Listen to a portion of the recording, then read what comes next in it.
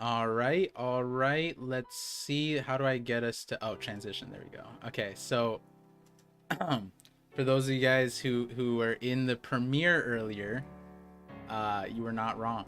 You were absolutely not wrong. We were a little bit late. I blame YouTube and I blame the camera, the software. You can't beat technical difficulty. Hockey is crazy, by the way. Crazy. Just It's want crazy. to throw that out there. Let's go collab of the year. You know what, Vegeta? You know what? I agree with you. You wanna know why? I think I gotta reinstate what this what the stream is about.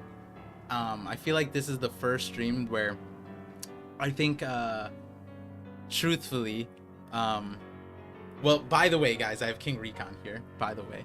Yo, let's go. How you doing?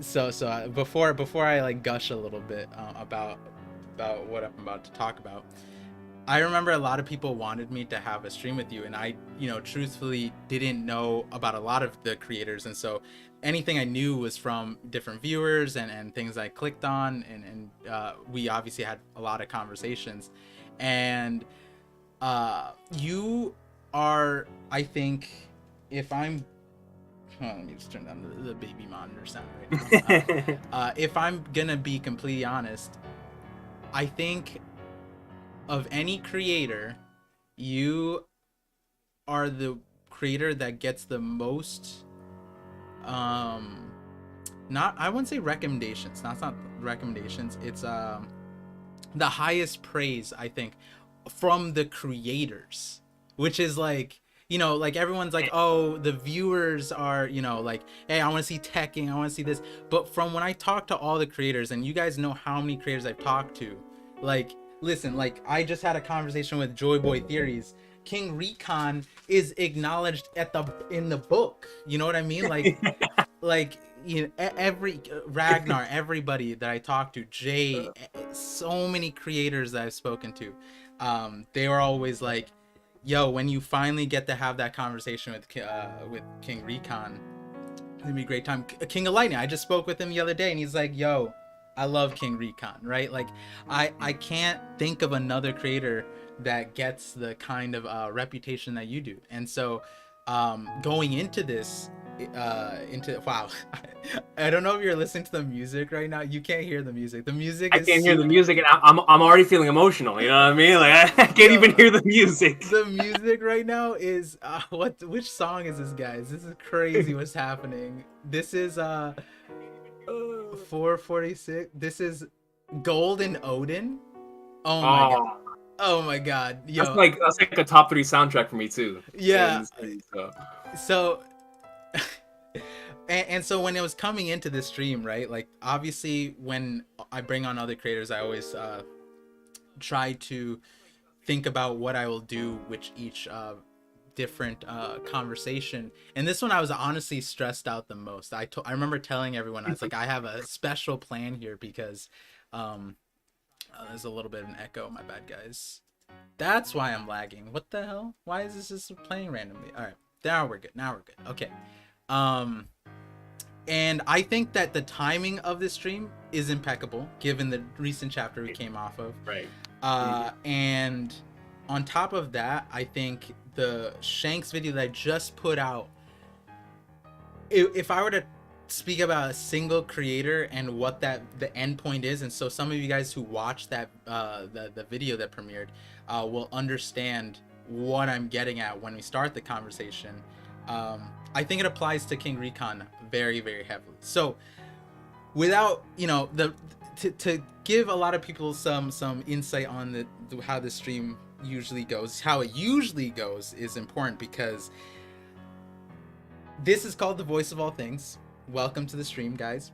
I saw a lot of new names. I saw a lot of new people coming in from the premiere, actually. So I think it's a good time to explain what we typically do here. So Voice of All Things, I stream usually on Sundays, and I, like the name entails, I like listening to the Voice of All Things. So originally it was like, yeah, I want to talk about theories, I want to talk about videos, I want to talk about what people's thoughts are on different arcs, right? Just super random things.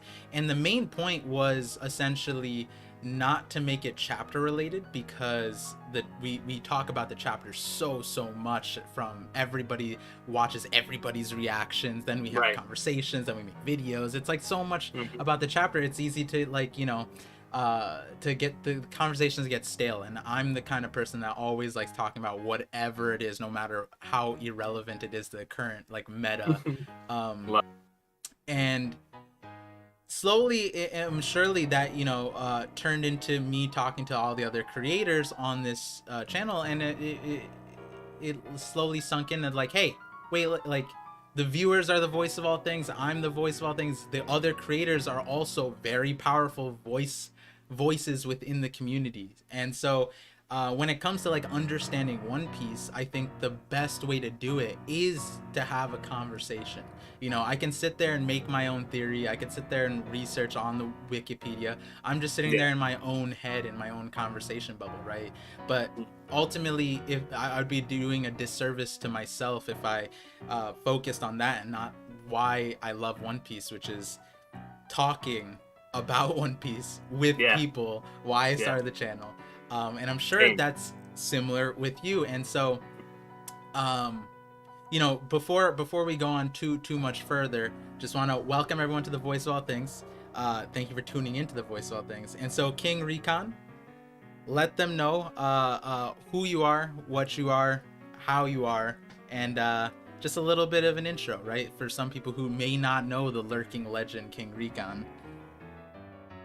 Yeah, well, first and foremost, I have to thank you for all the kind words, and for everyone else, all the other creators, because that means a lot to me, right? This is a place that I've been in for so long, and I've met so many incredible individuals. I've honestly had like the honor, the privilege of being able to speak to almost everyone in the community. So you were one of the individuals, like I told you before, that I could not wait to talk to, because I've heard the same thing relayed to me by other creators, specifically about you. We're like, yo, this dude is that guy. He's him. He's HIM. And I'm like, yo, I gotta meet my boy. I gotta meet ParVision, you know? So the first time I ever spoke to you was in the Reverie, and I was like, oh no, we're on the same wavelength. I get it. I understand. I see the vision. But the Mm-hmm. more that I've come to speak with you, and honestly, just see you as a creator as well. It's I not only understand the hype, but I'm a part of the hype, man. Hashtag I love ParVision. I just want to get out the way. Right? I love my boy. This I guy is appreciate awesome, it. man. So I appreciate you for having me on, seriously. And for anyone who doesn't know me, if you're not a fan of the words "Go Raw, Fire, and Peak," I'm sorry, Part, but they might have to leave the video, because that is my language. That's the stuff I embody. I love, obviously, One Piece, but anything that is that I consider to be great and fun to talk about. That's what I'll usually talk about over on the channel. Whether it be on streams and or as videos. It's like you said earlier, it's the reason why I created the channel. Not having people to talk to about One Piece with in real life was like, man, it was hard. Especially in the time when I created the channel, which was around the beginning, ending Punk Hazard, going to the beginning of Dressrosa. There was so much to speculate about. And I was like, yo, I have to talk about the series. And now where we are, on chapter 1079, coming off of one of the most hyped chapters in the entire series, in the middle of the craziest arc in the entire series, it's like all you want to do is talk about it with other creators. Yeah. And so on that end, it's like I couldn't be happier that this community continues to be so open in this regard, where I feel like out of all the communities I've ever been a part of, and I want to actually talk about this with you later in regards to the video game stuff, because I know both of us come from a video game background, Oh being in yeah. video game communities, and then coming over to the anime and manga space. So, Oh, this is great. the differences in those two, because it's a major difference now, major difference. So we could definitely talk about that, but just how wonderful the One Piece community has been to everyone. It's been a pleasure. So that's what I think I represent in the community, at the very least, is the unbridled, I guess you could say, happiness and joy when it comes to the One Piece series. But in all honesty, I think it's mainly to do with the community that we've built over on the channel. There's just so many incredible people over on my side of the channel that I'm thankful each and every single day. You know, whenever I go in the comment section, go in to see a reply, or we do a stream, and I see the same faces over and over and over again. Where I'm like, we built a family over here, man. It's crazy. In Yeah. the past 10 years we've been doing it. I know you must feel the same way, right? Where you see these individuals so often. I see them more often than I do like my real friends and family, right? So it's like we really have become a family over on the channel, and I couldn't be more grateful. So that's what we got over there on the channel, and I just flipping love One Piece, man. That's at the end of the day, that's why we're here. I think that's why all of the creators started their channels, is to talk about the series. But that's all I have on my end. No, yeah, I there are so many things that just resonated, but also just kind of like I just feel like Jay was saying this. This is like he said this. That's like King Recon's just like another version of you, or you're another version of King Recon. Like it's like this a similar person, different font. It's like the same word. It's so crazy. I feel like what you just said is like I feel like deja vu. I feel like while you were talking, I felt like I've said, or like are we satellites? Like I don't know. Like this is We might be satellites. We it's might be satellites. it's kind of crazy. And the thing that you said was like the family part, right? I think ultimately that is one of the grander things about One Piece that I was gonna make a video. Well, I'm going to make a video very soon. I'm gonna start making videos that are not necessarily manga related, but more so like just One Piece. Like, this is why you should watch One Piece. I know a lot of people have made those videos. I want to make a version of my own, or this is why One Piece is great, or something like that, right? Versions of those every once in a while. I definitely want to do that. And I think like one of the things that would be missed in the community, or would be missed by not being a part of this community, is that family aspect that nobody really understands, right? Like a lot of other fiction have like fandoms, but nothing to this extent, I don't think. And I almost feel bad for Oda in a little bit, in some ways, because I feel like the world that he created, he can't necessarily be a part of the way that we are, right? And that's like such an interesting thing. So I want to just think about that, guys, like how Oda, that feeling, right? Like he's been pushing for 30 years, and you almost get this feeling that the part that he's been making One Piece for, he can't necessarily have the day-to-day interactions with like we do. And that's such a weird like acceptance kind of situation, because it's like, damn, we love Oda. I want the best for Oda, right? And then Oda's the one bringing this to us, and he can't take on that the thing. It's like that takes a lot of resolve, and resolve is kind of the major point that I want to talk about. And so real quick before we get into like the One Piece stuff, which is like the music is kind of crazy how it's hitting right now. It's going in. Yeah, it's right. The sad part about the Oda thing, it just switched gears, and now I'm like about to cry. Yo, the music is crazy. But and it makes sense that Oda wants us to listen to all the music, right? Have you seen like Oda's notes? Like, do you read his chapter notes? Oh, all the time. Yeah, you do too? Dude, that is some of my favorite stuff, is the behind the scenes when it comes to One Piece. Like, you're the only person. Wait, dude, anytime that he releases chapter notes, or they do interviews with Oda where he talks about his creative process, there's nothing more fascinating to me than the creation behind One Piece. No, like every time I do a live reaction, I always, people like get on with the reading, I always stop on Oda's note that they put in the TCB thing. And so like every once in a while, like he's been talking about music for the last year, like different concerts he's been going to and all that stuff. And I love that. I love that, because it's like I to me there's like three aspects. One, I get to learn about Oda. Two, I'm like, yo, he's a real person. And three, he's having fun. Like he's actually like, you can see he's having a good time. So Yeah, like the other day, he posted that he was hanging out with Shohei Ohtani in one of those chapter notes, yeah, and I yeah, was like, yeah. he's hanging out with a mega baseball star. Like this is like Oda's like, yeah, I just hung out with Ohtani the other day. Was Like, how cool is that? he was playing the 20 question games with him, right? Or if I'm it was something like that. I forgot what Yeah. the name is. Everyone's gonna get mad at me Yeah. because I made the same. I didn't know what it was. Mhm. But yeah, they were playing that game, and I was like, "Whoa, that's crazy! Wow, that's how. Oh my God, we referenced the same. Oh, that's so cool. So before we jump into like the One Piece, the recent chapter, the video that I talked about, I want to know more about you, and I'm sure you shared your story many times. I'm not familiar with it too much, but when did you start One Piece? How did you start? And like, was it like manga, anime, and like, did friends get you in, that kind of thing?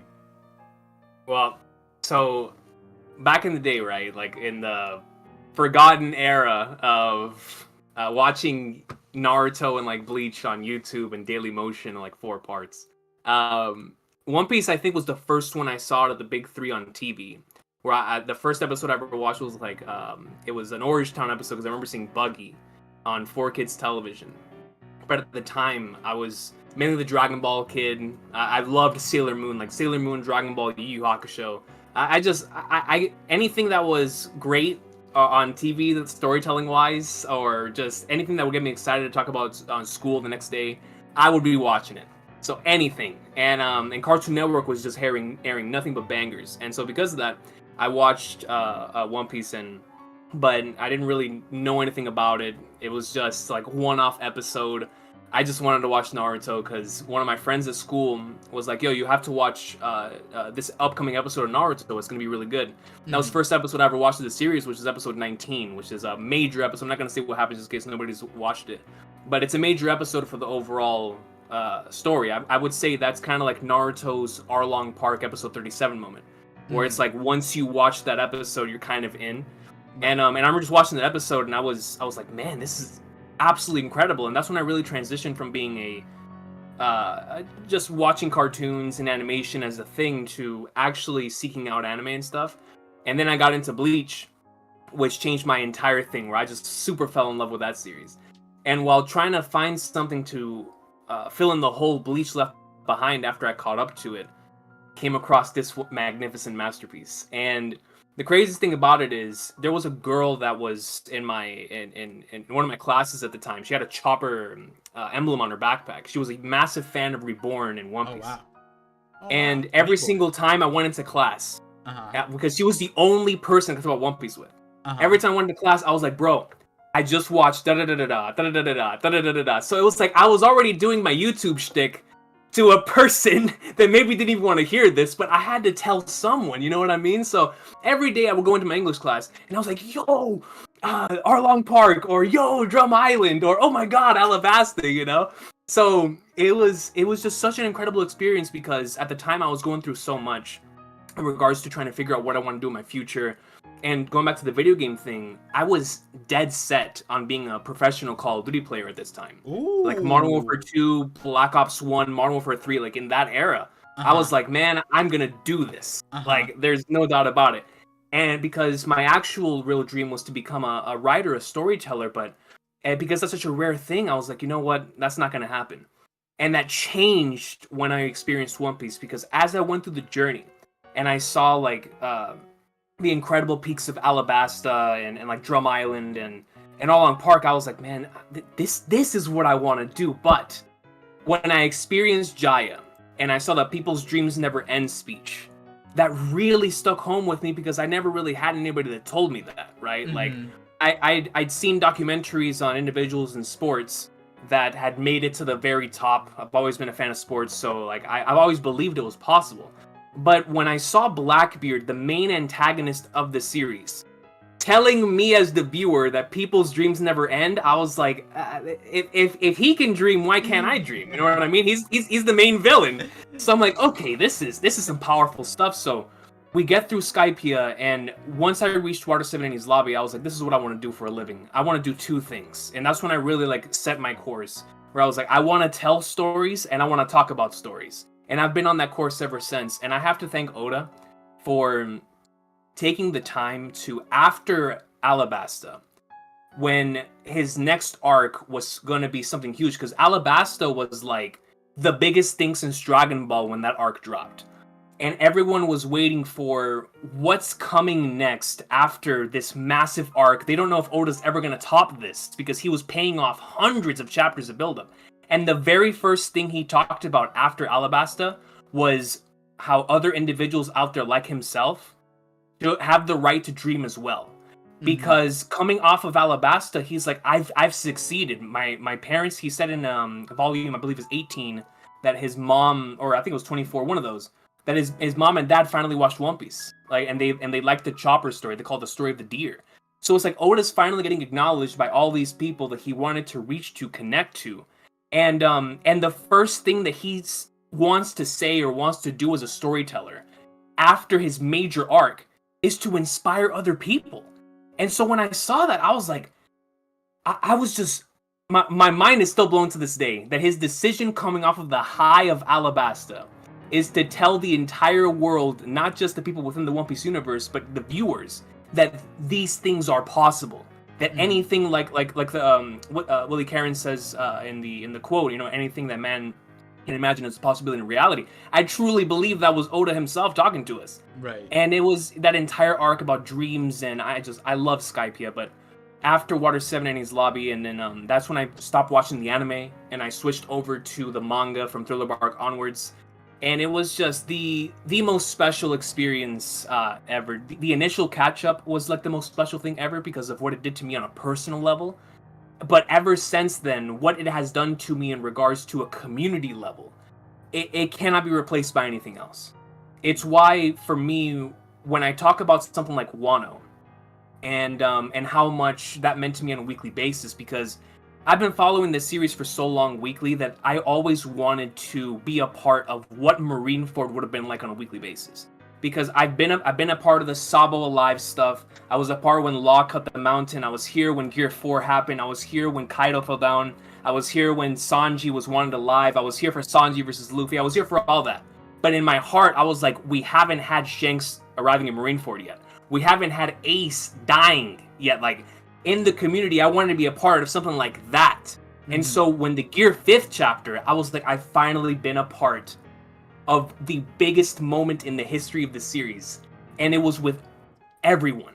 It was with the entire community. And that to me is what, like you said earlier, talking about the One Piece community and how it's different from everywhere else.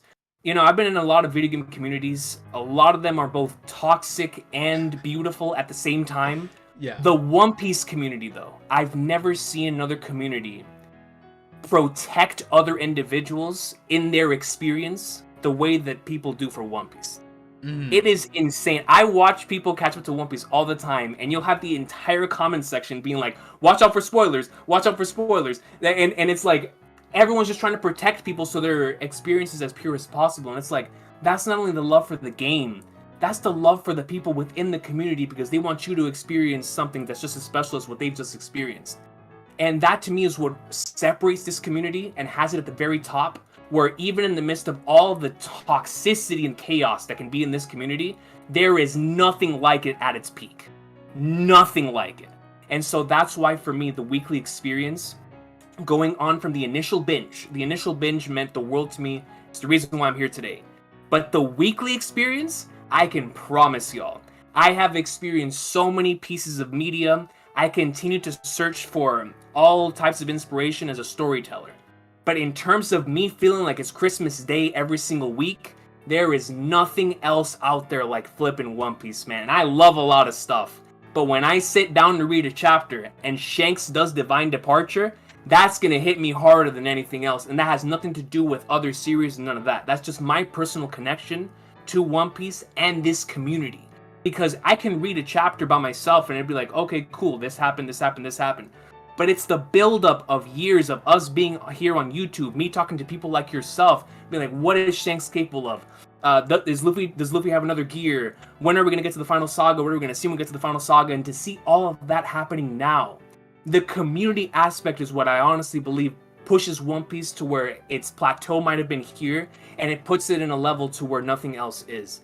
And that to me is what the binging experience was for One Piece, and now what the differences with the weekly experience, and why I continue to do this every single week. So I apologize if that was a long. that was perfect. Yeah. That, you know, this goes to show how similar we are.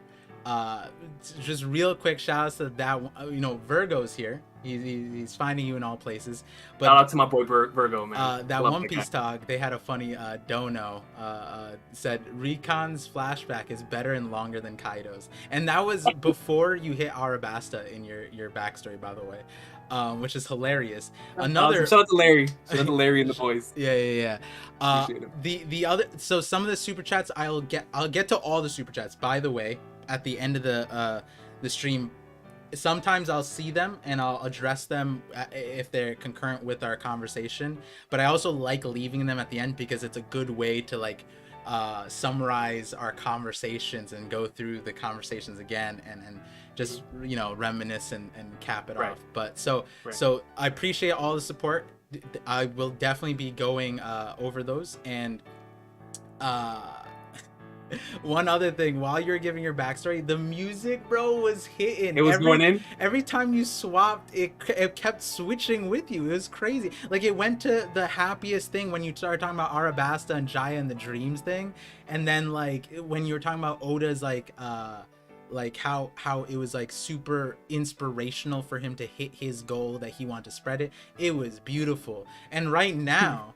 Right now it's Big Sake, so it's like it's crazy. So that is One Piece. Big Sake is One Piece. Yeah. And there's a few things in your backstory that I want to hit on. First, my backstory. First, I just gotta know this the girl at the beginning of this origin story. Do you still talk to her? Because apparently she's the beginning of yeah, she was the beginning. That's crazy. I mean, on top of that, back in that time, you know, not to like create like a species debate here, but like it's a rare specimen to find back in the 2000s, bro. Like that's crazy.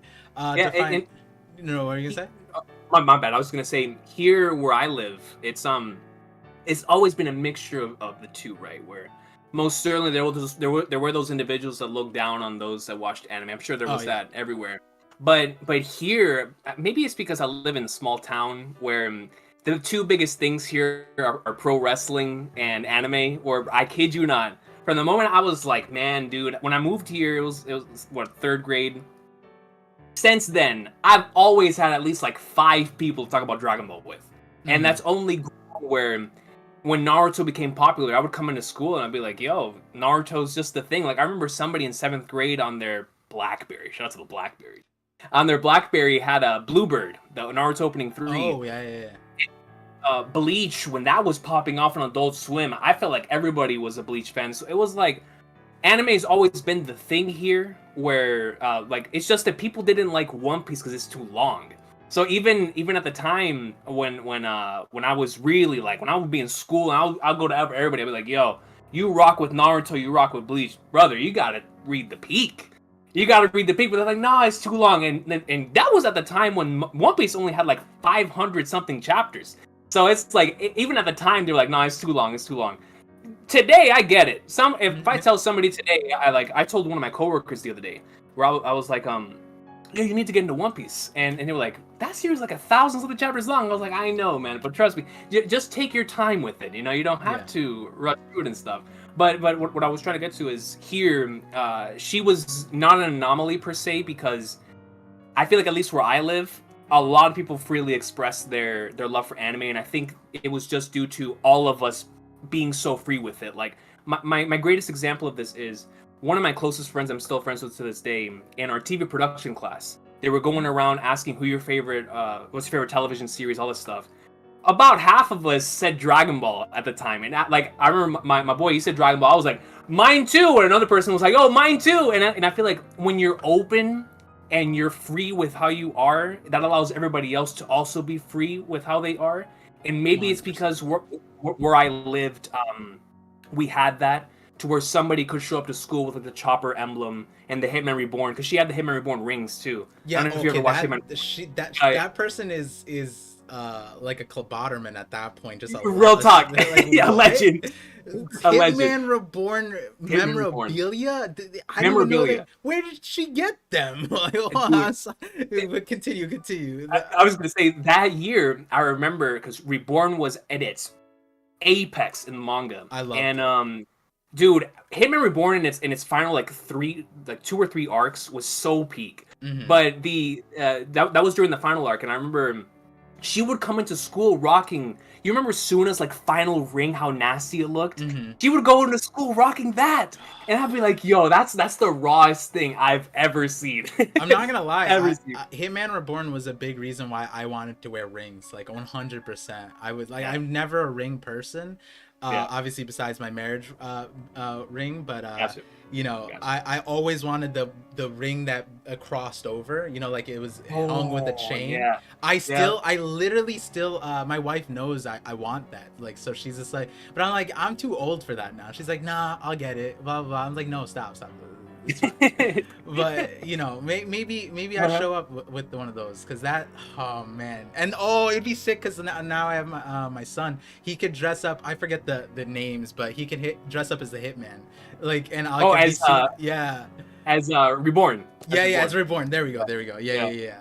Oh my goodness, that's That'd be so awesome. dope. That's so Dude, dope. that's top one cosplay of this year if you do that. Like just Yeah, a car in a suit, a child right here rocking the Reborn. Oh, that'd be sick. I might do that. No. That's sick. That's sick.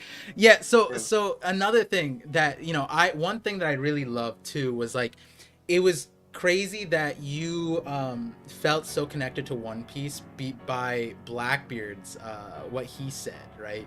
Yeah. Dreams, people's dreams never end. People's dream never die, depending on what translation you saw. And I forget what the anime said, to be honest, but I watched the anime as well. And it's so crazy that, like, even to this day, like, so many people ride on the antagonists, because Oda does this really interesting thing where it's honestly a fad, a trend now, making like an antagonist like relatable, making them have a tragic backstory. I feel like One Piece is still one of those stories where it continuously does it correctly. Wano being an interesting separation where people might not have felt that same way, but maybe there's a light at the end of that tunnel, as long as Kaido didn't already go to that light. But that being said, it's like Doflamingo, Blackbeard, like so many people, that's their favorite characters, Katakuri, because it's like, yeah, they're on the wrong side of the world, but like they have these morals, they have these things that they were wronged by, or they're trying to undo, and it's like they only look bad because of the position that they're in. And I just think that it's so interesting, because when we're talking about One Piece, obviously we're running with the main character who has this unbreakable will, this resolve, right? And the resolve is to another thing that you mentioned, where it's like One Piece was something that's irreplaceable to you because of the family that you built, right? And that was the question that I wanted to get at, whereas like Luffy now being Joy Boy, and then there's these antagonists, and in some ways, like, all these antagonists are kind of like failed Joy Boys, right? Especially with Kaido, right? Kaido's one of the biggest versions of that, where it's like he many times felt like almost jealous of what Luffy was capable of doing in a lot of ways. But nonetheless, all of them had the resolve behind it. They all kind of wanted similar things, right? Like, even if I did a Yonko analysis, where it was like, when you really think about it, Big Mom, Whitebeard, Kaido, they all like really love their family. Whatever their family is, they love it, and whatever they created, they will protect it to the end of their life, no matter what. No matter how hardcore they seem, right? Blackbeard will die, let his family hurt him. Right. Big Mom, very similar way until she loses control, which is a whole different Mhm. aspect of family. And then there's Kaido, right? Kaido, the way he treated Jack is probably the best example, but then also his relationship with King is probably an important one that I wish we saw a little bit more of, to be honest. Mhm. Um, and then it goes back to even Big Mom saying like, oh, Kaido, you're like a little brother to me, and that stems back from Right. like the Rocks thing. It paints Yeah. an interesting light to what the Rocks organization is, right? Right. Yeah. Doflamingo, same way. It's Oh. very very interesting. Yeah. And then we get this chapter 1079. 1079, we see Shanks, right? Shanks is this character that we finally got revealed who was behind him. And what's behind him aren't people who, unlike everybody else in the series, right?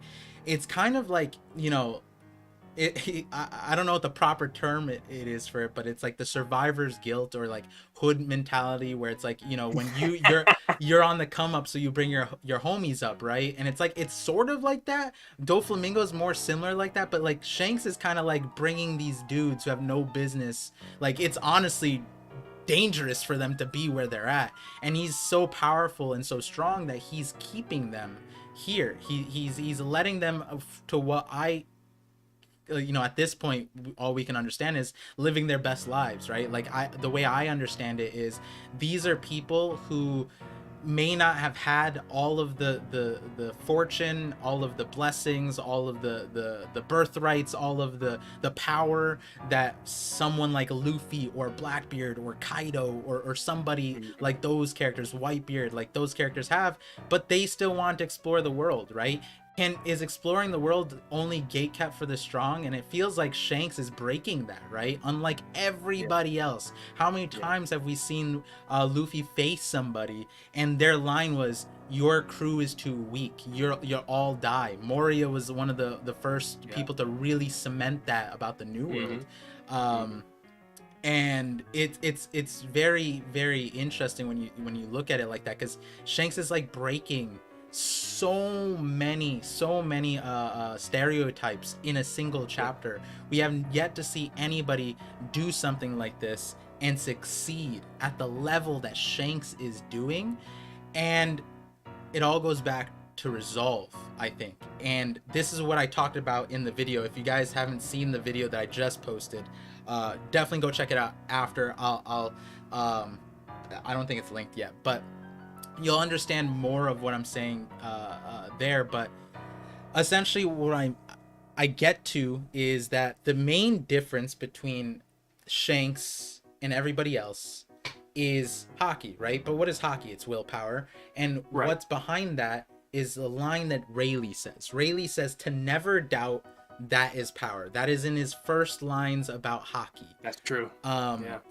and when you even Luffy has had doubts. Big Mom, Kaido has doubted if he was Joy Boy, right? He's doubting his, like, when he got drunk, he was confused about like his existence, right? In Mhm. his introduction, even his hobby that the narrator told us is unaliving himself, right? Like, that's not the profile of somebody who is um steadfast and strong in who they are, confident about who they are, and then more than anything, resolved about something outside of themselves, right? And I think that's what's the most important thing about the last saga is, like, yeah, Luffy's plenty strong, right? He's hit Sun God Nika level, right? Mhm. Mhm. And I know there's so many debates about Kaido, Shanks, Mihawk, who's stronger, whatever. And I said this, and I'm curious about your take. And feel free to go with the community side. But I put up a poll, and my question was, is Shanks stronger than Kaido? Mhm. And what do you think right now? The reason why I think yes is because when I look back at chapter 1010, and we have the Conqueror's coding moment with Luffy, whenever he deals all that damage to Kaido for the first time. Not just Luffy though. Zoro supposedly also awakened Conqueror's coding in that chapter as well. And we see the massive scar that was left to Kaido and how Luffy was boxing him right then and there whenever he just awakened Conqueror's coding. Then we saw Luffy utilizing Conqueror's coding, fighting him in base form before Gear 5. This is nothing to take away from Kaido, because I still believe Kaido 100% most durable man alive. What he did at Wano is unquestionably absolutely insane. He did not sit down, fought 20-something individuals, never took a break. He did a Kevin Durant in the Eastern Conference Finals where if his toe wasn't on the line, he'd be going instead of the Milwaukee Bucks, right? Like, that's Kaido. He just had the unfortunate timing of coming across the wrong man at the wrong time. And so to me, and nothing to take away from Kaido, but I think Shanks, or what Kaido said within that arc about Haki being supreme, about Haki being what's going to allow you to reach the next level, about how the entire arc was leading towards ultimately whose willpower is going to be stronger than the other, is what leads me to say that yes, I do believe Shanks is stronger than Kaido. Even though it says Kaido's the world's strongest creature, I think at this point where we are in the One Piece series, there are certain titles that after a certain amount of time, they're no longer relevant, I should say. Or not necessarily relevant, but they're attached to a character maybe at the point of their introduction, where it won't necessarily be true by the time they're defeated or something around those lines. And the reason why I say that is, for me, I think the way Shanks has been portrayed, especially in the final saga, leads me to believe that Oda at the very least wants to let me know that his Haki is on a level that we as the viewer cannot comprehend. We can't comprehend Conqueror's Discord Haki, right? Like, we just can't comprehend that. The fact that he went over to someone like Green Bull from God knows how far and hit him with a blast of Conqueror's Haki, we can't understand that because we don't know enough about Conqueror's Haki yet. And I would say the same thing about this chapter, where he teleported, saw 10 seconds into the future, and then proceeded to one-shot with a Divine Departure. That all of that was just different variations of Haki. And so, with what Kaido said, and if we are to stay with what Kaido stated, his top 5 and everything of that nature, I do believe that if Shanks is number 1 in the world right now in terms of straight up Haki, I'm not saying he's number 1 in all 3, but I think in terms of balance with all 3, and Conqueror's Haki especially, if he is number 1 in that respect, then what that tells me is that his Conqueror's coding, the thing that Luffy had to learn just to touch Kaido, if the man is rocking Conqueror's coding to the point to where he knocked out Killer, even though he wasn't the intended target, for me, after 1079, I think Shanks is stronger than Kaido. Yeah. And it's just like I said, it's due to portrayal, and it's due to Kaido's very own words about Haki. I'm glad, the way you put it, you don't even need to watch the video, guys. But there was the few things that you pointed out where it's like, what those Haki things were. That that's a lot of what the theories are on the channel, and so I explained the stuff behind those concepts. But yeah, like, essentially what you said, I completely agree. It's like, the way One Piece has always worked is whatever the previous arc was, it introduces us to something that is the primary focus on the next arc. And we ended off at a peak where Haki was essentially the main focal point that both of them were clashing on. And the thing was Luffy had to meet up to Kaido's level, right? But in all regards, right, do we think that Luffy has mastered his Devil Fruit? Do we think that Luffy has mastered Conqueror's Haki? Absolutely not. So if there isn't somebody beyond Kaido that will do that, then who's gonna push him to there, right? And it would make sense that Shanks, the chapter 1 guy, the guy who actually used Conqueror's Haki in the first chapter, would be that person. And the most important thing that I fall back to and explained in detail in the video was that if Haki is willpower, you need to have the resolve behind it. It has to be unbroken, but what you're resolved against needs to be important. I think that Kaido could be, when he comes, and I explained this in the video, that if he comes back in the story, given the defeat that he had from Luffy, I easily see a way where he's upscaled instantly. Why? Because his resolve has now changed. His prior resolve was broken by Luffy, and he now understands what his last words were. The person who's gonna defeat me is Joy Boy, right? He now knows that Luffy is Joy Boy, and now whatever unresolved issue he had with that concept in him, and whatever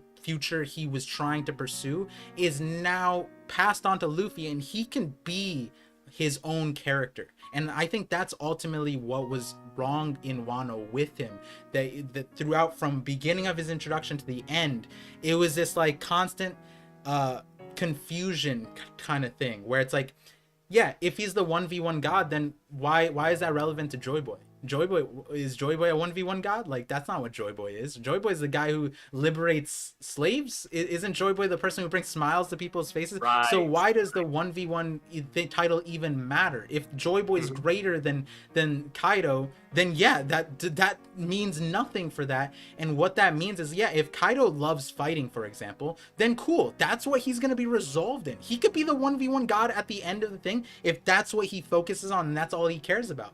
Cool. That sounds more like a Mihawk character to me now, right? Like, Mihawk runs around having fun for the sake of, you know, chasing the world's strongest swordsman thing. Whether that's what he's actually doing or not, we don't actually know.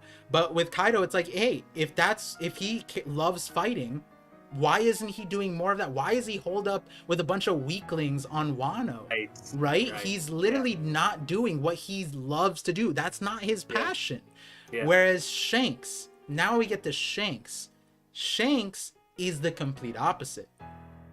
Shanks has proven time and time again he is following what his passion is.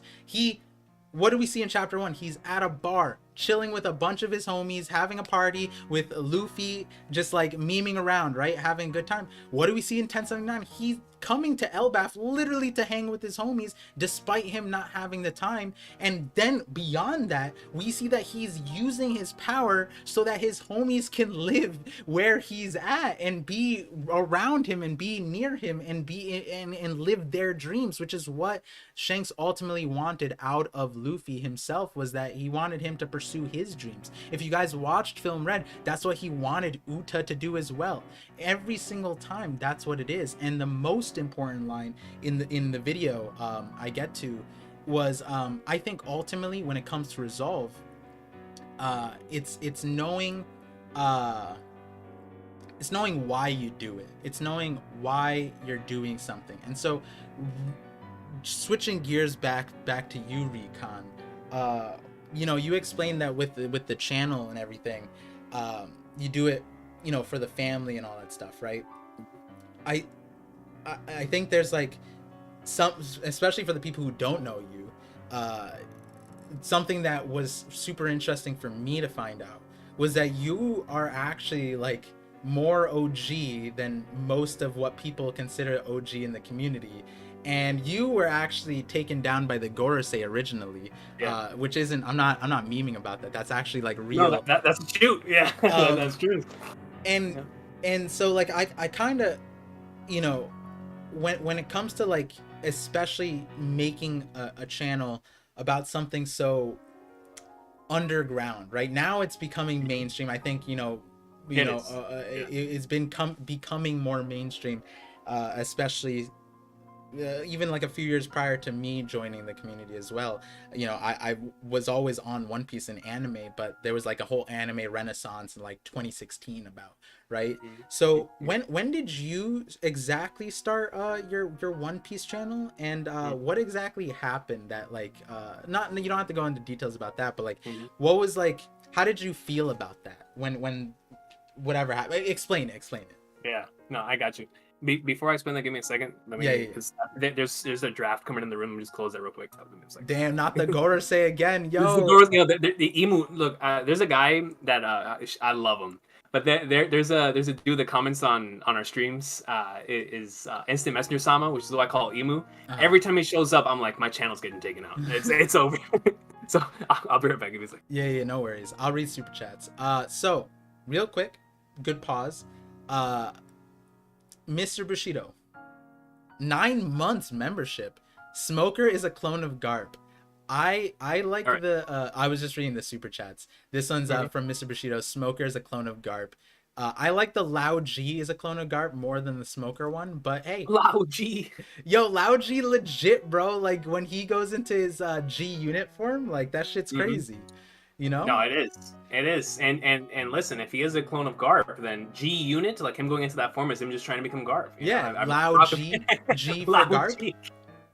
I mess with it. I Yeah, mess yeah, with it. yeah. Yep. There's not. Let me just get these super chats and then we'll bounce back into the Right. conversation. Mhm. Another Mr. Bushido 2 euros says carrot next chapter 80% sure. Sure, Mr. Bushido. I don't know if King Recon, do you interact with Mr. Bushido a lot? I don't think so. I'm trying to like think of the Don't worry, name. I know. that's not on Yeah. you. That's on Mr. Bushido. Mr. Bushido, what are Okay. you doing, bro? You're not making it rounds to King Recon? Hello? He'd love your theories. Mr. Bushido is essentially like how would I say it? He's a vending machine for theories. You know, he's a sleeper So just theorist. on the spot. Yeah, 100%. He can make he's one of the unsung heroes of the theory community.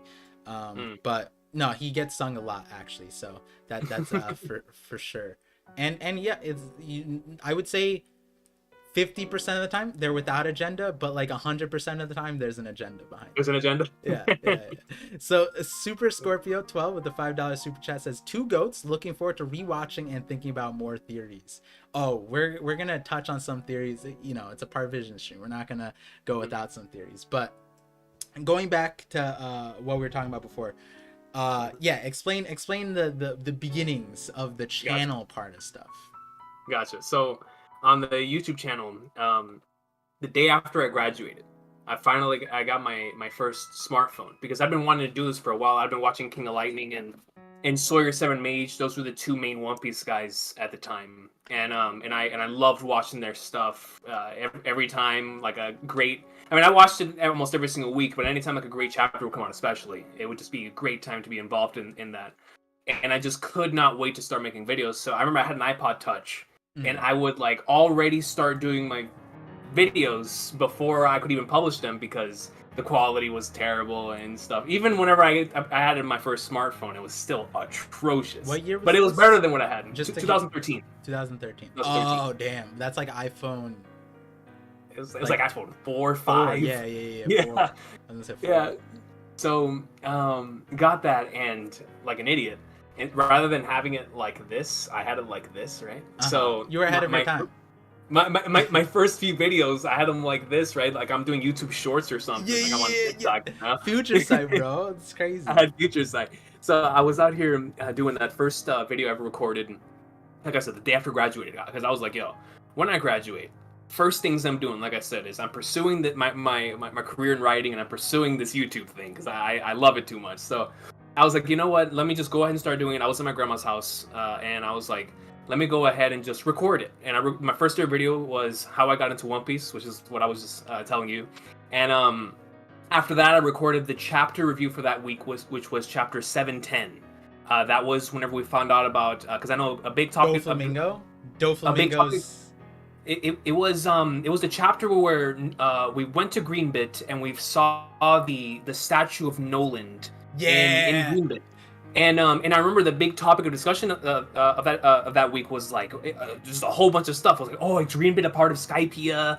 And is this how we're gonna connect Nolan now to Usopp? There was just so many things happening at the time, which is why I really wanted to make the channel, because the beginning of Dressrosa was just it was so phenomenal on all aspects. Like, if you were a hype man, it was for you. If you liked reading One Piece for the emotional moments, it was for you. If you like theories, it was for you. Like, Dressrosa's like first like 30 chapters was like the One Piece experience at like, and it was just crazy. It was crazy.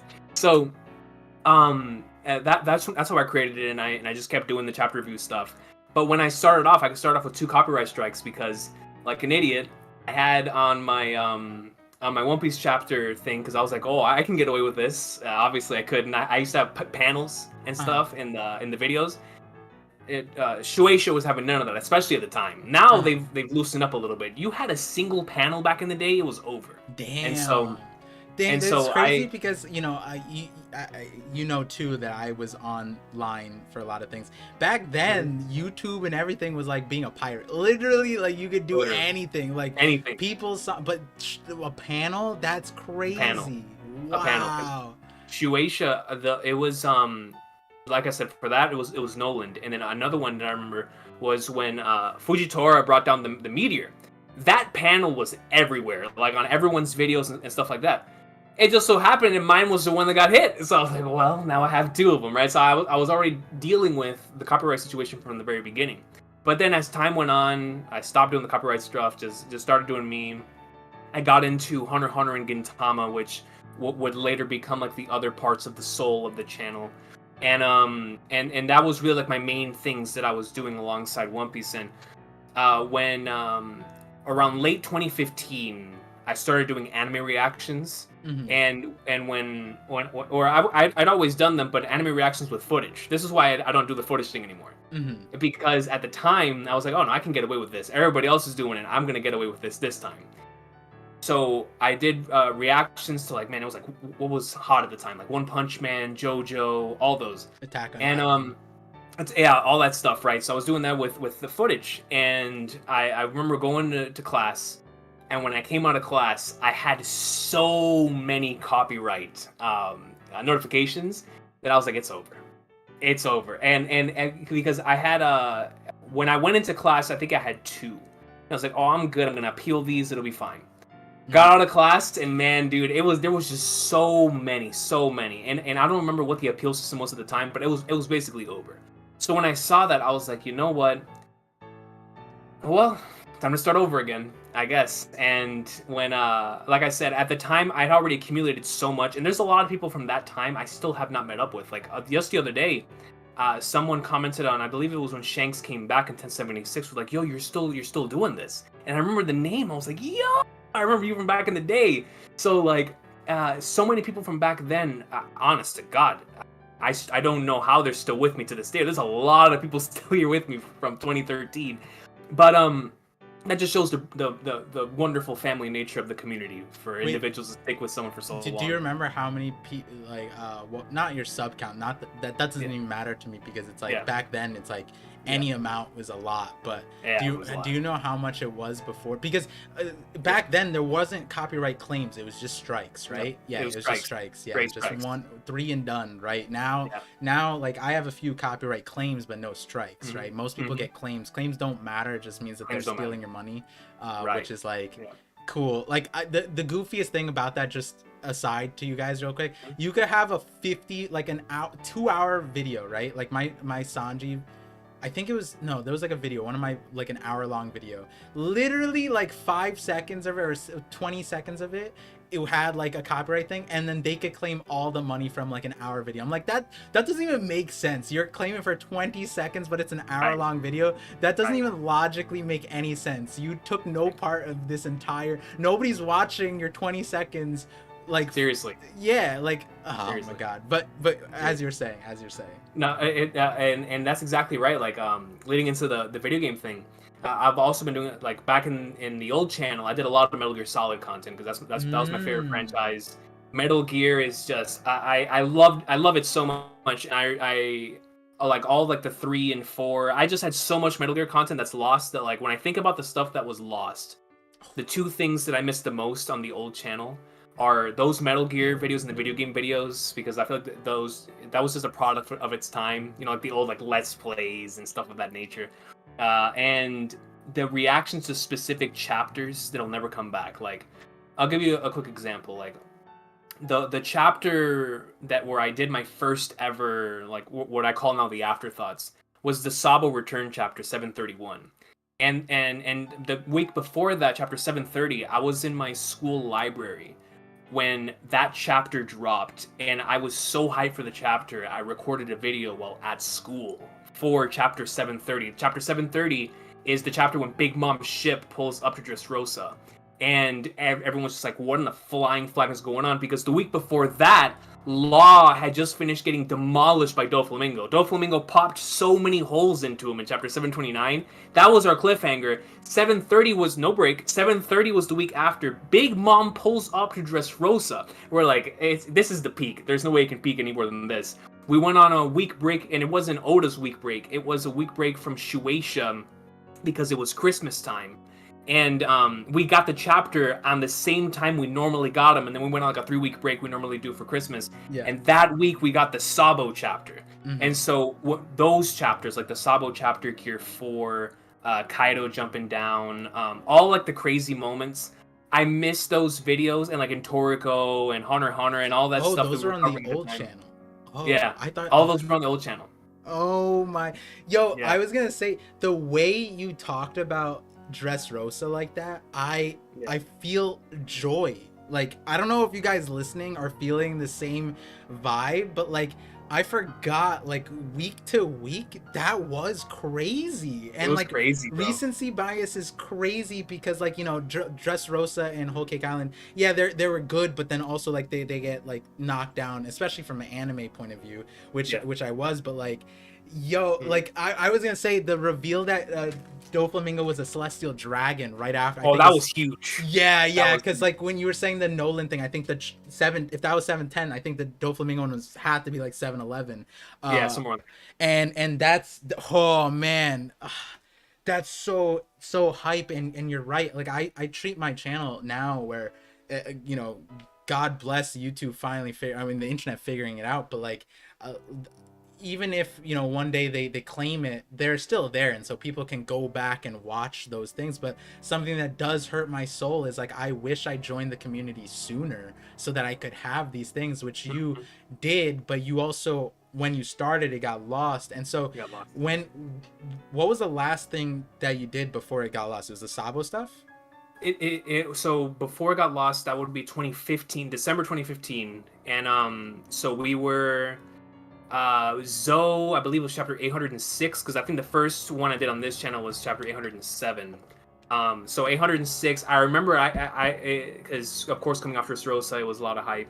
Chapter 801, when that dropped, which is the throne speech chapter, Sanji wanted alive. That was one of the most special nights in the history of the community, because post-arc chapters are always special, but that one felt like it changed the game forever, where we had the throne room speech. We had Dofi state exactly what's going to be happening now in One Piece. Jackson, quote-unquote introduction, and then Sanji being wanted alive. There was just... We were up until like 6 a.m. that night, across the board. Like, all streams, all things in the community. No one went to bed in the One Piece community that night. And so, losing that one hurt. But that stretch was so special that, like I said, it was easy to make another channel, because I still had the very same feeling, if not way more, than I did when I first made the channel. Was I just want to talk about One Piece. Like, I don't care if I have 2 people watching me or however many I had on the old channel. It was like, all I wanted to do was just talk about the series, and I'm thankful and blessed that when I lost the channel on like I said, 806, it was the beginning of Zoe, and when I lost the channel and I made the new one, it felt like at the very least half of the people who were with me found me again. And to me, that's first and foremost, that's due to the individuals in the community. Like, at the time, shout out to my boy Boris, and Zoro and Jorishay and everyone who looked out for me and was like, yo, Recon lost his channel, this is his new channel. And I was able to reconnect with everyone, because I was afraid of that. I was like, when I lost the channel, that was the one thing that I was like, man, I don't know what I'm gonna do now, because there's a lot of people. I never had a backup channel, so when I make this underscore, a lot of individuals are not going to be able to find the channel again. And I'm still dealing with that, like I said, to this day. But my desire to talk about One Piece was like, you know what?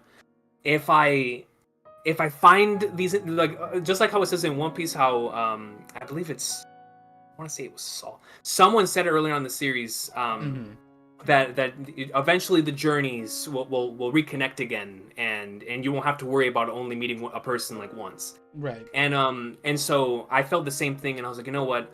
I'm gonna make this new channel, and it was an instant thought thing. Like, I never really thought about it, where when I lost a channel, sure, there was that moment of, it sucks, these are gone, but Gintama was so hot at the time, and One Piece was so interesting with Zoe that to me, it wasn't even a second thought. I was like, yo, I have to make a channel. If I don't make a channel, if I had to keep this inside again, I don't know what I'm gonna do, Par. You know what I mean? Like, it's like at this point, we're so used to doing this, and going back to your comment earlier about you said you wanted it to be a part of like those moments in the community. To me, I think that's why going back to what you were saying earlier about you want to make a video about this is what makes One Piece special, this is why you should watch One Piece. Yeah. To me, that's the one thing I have in my mind whenever I recommend the series to people, because binging those legendary moments is one thing, and I can never take it away, like I said, because for me, binging it is why I'm here. Like, Right. those moments are special in the anime, even at its darkest days, with like Punk Hazard and Dressrosa, just in regards to in its adaptation. Even at its darkest days, Toei has always nailed the legendary moments. So it's like you're gonna feel that on the binge. The thing is, though, is that on a weekly basis, man, those moments. I'll give you an example, right? Raizo is safe. Raizo is safe is one of those moments to where, can you believe that we all sat here, the hundreds of us across the English-speaking, French-speaking, Spanish-speaking, German-speaking, Japanese-speaking, all of these theorists, all these individuals, we all had our minds at the highest level during Zoe, and no one predicted Raizo being safe. That, to me, is what makes One Piece so special. Is that we can all continue to put our minds together, we can experience this series together. There'll be 100 million theories coming out every week. But when moments like that drop, that to me is the weekly experience, man. Yeah. Like, that's what that is what allows it to feel like it's a brand new thing each and every single week, you know what I mean? So it's just, I love it. I love it. Have to note the music switch up was crazy, by the way. It was again. It was insane. It was insane. You don't get to hear it. I hear it and I'm like, this is unbelievable. People like, this is a Kinemon moment where I could say I'm like the DJing this stuff right now, but like absolutely not. It's just going. And so oh man, it's the way. Okay, so there's a few different questions I want to get at with when it comes to your channel, the longevity of it, but then also like the thing behind it, right? Because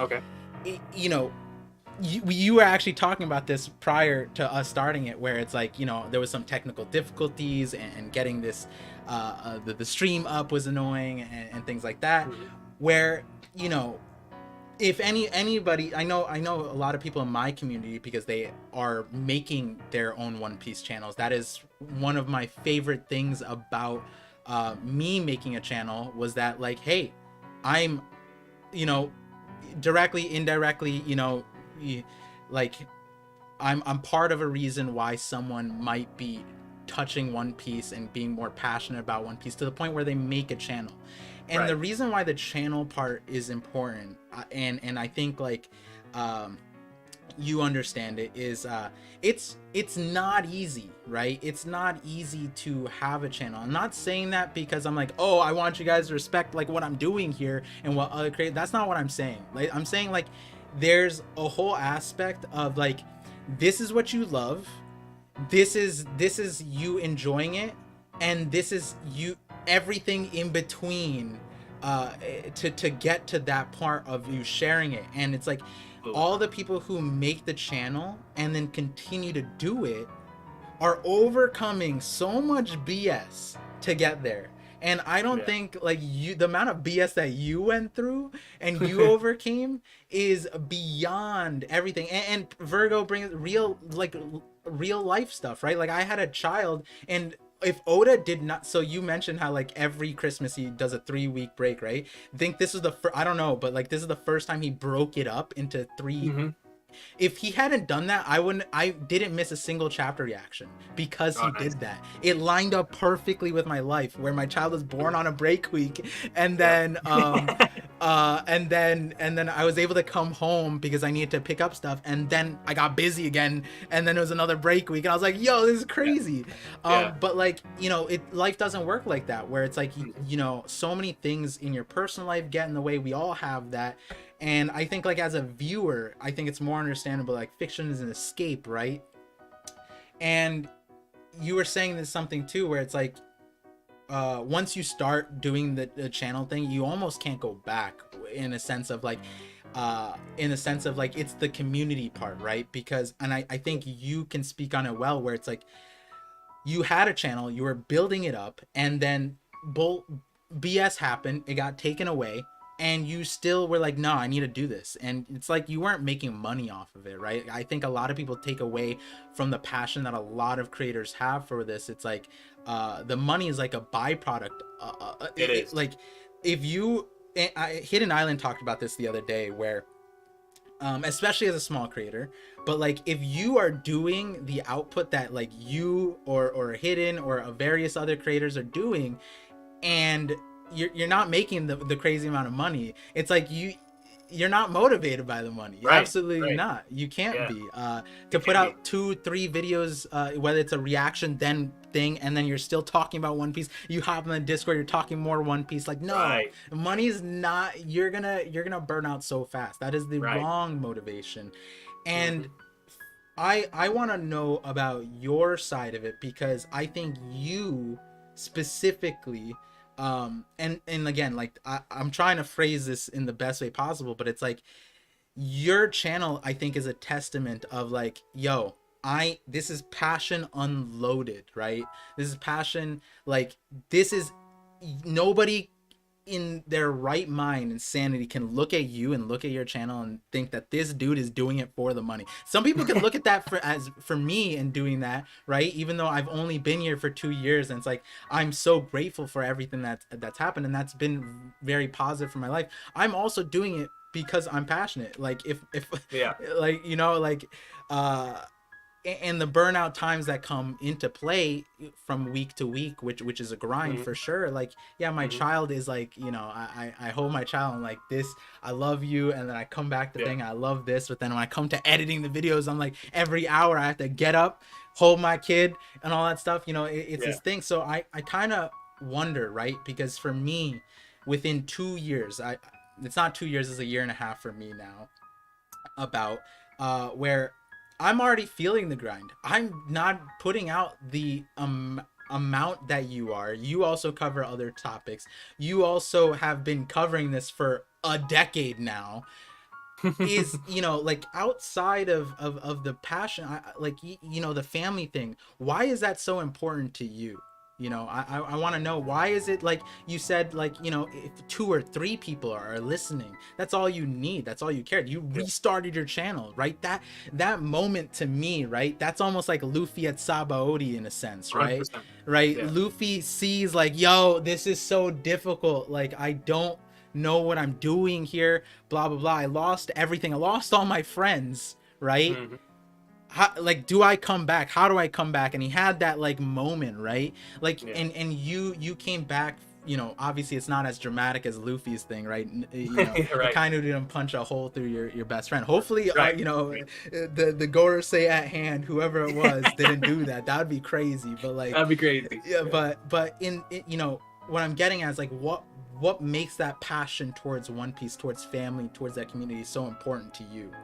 Yeah. um Once again, I think it's two different answers, right? Because I feel like there's the personal one, which is just I can't stop. It's like I find it, there's a lot of things that I will set aside and like this isn't important, right? Like I can leave this for later, but for me there's one constant that I just need to do, and I don't care who it's with, I don't care what it is. There's two things. Number one, every single day I need to write something. That ever since I was born, I feel like there was just something there where I need to every day at the very least do something from a writing standpoint. I just love it too much. And number two, at the very least once a week or once whenever it hits, I have to talk about One Piece with someone. It's just the need and the desire to do so is stronger than when I'm home after a long day of work and I just want to lay down in bed.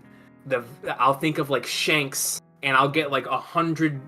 My battery will go from 5 to 100. Yo. And I can't tell you how many times that's happened where I'll come home after doing both school and work, and it'll be like 11 o'clock at night, like we do on streams, and I'll be like this, almost asleep, waiting for the thumbnail to finish rendering and stuff, and then I'll just have that one thought, Vegapunk, and I'm like, that's all. You know what I mean? Like, yo, Yeah. it's time. Like, it's egghead time, and I feel like as long as that's burning inside, it's just gonna keep going, and the desire to communicate that with other people is why I resonate so much with Yamato as a character, because I feel like Yamato within Wano represented exactly where I was before I got into One Piece. I legitimately felt like I was on an island, not knowing what I wanted to do. I felt extremely lost. I felt chained, where I was like, what in the flying flagnards does my future have in store?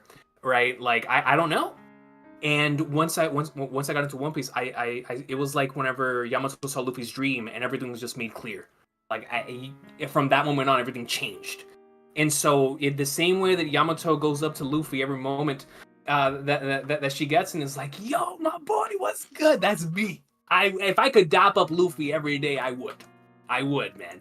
And since I can't dap up Luffy every day, I'll dap up ParVision, or I'll dap up Jay, or I'll dap up a Virgo. You know what I mean? Yeah. Someone is getting a dap and be like, "Yo, One Piece is that peak." You feel me? And I think that's at the very least internally why it comes so easy. But the community aspect, the family aspect, I think the reason why I value that so much is because I didn't have it before. Like I told you before, I only ever had one person to talk about One Piece with when I first got into it. Mhm. And so I know what it feels like when, in order to get your One Piece fix, you Wait, have do to you go on a have forum. real quick? Do you I'm have sorry, go like ahead. do you have siblings or brothers and like cousins? I, I have cousins and siblings that all love anime, but for a long time they didn't get into One Piece Mm, until just recently. got So it, like, got it. one of my cousins is actually the biggest Shanks fan I know now, Oh and wow. like all my friends, I've gotten them into, or not all of them, but like a good percentage of them, I've gotten them into One Piece, and like my brother, who's a massive Dragon Ball fan, he'll just listen to me rant about One Piece endlessly, right? So it's just I love them for that. But in regards to individuals that I know I can have like a discussion like this, right? Like a discussion like this is so important as a One Piece fan, where we can sit down and, whether it's for an hour or 12 hours, like we do on the Reverie sometimes, and we just talk about all the stuff that's incoming, that to me, potentially having that with another human being who loves this series as much as I do, that to me is the family aspect. Number one, in just our mutual interest in One Piece, our mutual love for the series, and where we want to see it going. But number two, it's also, how do I put it? It's like when you're so used to going to the same place every single week to see your old friends or to see your family members. That's what this place has become to me, to where, I might be off social media the whole week, not being able to communicate with any of y'all. But when we get here on Thursday, I know I'm gonna see my friends, my family in that stream, and we're gonna have a good time. And for some people, that's the bar. For others, that's the basketball court. And for others, that's Xbox Live. For me, that's the One Piece community live stream when we talk about the reaction. You know what I mean? And I feel like that, our desire to communicate with other individuals, um, and share mutual interests, which is why storytelling as a concept exists, is why I think not just myself, but I think other YouTubers, going back to what you said earlier in regards to it has to be something more than money, something that's really burning inside. I think at its core, outside of what we want to do from an ambition standpoint, I think all of us at the end of the day want to have a conversation like this, like me and ParVision are having right now, where we're just either discussing One Piece or discussing what One Piece has done to one of us, in hopes that other people can either resonate with those feelings, or they can then project that into someone else in hopes they can then feel those same feelings when they experience One Piece. And I feel like as long as that desire exists, like Vegapunk says, dreams and manifesting desires and stuff, I feel like that is a genuine thing that Oda's trying to say as well about the concept of not only fruits but hockey, and what that represents within a real life thing, right? Because Conquer's hockey users is like Oda, Akira Toriyama, Masashi Kishimoto, Tate Kubo, individuals who have made it, individuals who are currently attempting to make it. When Oda started off, Shanks to him was Akira Toriyama, and so it's like, I want to reach him. I want to Mhm. get to his level. And once he got to his level, and he's looking around the landscape, and his rival is Musashi Kishimoto, his rival is Taito Kubo, his rival is Yoshihiro Togashi. And he's like, okay, the conquerors hockey users in the world, your Kobe Bryants, your Michael Jordans, your Tiger Woods, people who have reached the pinnacle of their craft. Then whenever we see it done with double fruits, it's the almost exact same thing. Because rather than it being flames or a fire fruit or an ice fruit or a jacket fruit like in Dressrosa, I still can't believe that's a thing. But rather than it being that which is just manifesting desires of human beings and what we wish we could have as superpowers, and for me, it's like we're manifesting these desires in terms of just the simplest of things, right? A conversation we could have about someone else, about a series that we love, and or attempting to make someone else feel those very same things. That in and of itself could be a desire that's manifested too. And to me, I think that's why it's so important that we see Oda's power system portrayed in this way, because it almost sort of represents exactly what Oda's trying to tell with the series itself through his power system, through his magic system. And but getting back to your overall point, I think that's what makes the family aspect so important. It's just no matter what's happening in the week, I know when I get here on Thursday and we do that stream, it's gonna. I'm just thinking about it right now. For next week, puts a smile on my face because I know I'm gonna see people like my boy Lazy Mofos. I'm gonna see people like my boy Syndratic. I'm gonna see people like my dog Silva, or I'm gonna see like Spicy, or I'm gonna see Hazy, or I'm gonna see Subra, or I'm gonna see one of my people that I can just dap up and be like, yo, are y'all ready for that peak fiction? And to me, there is nothing more important than that. And that's why the family aspect in our community is so special. There's I think not just me. I'm speaking for the chat too. That a lot of people resonated with basically everything that you said. Where, yeah, I think One Piece is so interesting because it relates to so many people in so many different ways. I think like, um, the joy that you found in One Piece it's so different for me, but it's also the same exact word words that you just said. It's Mm-hmm. crazy. Mm-hmm. When it comes to basically what you were saying, and I love it, was like One Piece gives you life, One Piece gives you energy, right? Like it's like Yeah. this weird situation where I talked about it with because I just my child was recently born, and that first week my son was in the NICU uh for 7 days. And so those 7 days I did not sleep, absolutely no Mm, sleep, because my wife was also in the ICU. right. And I was just going back and back and forth, like walking to different hospital rooms, going back to like a place to stay, and just not sleeping. And the nurses were like, where are you getting this energy from? And I was like, I don't know where this energy from. And it was funny because that, I think right before that, remember how I said like the chapter just came out, and then and then I was like free because of the break week. That I Yeah. think it was the chapter about Vegapunk saying like we don't know what the dynamic power source is that the ancient king. Oh So I was yes. like, I was dying. I was just like, yo, it's Yeah. it's being a parent. Like that's what that Yeah. dynamic power source is. Yeah. Yeah. But then on top of that, like I was going through this week, and then you guys can go back to, I forget what chapter it was, but it was the after December 25th, whatever reaction that was. I literally did not sleep, drove home, was packing up stuff so that to prepare for a longer stay, because that's what the doctors were telling us to do. They were telling us to prepare for like a month, whatever. So I had to like figure out things. I came home, I needed an hour, 2 hour break. I popped on the stream, and people didn't even realize I didn't sleep. People didn't realize I had no energy. That I like my wife tuned in. She's like, did you sleep? And I was like, no, I just turned on the stream, and then I just started talking about the chapter. And it was funny because it was hilarious because I ended the stream. You guys can see it. I ended the stream because my son's doctor was on FaceTime, trying to get like to communicate various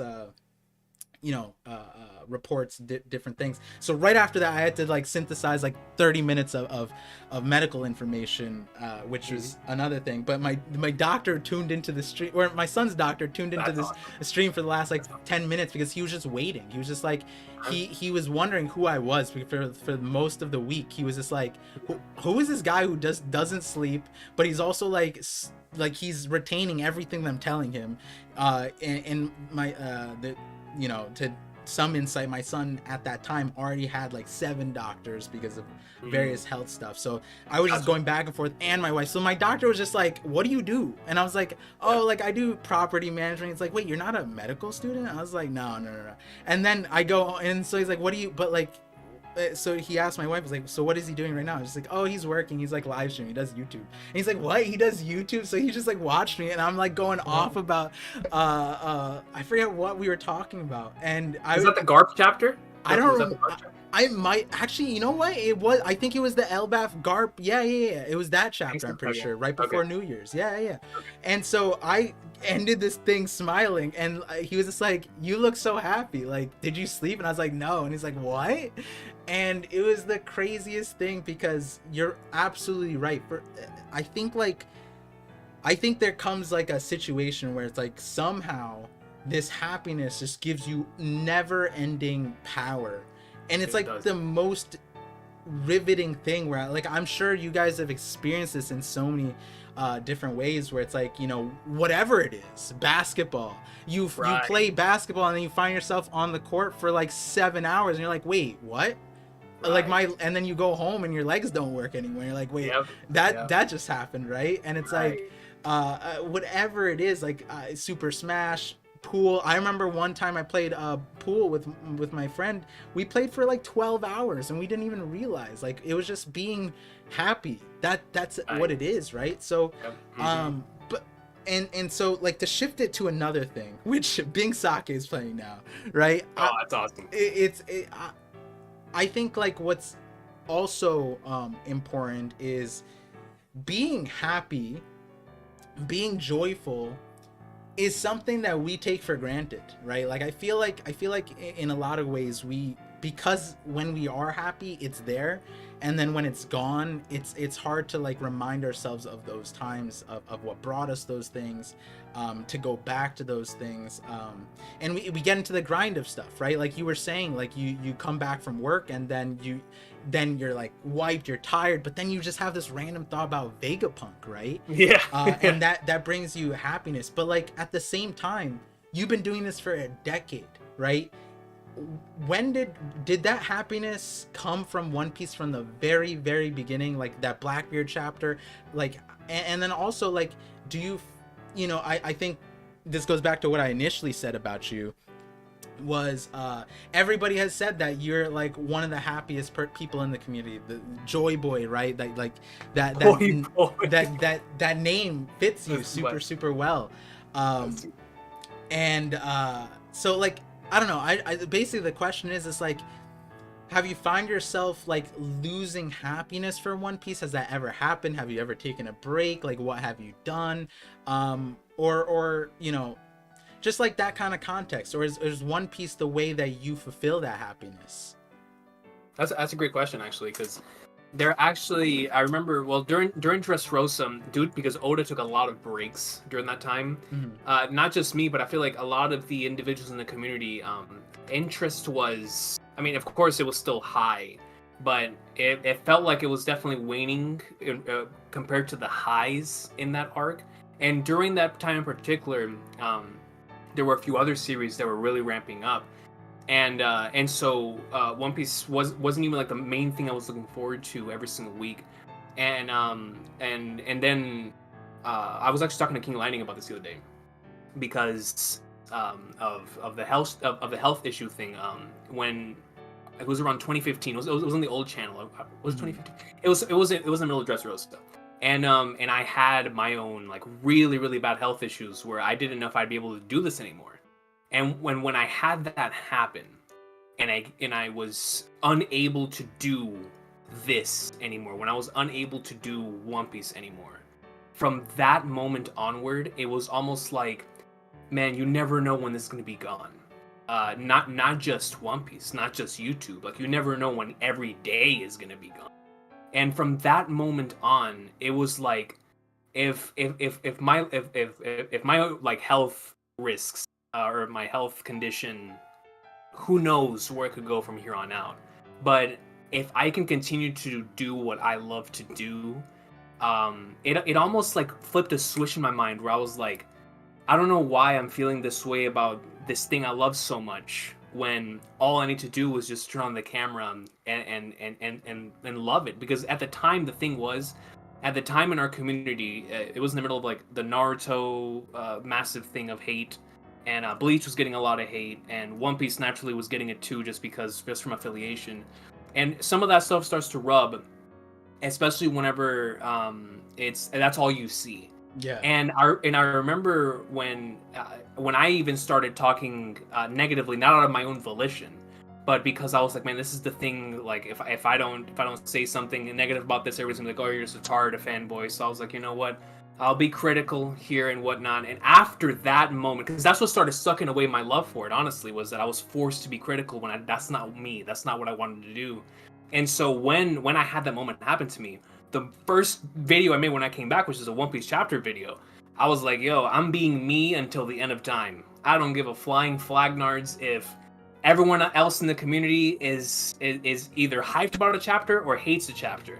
I am gonna talk about how I feel about this chapter, whether I think it's the worst chapter ever made or the best chapter ever made, and I don't care who has anything to say about it. Because that moment was like, you're never gonna do this again. If I would have died when after that moment, I would have had so many regrets. Like, I never got to properly talk about how this meant to me. I never got to talk about why this weekly experience is so special. I was just caught up in, oh, everyone else feels about this thing, so I gotta feel the same way. And I was like, yo, to hell with that, because when I come back, I never know if my next video is gonna be my last. That's how bad it was at the time. And so I was like, you know what? When we get back up in like swimwear, nothing is stopping me from talking about the greatness. And I don't care who is watching. If I like, I believe the Khorasan stuff was happening around that time. The Law backstory, then by the, I don't care who is telling me not to like that backstory. That backstory is peak fiction, and to this day it's peak fiction.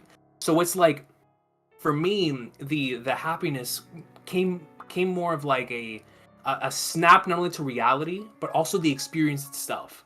Where I've had so many positive experiences with the series, where I just know when one of those special chapters drop, there's nothing like it. And even if it's an okay chapter, even like, I remember the Whole Cake Island chapters to me were so special because I love character interactions. The slow chapters with Sanji and Pudding rolling the entire chapter is some of my favorite stuff I've ever read on a weekly basis, because I just love that stuff. I love the comedy and character interactions that One Piece provides. So it's like, when we get chapters like that, I'm so grateful for it. And like I said, I don't know if it's all because of that moment and situation that I had, or if it's just a product of continuing to experience this stuff on a weekly basis and seeing just how much fun it is.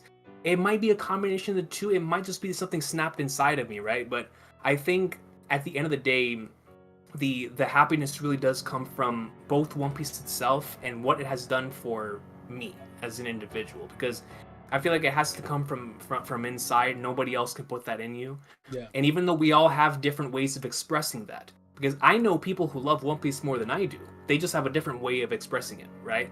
And so it's like, this thing that we're all so attached to is like this thing that we continue to come back to every single week, where no matter what it is we're going through at the time, no matter if someone is loving what's happening or somebody's hating what's happening, the only thing I want them to do is to be honest with themselves. Like, I remember I had a conversation with Jay about this. Jay and I talked about Wano at length, because we both come from very different sides. But what I respect so much about Jay is that my man was honest about his feelings throughout the entire process. And I told him, brother, you keep spitting your truth. If there's anybody watching this video who hates Wano, by all means, hate Wano and despise it, but be honest with yourself, dog. Because I know I'm a product of the environment, of like feeling a certain way about something, and not being able to like feel like I can properly or freely express myself. Like by the flat, if you love Egghead or if you hate Egghead, as long as you're honest with yourself, there is a sense of fulfillment that you will find not only inside, but whenever somebody else also feels the same way. Because whenever you're being fake with your feelings and you portray that fakeness with somebody else, it's not going to resonate. You've got to be honest, man. And I think that's why Luffy as a character might be my favorite like protagonist in general, because he represents that to its core. The man is honesty to a fault. But when he shows up, you know exactly what he's about. Most free individual you'll ever meet, and that is what has allowed him to connect with so many people, even people who did not agree with him when they first met him. It may have taken an argument, it may have taken Luffy to prove himself, but at the very least, they were willing to listen because this was an honest individual, an honest dude who was trying to do something that he believed was right, and he was honest with himself. And at the end of the day, when you're honest with yourself, that allows that to reflect off of someone else who's also being honest with themselves, and an actual, genuine, honest conversation, even when two individuals may disagree. As long as there's an honest conversation, there's no barrier in between that, then we can listen, we can understand, and that's where I feel like the addictiveness to this community comes into play, in which there's just so many different perspectives and point of views that we can have towards a certain thing. Like, for example, Paul, I know I could ask you, what's the moment in One Piece that has impacted you the most? I will hear what you're saying, but I won't be able to feel it. You're the one that felt it. Then I can tell you, oh, then this is the moment that made me feel something similar, right? Like, let's just say Whitebeard, right? Let's just say somebody tells me Whitebeard's death is their favorite scene. And that's one of my favorite scenes too. And I'd be like, yo, what you said, I can apply that to the Going Merry's death. Or what you said, I can apply that to Ace's death. And it's like, that to me is what allows the conversation of One Piece to be so special, is because my background is different from your background. Yours is different from the comment section. But at the same time, this series has 1,079 chapters. Something in there is going to resonate with you. You know what I mean? Like, especially if this series is the one for you. And I feel like that drive is where the happiness really comes from. Is to find that out about other people. I think why you love it. I think I found out why Jay specifically said what he said about me and you, because what you told Jay, I said word to word. You know, the One Piece is Real series that he's starting, or you know, is continuing. It came off of my words to him. I was like, yo, like, why aren't you doing what you want to do? And then he's just like, yeah, but like this. I was like, no, like, you're not, if you're not having fun, you're not doing it, right? Like, and man, the way one I need to consolidate the stream real quick. I need to everybody to recognize, one, if you're not subbed to King Recon, that's a problem. Even though he doesn't necessarily care about it, I care. You know, the next thing is, in terms of voice of all things, the entire point of this thing, you guys can go back to like the original conception of this stream 34 episodes ago, a little bit plus because I had some extra ones. I essentially said, like, hey, like, everybody comes from different backgrounds. Everybody comes from different backgrounds, yet there's something that we resonate with. And the voice of all things, and I have a theory called mind rope, which I think Oda's playing out, and I talk about it in the recent video, where it's like this connection where it's like, no matter what background you have, right? Luffy and Katakuri is probably my favorite version, or Luffy and Bellamy, where it's like they fought, and through fighting they learn about each other, they understand about each other, right?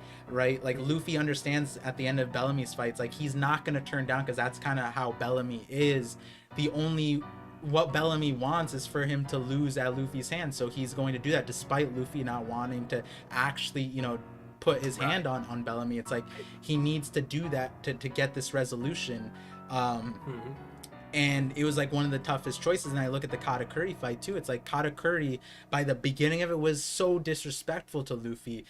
And it's not that he was disrespectful to Luffy necessarily. He was disrespectful to anybody who stepped on him. And by the whatever how many chapters it was, 40 episodes in the anime.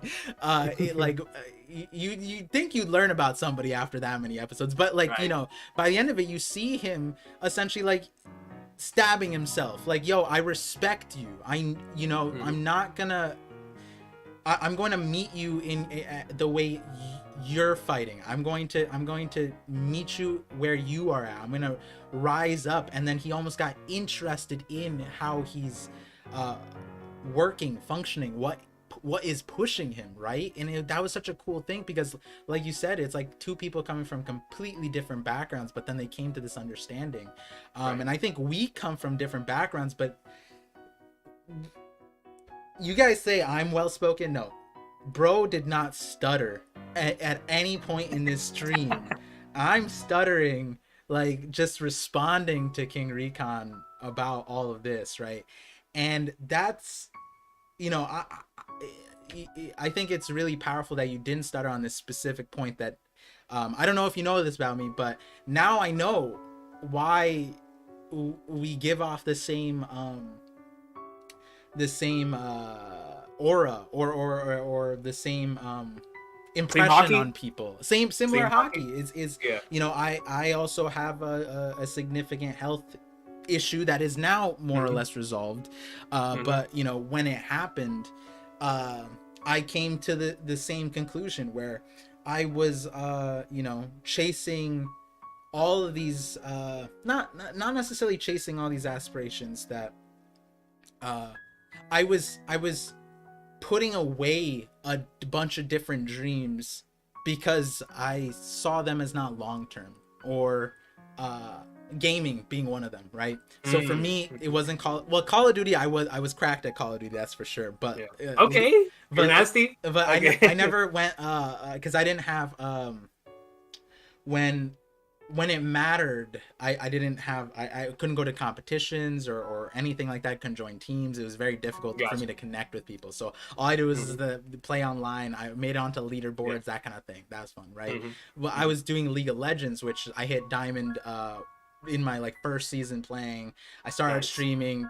Someone donated $1,000 to me in my first month of streaming, and it was big, like, because I was playing on a laptop, and I just was able to get like I put together my old computer so that I wasn't playing on a laptop so I could stream, and I was like on 12 FPS hitting diamond streaming, and the guy believed in me so much. He's like, here's $1,000, buy a new computer. And I did. And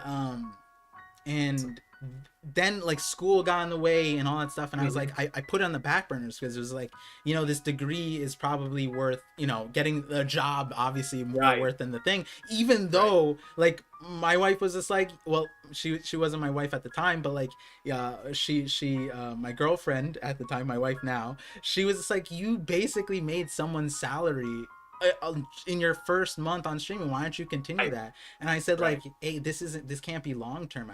I gotta pursue something else, even though what I loved was just right there. And man, this is what I was saying, like you didn't even stutter, but dang, this is crazy, because I just had a stream with Joy Boy, or not a stream, a call, where at the end of it I cried because of a similar thing where essentially when I got diagnosed with cancer, I had the same thing. Where it was like, yo, if this is the kind of shit that's gonna happen, then hold on. Hey. Let it out, my man. Let it out. I've said this story so many times, and I haven't teared up. That's crazy that this is happening. It's been a while. Like, my wife will, if she were here, she'd be like, wait, what? You're like fine with it. Why are you tearing up right now? Right. Ooh. Hold on. Give me a second, guys. Yeah, you're good, man. When I have the story on there in my on my channel. It, like, briefly. I talked about it in my 1,000 follower on TikTok celebration video.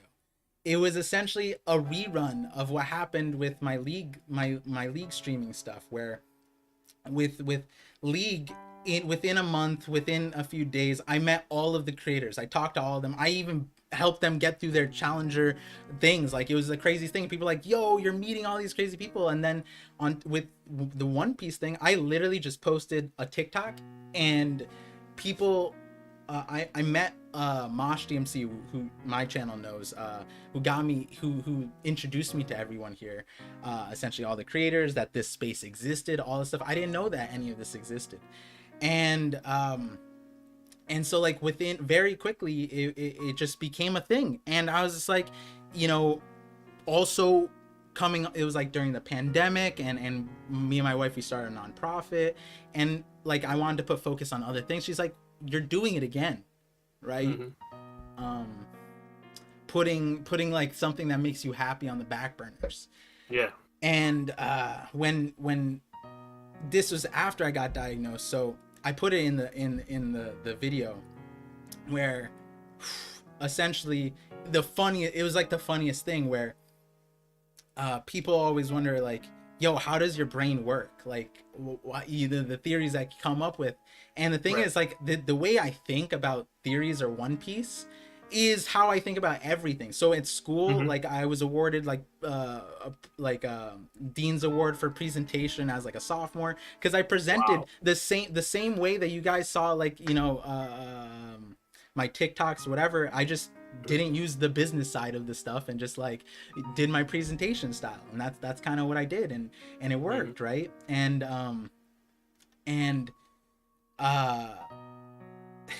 it was funny, because when I got diagnosed, I diagnosed myself.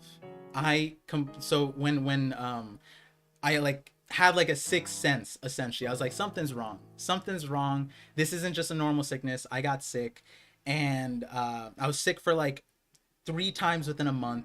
It was really interesting, and I did like every single doctor protocol, despite, you know, I shouldn't have had the resources for all the stuff, but I did. You guys, you don't doubt my resources, guys. So I went to my doctors, and they were like, and I was just like, listen, like, I'm pretty sure I'm like 95% sure, or 90% sure I have cancer. I'm just not sure which one. It's one of these 3. And I told them 2 of the main ones that I was sure I was like more probable on. And he was like, you know, like, you can't believe everything, you know, everything you see on the internet, right? All these things connect, but that doesn't mean that it lines up the way you think. And then I told him the protocol, everything that I did, and he's just like, shit, all right, what do you want? And then I was just like, order me an ultrasound, biopsy, all this stuff. He's like, that's perfect, let's do that. And then I got the ultrasound, and I kid you not, so like, I don't know if you've ever, you know, you had your own health situation, when the radiologist talks to you, or they do the thing, they tell you like, oh, we'll get you your results in like 5 to 7 days, like business days, whatever, right? I left the radiologist's office, and literally I closed the door, and my doctor's office called me, which meant that in the time that it took me to go from the screening to my car, the radiologist called my doctor, and the doctor just said like, hey, listen, like, I have an appointment tomorrow, blah blah blah, just come in. I already knew. I was like, they don't do that shit. It's too fast. It's too fast. So I came in to the appointment, and my doctor walks into the door, and I see his face. He's like super somber. He's like trying to prepare to tell me, you know, diagnosed with cancer. And I just started laughing. I was just like dying. Yeah. And my wife was there. So she was just like, when she saw the doctor, she started crying. Oof. It's all right, my brother. All right, my brother. Yeah. Wow, I've told this story so many times. I don't know why I'm crying right now. And so when the doctor came in, I was just like, I was right? And then he's just like, you shouldn't be, like, most people wouldn't be laughing. And I was just like, I forget what it was, but I said something like,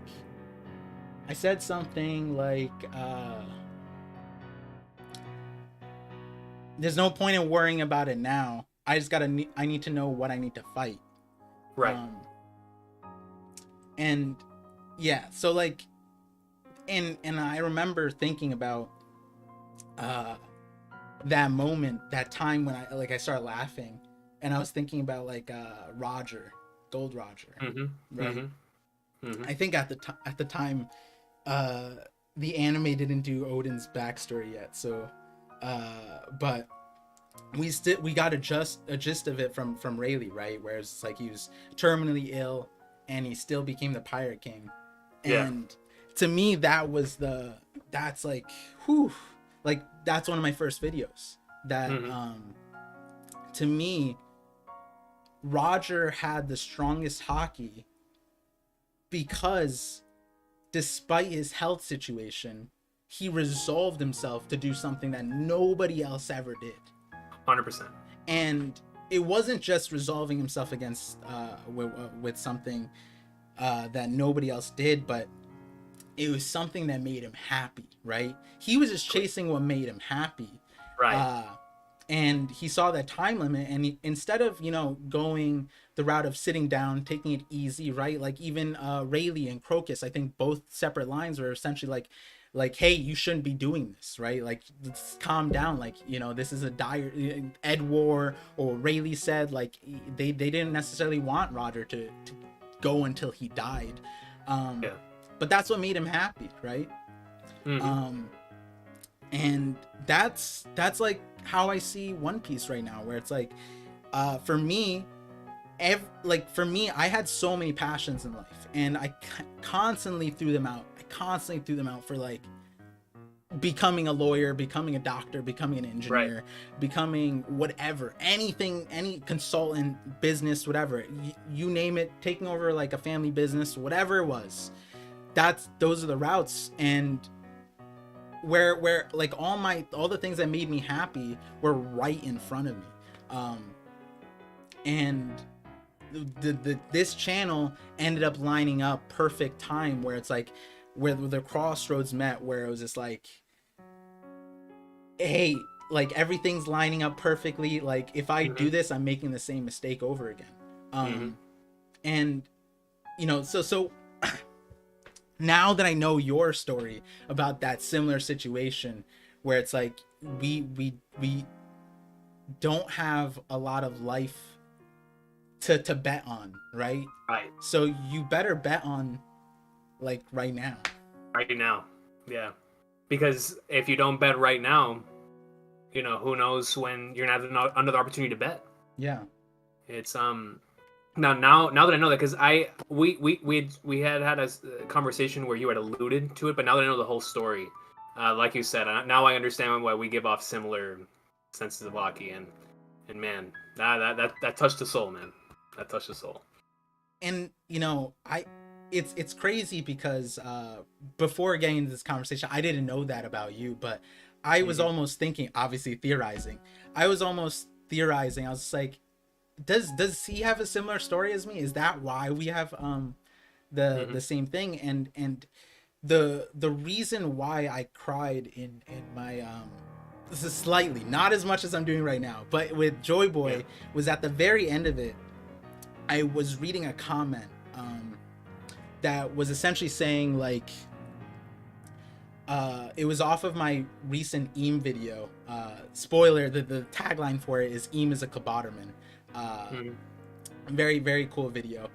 Basically, at this point, my viewers should know what it is. But Recon, if you want to check it out, basically, I was saying that if we always say like Eam is like Mother Nature, Mother Earth, Mm-hmm. whatever, then Mm-hmm. the Earth is technically humanity's spaceship. It's the world's spaceship. It's a ship. Right. So Eam Right. could be the Kaboterman, right? And I was talking about the whole point where it's like the going merry was probably one of the most emotional parts in pre-time skip, and we cried over a ship. So by the end of the Right. story, like Oda's gonna make us care about the Earth and make us feel like conscientious about the Earth, and that would be such a cool storyline. And the comment that I read was the person saying that because of the video, they now saw themselves very differently. They realized like, hey, like the earth is a vessel for us, but I'm a vessel for my dreams. I'm a vessel for my life, and I don't take care of it.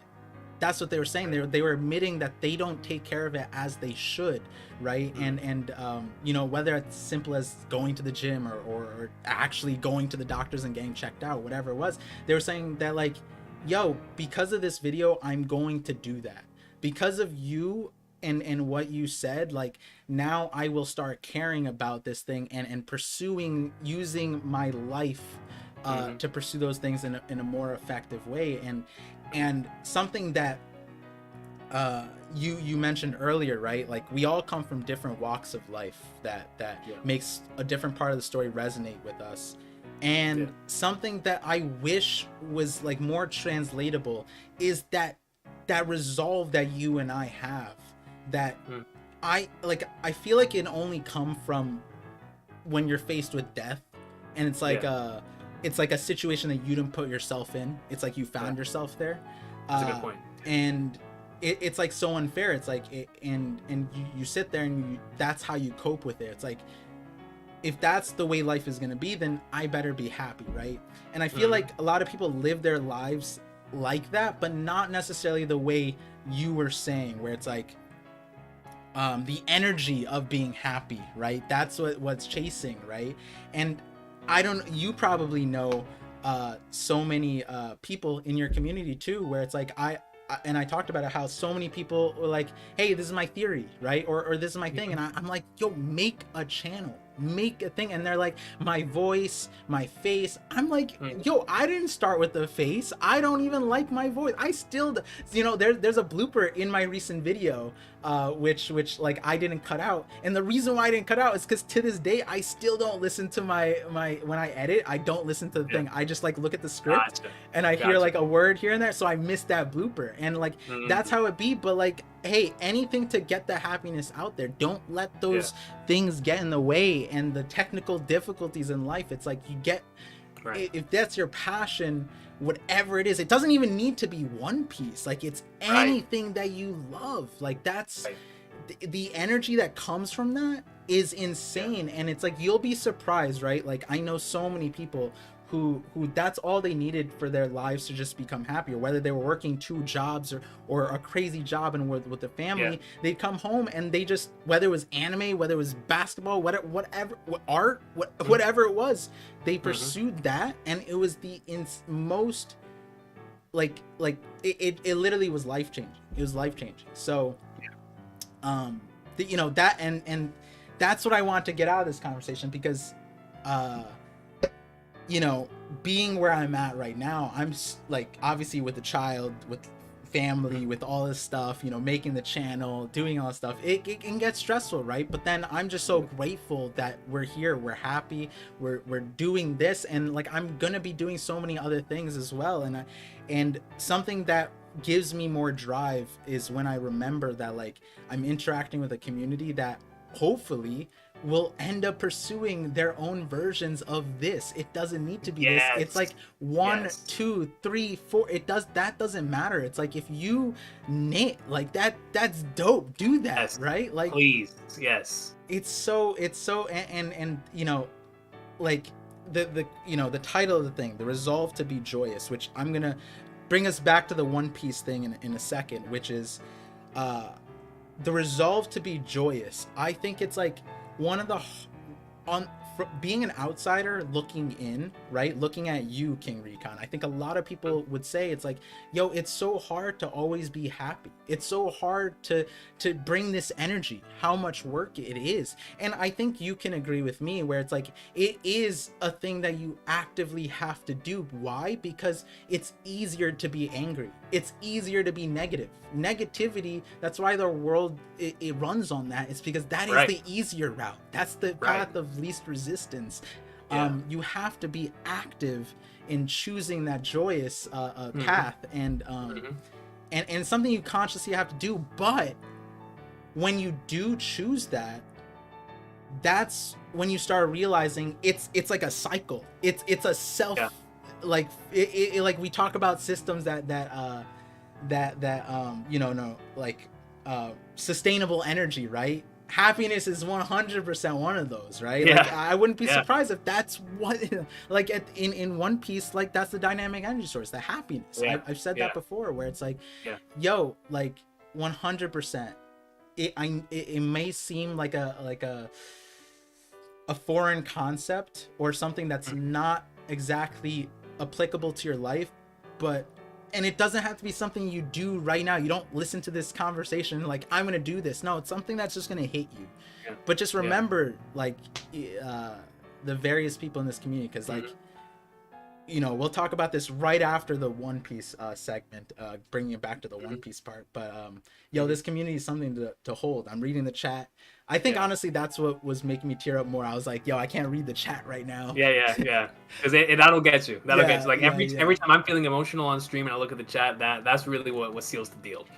But yo, I had to touch upon something you just said because that to me is the most important thing on two aspects. Number one, I always tell individuals to continue searching for what One Piece is to them, right? Like whatever that is, right? I don't care if it's a manga, I don't care if it's like you said, knitting, or being a basketball player, or being the CEO of your company, whatever that is, man. That once you find that, and it changes the entire game, and not only does it change the game, because we're all wired differently in certain ways, where we there's certain things that'll give us pleasure, and other individuals may not feel the same thing from that thing, but that's because it's unique to you. There's something that resonates within this one specific thing. Like you said earlier with League of Legends, I've never played a single match of League of Legends, but you put me in a Call of Duty match, I guarantee you I'll come out that same the same thing. You know what I mean? Or Yeah. like Final Fantasy, or stuff of that nature. So it's like these things that are unique to us, and that's why ultimately what you said in regards to it being a journey of self, which I'm so glad you put Roger into the conversation, because I feel like Goldie Roger, by the time we finish this series and we get the full scope of his flashback, and even if we never get another piece of that flashback ever again, what Oda's already presented is such a compelling character, an individual that set off on the sea, had a dream in mind, and while on that journey had the biggest setback that any human being can possibly have. And it was at that point he solidified himself and told his rivals. He told Whitebeard, he told an individual he might potentially recruit in Odin, whom he just met, and the other people in his crew, this is what my actual dream is. Like, sure, I want to be the king. The king of the pirates line didn't even exist at the time, but sure, I want to be the greatest pirate who ever lived. But there's something beyond that, and that thing he had to accept after he was diagnosed with the incurable disease. Because it was at that point where he was finally able to discuss that with Whitebeard. He finally came to terms with what he actually wanted to do, which is the dream that both he and Luffy have. And so, with that in mind, though, I want to give an actual example of this in regards to me and my writing, right? Because that is the one where a lot of my negativity comes out, because I really wish I was better. And it's something that I continuously work towards each and every single day, because it is very difficult. It is the most difficult thing. Like, I remember one time when I was in high school, I heard, do what comes easiest to you because that'll make you happy. And that's the biggest load of BS that's ever been spewed out of somebody's mouth. Because if you only do what comes easiest to you, you're never going to feel satisfaction. At the end of the day, there are certain things that are worth fighting for, certain things that are worth attempting to achieve, even if they're the most difficult things in the world to you. Because writing may come very easy to somebody else. To me, it is extremely difficult, but by God, is it the most important thing in my entire life. To the point to where every single day when I'm listening to other people talk about certain things, I have to rewind and be like, wait, I need to catch that one more time, right? Like, these are certain things that are extremely important to me. And the practice, right? Like, going back to what you said earlier about somebody presents a theory to you and they're worried about their voice, or that what their face looks like, or this and that. That is applicable in every single career field. And to me, that should never stop you from wanting to do what you feel like you should be doing. Because once again, going back to my writing example, is I have no business being a writer. I don't know the first thing about so many of these concepts and ideas, but One Piece touched me in a way that I want to allow someone else to feel what One Piece made me feel. And that is my driving force to where I'm going to keep learning and I'm going to keep doing. And the only way you're ever going to feel a satisfaction is if you do. I can't tell you the amount of nights where I'm like, I should just give up. I am terrible at this. This stuff does not come natural to me. I don't know where this goes in terms of grammar. I don't know where this goes in terms of story structure. I don't know. But at the end of the day, seeking those unknowns is what drives us forward as humans. And so for me, whenever I get home from work, and the very first thing I do is turn on my notebook in order to attempt to get to the next part of my storytelling process, I look at it and I'm like, okay, this is what I have. It's trash, but I can't allow it to stop me from getting to the next level. And I can't tell you the amount of times that after a horrible writing day, as long as I just kept going at it and going at it, eventually a gold nugget came out of that where I was like, this is what it was worth it. 8 hours of pain and suffering in front of the computer for 5 seconds of that right there is what I'm living for. And as long as, you know, we can be happy in certain situations, there's other times we're just not going to be happy. We're going to suffer. We're going to be going through it.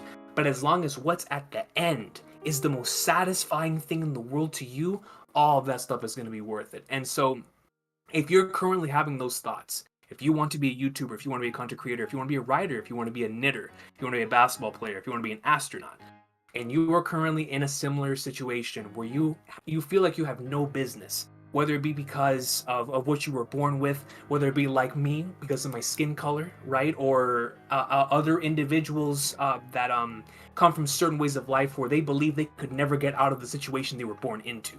Regardless of whatever that is that's currently chaining your heart, just remember that every single other person who has ever gone on any type of journey had those same feelings.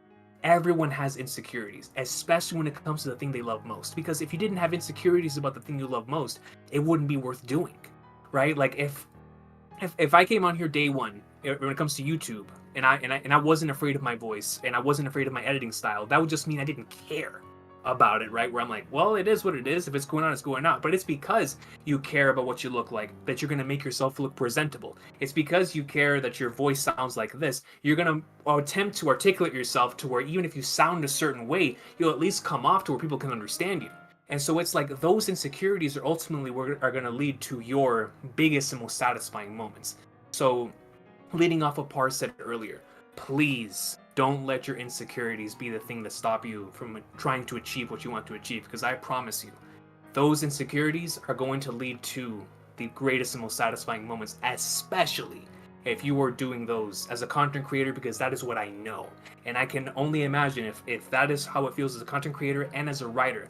Can't even imagine how it must feel as a ballet dancer, as a fisherman, as a basketball player, whatever the case may be. I feel like that's a universal concept that can be applied in absolutely anything. Yeah, no, it was, man. I was gonna say it's ironic the way the difficulties that it comes to pursuing what you love ends up being like the exact thing that's like your worst enemy. And I thought about that with my own context, and then you answered it, where it's like, you know, the most difficult thing, because I was also like, you know, to give a little bit of context where it's not necessarily innate, but I was raised in a way where I'd be like low key, you know what I mean, like don't put yourself out there, that kind of thing, you know, keep to yourself, that kind of thing, don't be sticking out, that kind of thing. But you know, to an extreme level where I mentioned this on a different collab, I forget which one, where essentially when I was like middle school, maybe my dad met like a plastic surgeon or whatever, and he's just like, hey, like I talked to him about your lip, do you want to get it fixed or whatever? And I was like, what do you mean? And he's just like, yeah, to get to so you're more presentable. And it's like, and I was like, what? And then he was talking about like my thick lower lip, and I was like, you know, and those little things, especially when you're young, that definitely hurts you, right. those kinds of things. But when you said like the exact thing that ends up being in the way of pursuing what you love is yourself, because you care. That just made it. Oh my god, wait, that's like an epiphany thing, because then everybody kind of finds like a difficulty in something, but then that might be the path that they need to go down, right? Right. Right. Wow. And something that when it came to One Piece, when it started, was essentially all these characters that had dreams, and they were like the kind of like the most interesting characters to have those dreams. Like this dude put like a sword in his mouth, like that's like the craziest thing. And it's like that's I sat there, I was like, that's not really that efficient, brother. Like I don't know how we gonna go about this. Like let me tell you a thing or two. I mean, I don't know about swords and shit, but the mouth ain't the best place to put it. At that point your ass cheeks are better, right? Like but hey, listen, you do you. And then we have this like chef who's like who's doing all this stuff, and then he gets so excited about this ocean, right? And it's like this coolest thing. Right. And then this thief who's excited about making a map, and then this reindeer that wants to make like a medicine. It's like the weirdest characters in like ostracized situations. And for me that always stood out because I was always the odd one out. And I never necessarily cared about that, especially, given how my dad was. But on top of that, it was like I also looked at individuals who are like interesting in that regard, right? I was also a part of various different worlds, which Virgo found out, which is like my high school is like very, very ratchet, very, very ghetto. And it's like there were people really amazing gems in that community, in all the communities, and all you have to do is just be supportive. That's all you have to do to get those people out there. And I saw Luffy as that support system for these dreams, right? And now connecting back to 1079, right, we're talking about Shanks, connecting back to the video I posted, resolve, right? When you're resolved to something so grand as what we agreed on with Shanks, right? He's like protecting this new era, right? Every time he steps in, it's for like this protection of this world that nobody kind of comprehends, right? Like Whitebeard was like, what are you talking about? I'm Whitebeard, this is my crew, like whatever you're spouting out about, I don't care about, right? But like Shanks, when he showed up in Marineford, he's like, this few seconds of courage changed the path of the world, right? He steps in at Wano to protect the new era, and we know that it was against Blackbeard now, especially 1079. And we go back to chapter 1 where it's like he was so resolved, right? This strong man from the Roger Pirates, Pirate King crew, right? He already had a billion bounty. He's doing whatever, right? But he's in Fuchsia Village in East Blue. He doesn't necessarily have a dream. It seemed like he was just like looting places, whatever. And then something came up with Luffy, right? And he gave up his arm for Luffy. That's like the amount of resolve where we have yet to see. Corazon is a great example of that. A lot of people make the parallel where it's like he gave up his life to let Law push on, right?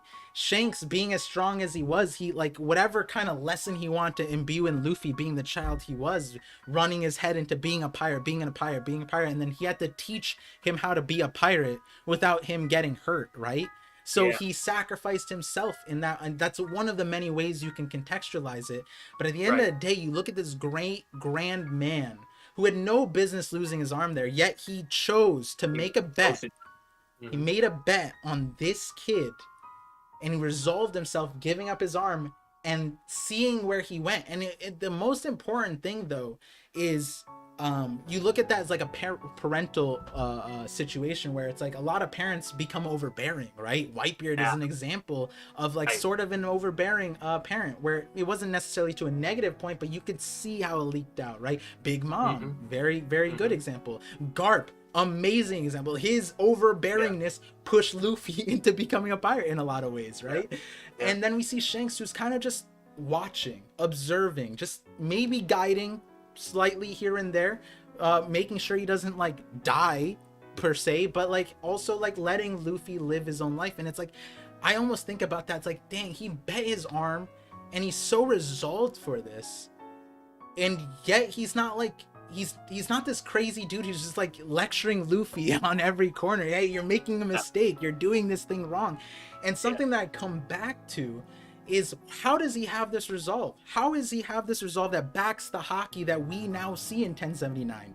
How does he have that we see it in Film Red, where admirals are quivering like, yo, let me not mess with Shanks, right?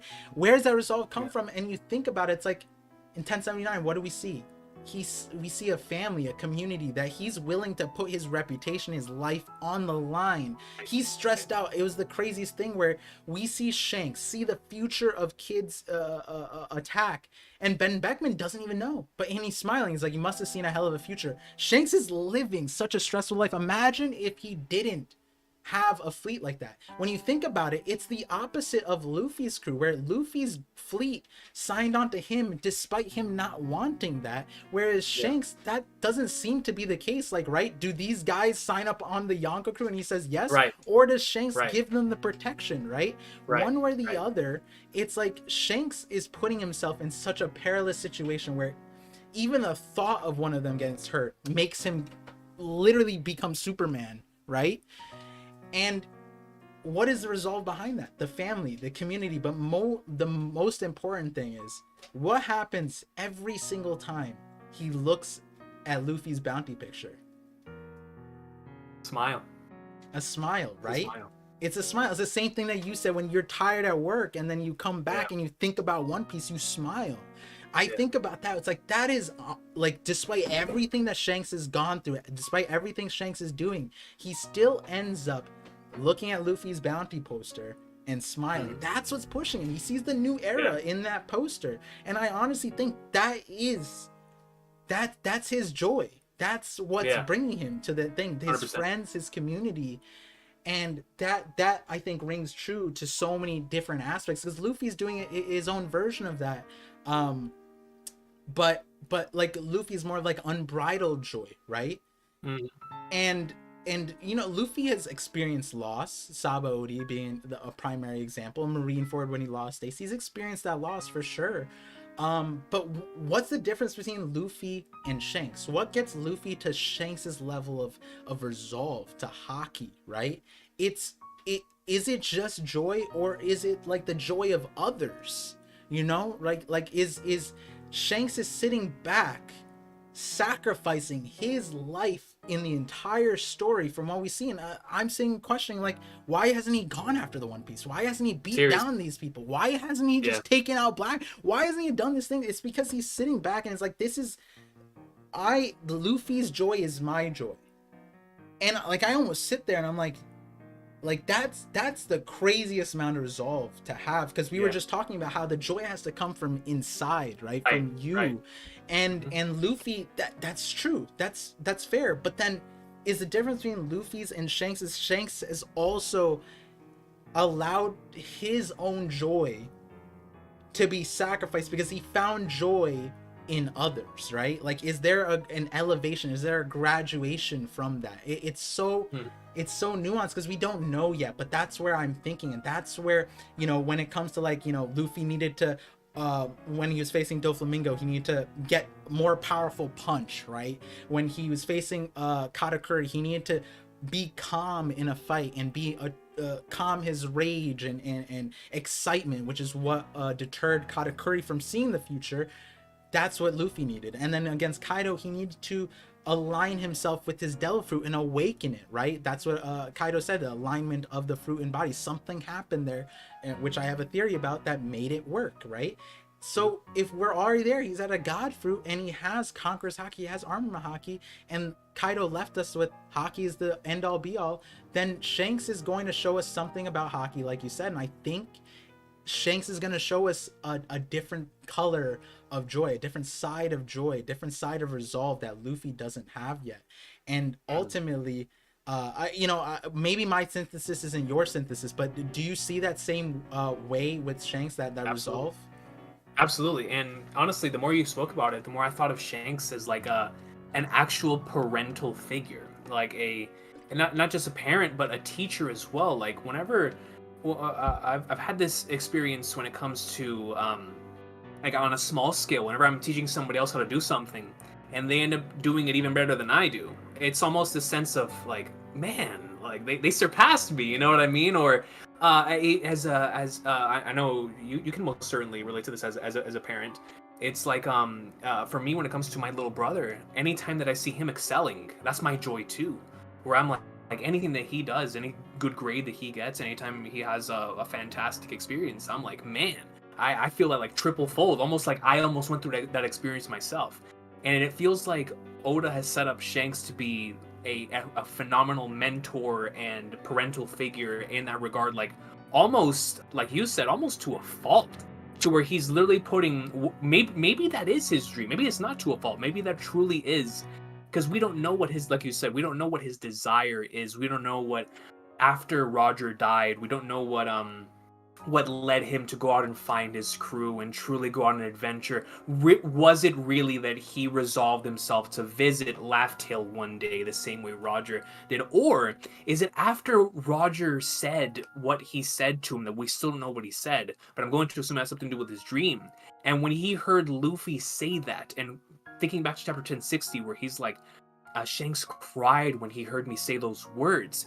Is it almost like Shanks like sees Luffy as the embodiment of his own dream, to the point to where maybe down the line he'll be willing to risk it all the same way he did in chapter 1 to ensure that Luffy becomes Nika, even if he, or that Luffy becomes the pirate king. He's already Nika.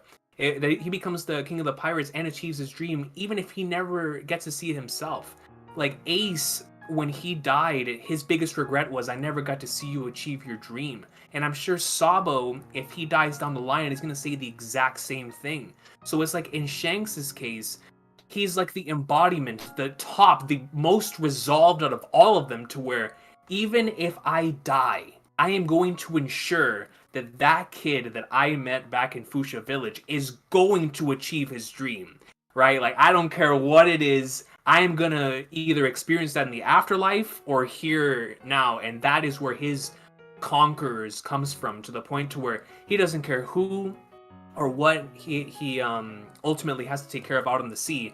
As long as that ends up taking place, that is his fulfillment, that is his joy. And it's like, man, Shanks, we know how much he values his friends based on the principles that were taught to him by like Roger and Rayleigh, because we understand how much they cared about their people. And Shanks ultimately has carried that on into, like you said, with now his alliance being a group of weak individuals that he just has under his wing because he loves spending time with them. But it's like, this is also a pirate that embodies everything that being a pirate should be.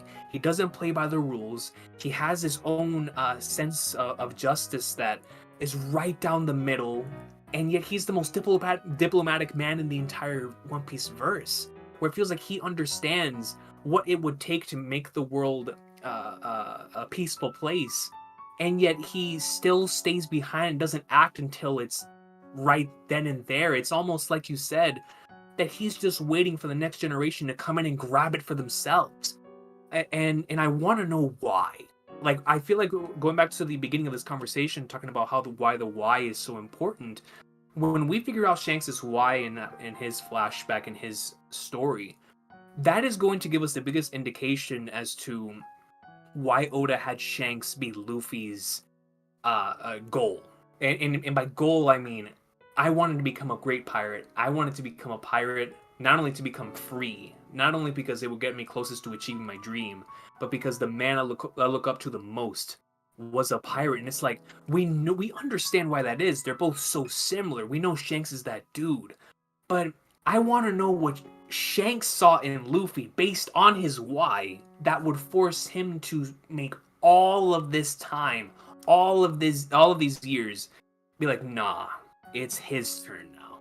Like, it's his time. And as the ultimate parental figure, as the ultimate mentor, will he suffer what individuals in fantasy stories who are mentor figures usually, what they usually go through, which is a death for the next generation?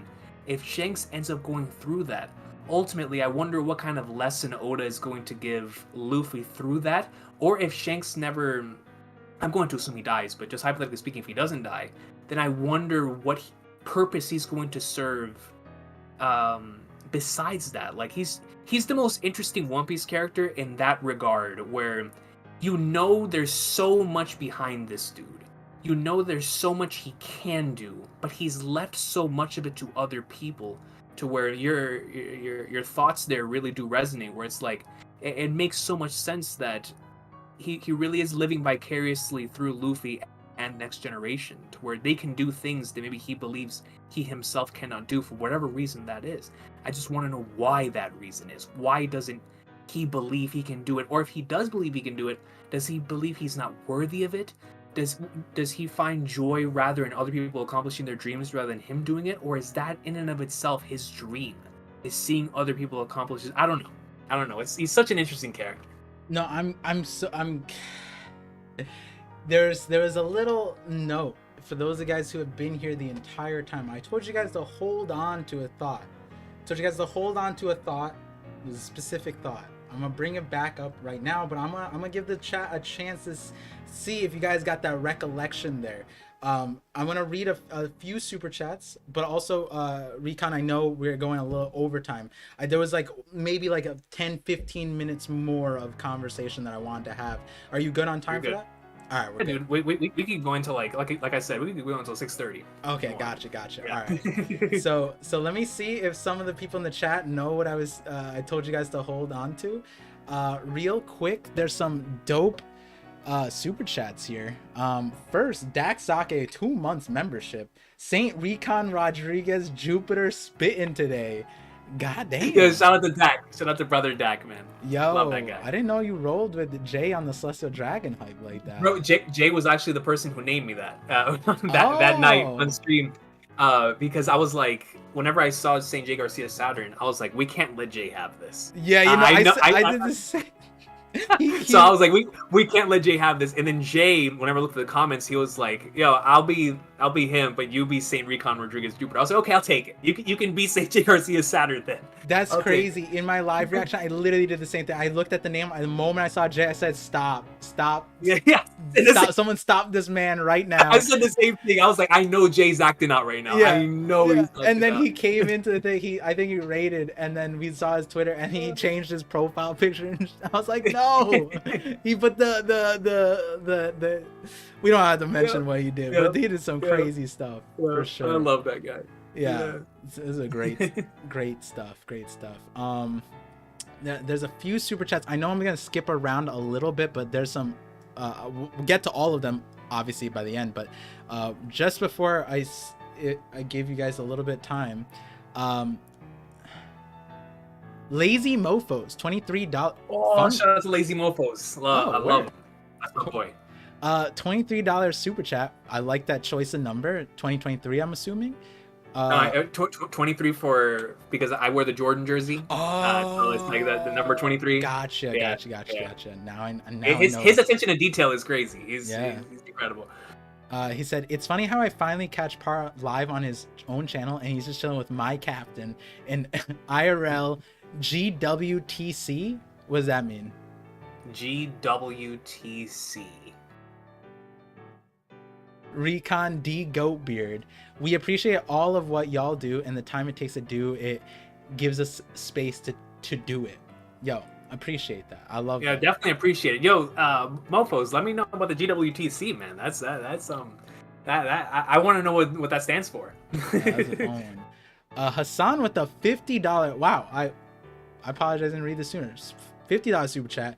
I was probably crying at the time because I was reading chat, and I feel like I would have noticed this, but that's crazy. I appreciate you. Said the coach and the visionary, love the convo and love the stream. Appreciate you. Let me see. Supreme Voodoo with a 6-month sub says, such inspirational talk going on right now. Thank you both. Love that. Love you guys. Mr. Bushido comes back, says, Par looks like he's about to explain his evil plan. Yo, yeah. I mean, it is an evil plan. It's an evil plan to change your guys' perspective. You know, so you gotta get it. Sometimes you gotta be the villain in the story. That's right. Sometimes. Give me a second. Get some water. Yeah, you're good. I see it. Go with the code. All right, I'll bring it back when he's back. Jay giving titles. Dang, no, hold on. I don't see anybody. Shanks is no. Ramon, hello? Or there's no E at the end. It's also not Raymond, right?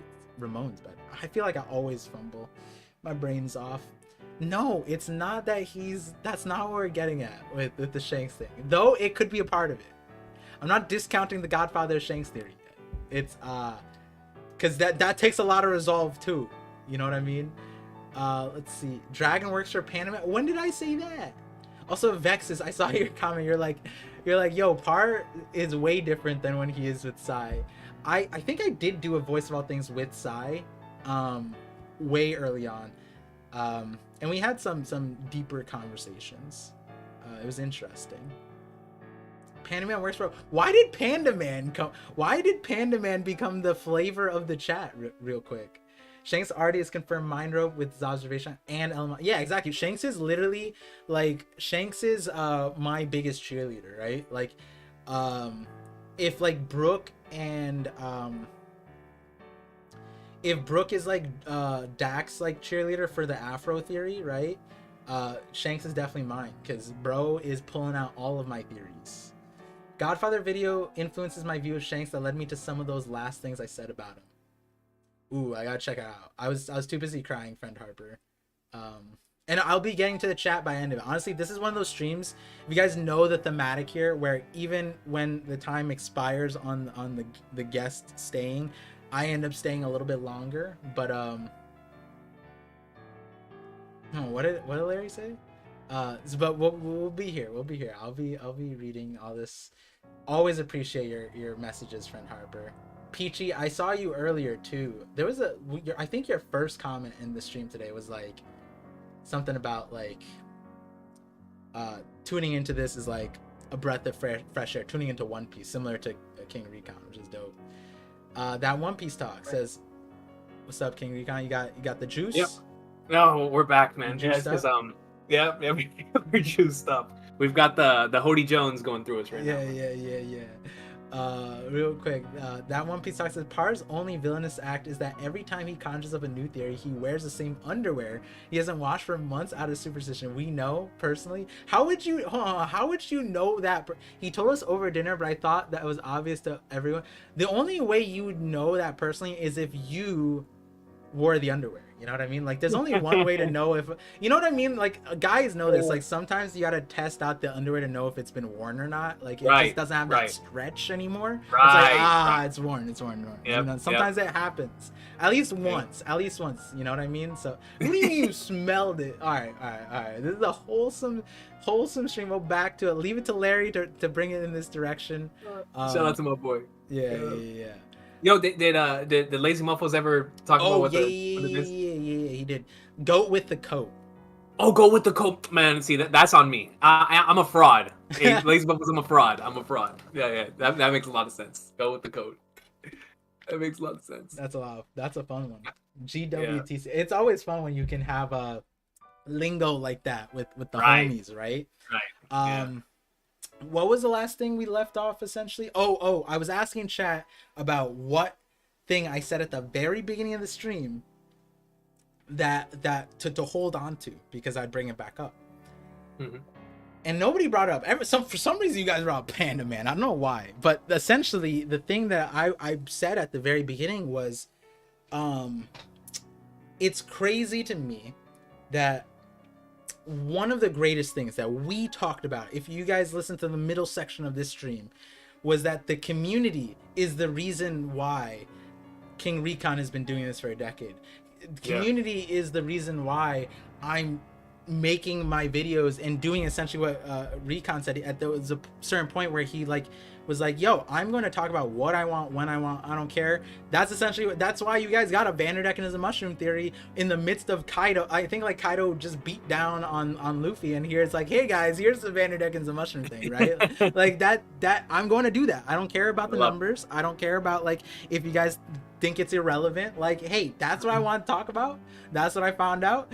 So that's what we're talking about, right? Like that was the fun thing, and I love doing that. And honestly, sometimes I do get more burned out talking about the current chapter things, which is why I do the live streams, because the reactions, the fun part, communicating about it, right? Discussing and talking about it. 1079, I've talked about it so much. It's easy to get burned out. But then this week, you know, memes aside, right? There's a scope of things where things get too toxic, right? You know, people whether it's their own fun, whether it's fun to be that, I can't tap into that energy. But there's always like a world where it's like, you know, when you joke around too much, or the joke gets stale or whatever, whether it was Kid, whether it's Shanks, Mihawk agenda, there was like toxicity. I was like, you know, I'm not on board with that, you know what I mean? Like, and that's happened in the past with Kaido, Luffy, whatever, Sanji, Zoro, you know, ZKK, whatever it be, Wano being garbage, always, right? But what you said I love, because I think it's crazy that you said this. It's so crazy that you said this, because this is going to be the end of my the video about why everybody should watch One Piece. Like, not like, you know, outside the community. One Piece is like this mystery that us as theorists, we're like, what is the One Piece? What is the thing, right? Like, what is that, right? But I think I would love it. I would love it if every single person in this chat, 333 people in the thing, according from Twitch to YouTube, people in the chat, that's cool. All my viewers, all my subscribers, when One Piece ends, or even before One Piece ends, but I think the best part to do it as when One Piece ends, every single fan, every single person who has touched One Piece makes a video that explains what their One Piece is, what the One Piece is for them, right? Like, you know, we made it to Laugh Tale, whatever it is in the story, right? But that there's a meaning beyond that, right? Like, me and you, it was the community. Like, whether it's like a theory, whether it's like something that someone, like a week, that it was just so important to them, right? They met their best friends, they met their wife, they spent 5-10 years here, whatever it is. It's like, that is your One Piece. And I would love it if when One Piece ends, we flood the internet with what the One Piece is, every single person. And I guarantee you, it doesn't, like, yeah, you shouldn't make it for the views, but I guarantee you those will go viral, right? Like every single one of us will watch it. There'll be we'll be 70 still watching videos and not tired about it, right? Yeah. And like, that is like what I want to put at the end of that thing. But that is my ultimate mission, is to get that out there, because of this thing that I said at the very beginning of the stream, which is why I said it's crazy that you said it the way you did. To me, it's so crazy that the thing that makes us happy, the viewers are tuning in, you keeping in, the community, Oda doesn't get to experience that. He's writing this story. He's writing this crazy story. And he said it. He's like, he can't exactly interact with like the YouTube community, right? Because of various things. But he also has to like stay in his sauce. He also can't just tell the ending all out there. He can't speak about his joy, which is One Piece. But, and we know he has told a few people, his best friends, because he can trust them, right? I think of those people as the people that Luffy would ally with, the people he'd bring on his crew, his best friends, right? If you guys have homies like that, that's what Oda has. That's what he's holding on to. But at the same time, it's like, yo, King Recon's like, yo, if I can't talk to Jay, if I can't talk to Par, like, I'm talking to you in the chat, right? Like, we're coming up with lingo. We have this access of this world that's new to us, and it's to a point where it's addicting, right? Where it's like, you and I, we constantly do this. I'll get to a live stream no matter what, just to talk about One Piece at least once a week. Even if it's delayed, I'll do it. Even if I don't, like, I've not posted videos for I think 2 months, still did the streams. Even if I was tired, I still did it. And there's still people who come into the streams after work, while they're at work, while they're at school. Some people jokingly are like, yo, I skipped school, don't do that. But like, there's people that do that. And Oda is, think of like how resolved this man has to be to write a story for 25 plus years. He has such a crazy regiment that he can't see his own children. Right. Do you like encapsulate the amount of resolve that it takes to do something where he can't even interact with probably one the greatest message about One Piece, which is family, but the second part, interact with the byproduct of his community, where it's like a thing that a lot of people didn't get to experience, but that One Piece talk did, a few of the creators that came to Comic-Con did. The director of film Red flew from Japan and brought his team, the executive team, to the premiere of Film Red to have an exclusive conversation, which, by the way, this song right now is so ominous and it's crazy because like they had a kind of vibe, but like they were chill. It was this old dude, like 7 years old. He flew from there, brought his people. They didn't even want to come. And what he said was the reason why he did that was because he wanted to see the reactions of the crowd. So he had, when he did it, like the lights were dimmed, he asked the lights to be on so he could see our smiles, he could see our faces about how we received the end of what he sees as the window to the end of One Piece, because he knows what the end of One Piece is. And I'm like, yo, Oda can't experience it like that. He can't. Like, I think in one of the notes that we talked about at the very beginning, Oda puts a note in every chapter. He, in one of the notes, his dad went to go see Film Red at the premiere, and right. he told me he was proud of him, and he like I think they both cried or something like that, right? Like that is what Oda gets to see. Yeah, he probably gets to see like reactions, but he's not out there. We don't even know what the man looks like, right? Like and now tie that back to Shanks, the character that he said that he is most similar, like the character that we know that he modeled himself after. Is Shanks not the exact same thing, where what we just talked about, Shanks is pushing on this new era that he's not interacting with in the entirety of the story? Where has he been a part of changing the new era? He just talked to the Green Bull about like, isn't it embarrassing that these guys just made pirating history and you're trying to stop it? I wonder if Shanks wished he were a part of that. When it comes down to the pirating history, where is Shanks's notes? Is just that Marineford at this point, right? No one knows about the Wano one. How many people know about the Luffy one, right? Like nobody knows about these data points about Shanks, but yet Shanks is the most important character, and nobody's gonna recognize it except for Luffy. Right. And the way I see it for Oda, right? You said this is like for Oda to write this story, because you were saying about the Shanks thing, like, is he just doing it so that Luffy gets his dream? Is it that what it is? The way I talk about it, especially recently, and I'm gonna have a video about this, where if Oda's a mangaka, right, and like Buggy's his best friend and he modeled, I wouldn't be surprised if that's a mangaka too, right? And if Luffy's supposed to be the new era, then what I see it as, and I think you again are the embodiment of this, Joy Boy theories as well, is I think that Oda wants to inspire storytellers. I think Oda wants to inspire a new era of people who share their version of their world. I think that's what it is. I think we are Luffy, Oda is Shanks, and when you think about it like that, it's like Oda, if this is the way Oda sees it, in order to inspire a new generation, in order to do that, right, he can't interact with them, he can't be too involved in their lives, right? Like we're gonna start thinking about like, oh, this is why Oda did this thing, this is why Oda made this goofy, made this happy. I don't think he wants us to care so much about that, right? And I see that same way with Shanks, where it's like I think Shanks ultimately cares more about that new era than seeing it himself, than interacting with it himself.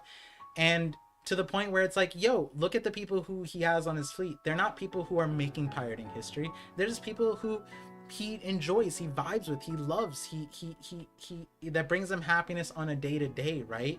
They're not people who are making a pirating history, right? But yet he's protecting them. And I think that alone is like a meaningful thing, where it's like people also surround themselves by greatness, right? Like that they feel like Right. that's such an important part of their life, and they Right. also they put aside friendships because of that, right? Yeah. Yeah. um and then you see Shanks doing what he's doing the way he's doing, and it's like you don't have to do all of that, right? And honestly, when you think about what Shanks is pursuing, that might be why he's staying on this path. That community that he built up is keeping him alive to make it to the next day, so that yeah, the new era is there, and he has resolved to do it, right? There's so many aspects of Shanks's character and Oda and what he's doing in the greater message that I think that 1079 speaks to so many different volumes. And so like I know a lot of you guys are memeing like about Kid and various aspects of that, like, oh, so then what does that mean for Kid? I would implore you to go listen to my conversation with Joy Boy Theories, because we talked about that, because I think Kid, especially if he comes back in the story, which I think a lot of people already feel like that's the case, I think there's another story being told there. But when you boil it all down, when it comes to resolve, when it comes to the joy that you find yourself into, you can't get to a Shanks level or an Oda level if you're doing it for somebody else. You have to do it for yourself, and you know that, you know, yes, it's fiction, but you know that Shanks is doing it because Oda has drawn a smile every single time he's seen Luffy, the exact character that he's trying to push, right? I think that that's what Oda thinks about any time that he puts out a chapter, right? I think, Yeah. how do you do this for 25 plus years? That's a madman. How do you not see your kids, right? Like, I can't imagine that. And it's like the resolve it takes,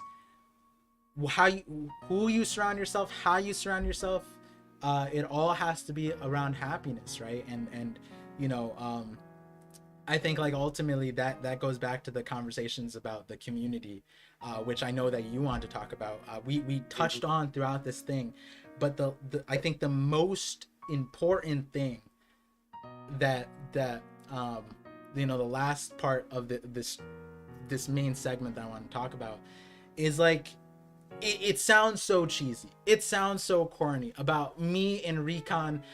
It all could sound like an ulterior motive, right? Because we're gaining subscribers because people are enjoying it. But it's like, no, like this community truthfully is godsend. I don't even know your faces, I don't know your names. I try my best. I apologize every time I scuff it up. I'm trying my best, right? Yeah. But like, we've been a part of so many other communities, gaming communities. I've been in sports communities. I've been in robotics, like wherever, whatever community you think of, political, whatever you can think of, martial arts, all of it. Yeah. And I'm still on Twitch. I'm on Twitch. You guys might know that I'm everywhere, right? I'm on all these things, and people, like, no matter where you go on the internet, you cannot find a community like this. A community where you don't know somebody's name, you don't know their face, but when you agree on a take, when you agree on a theory, when you agree on a response on a chapter, you feel like you know that person. And my example of that is the Hidden Island. Mosh, Larry, I met all of them in person. I met a bunch of creators at Comic-Con. Randy Choi is one of the craziest ones, because him and his wife and me and my wife, we've been mind roping like crazy, and it's the most wildest thing.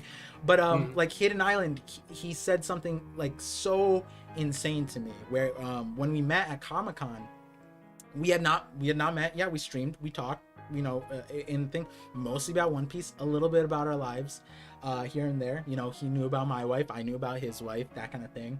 And when we met, like, it was kind of, we skipped hi hello, we skipped like yo what's up, we skipped all of that. It was like, yo, what do you want to see, where do you want to go, like, yo, this is hype. And then like we like took a step back at a certain point. We just kind of like looked at each other like, bro, like, we're talking to each other as if we've known each other for like decades. But we've only at that point, we only knew each other for like 6 to 7, 8 months.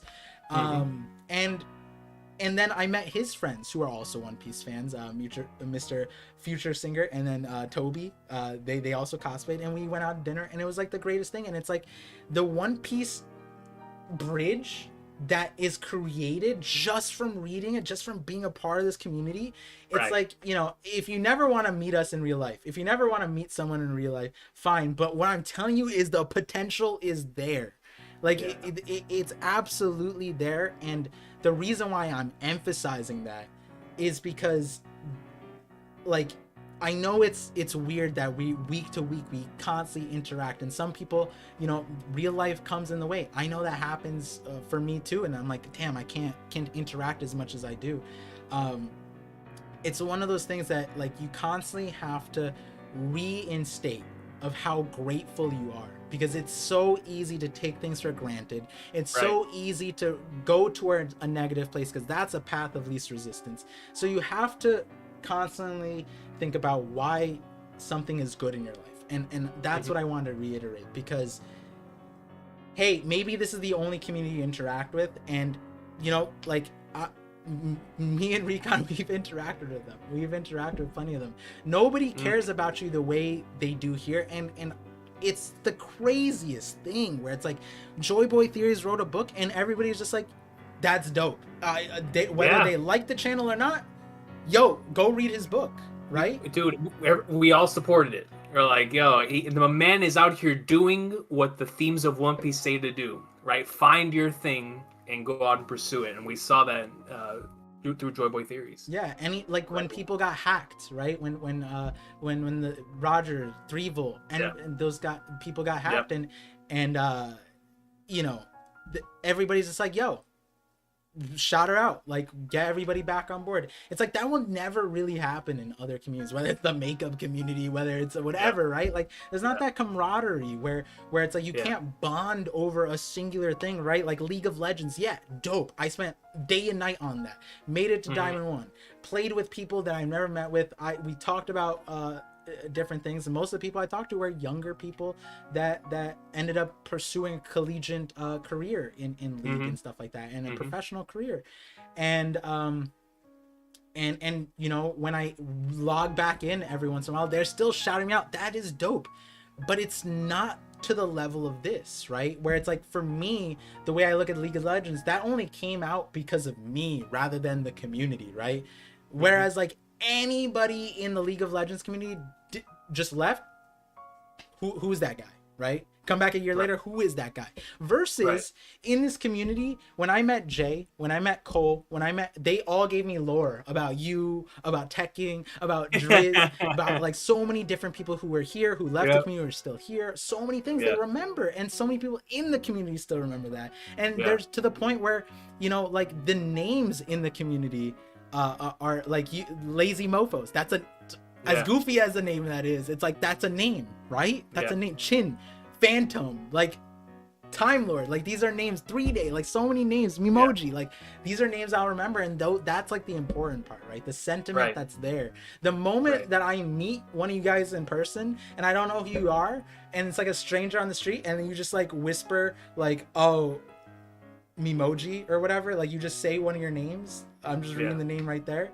It's like that, boom.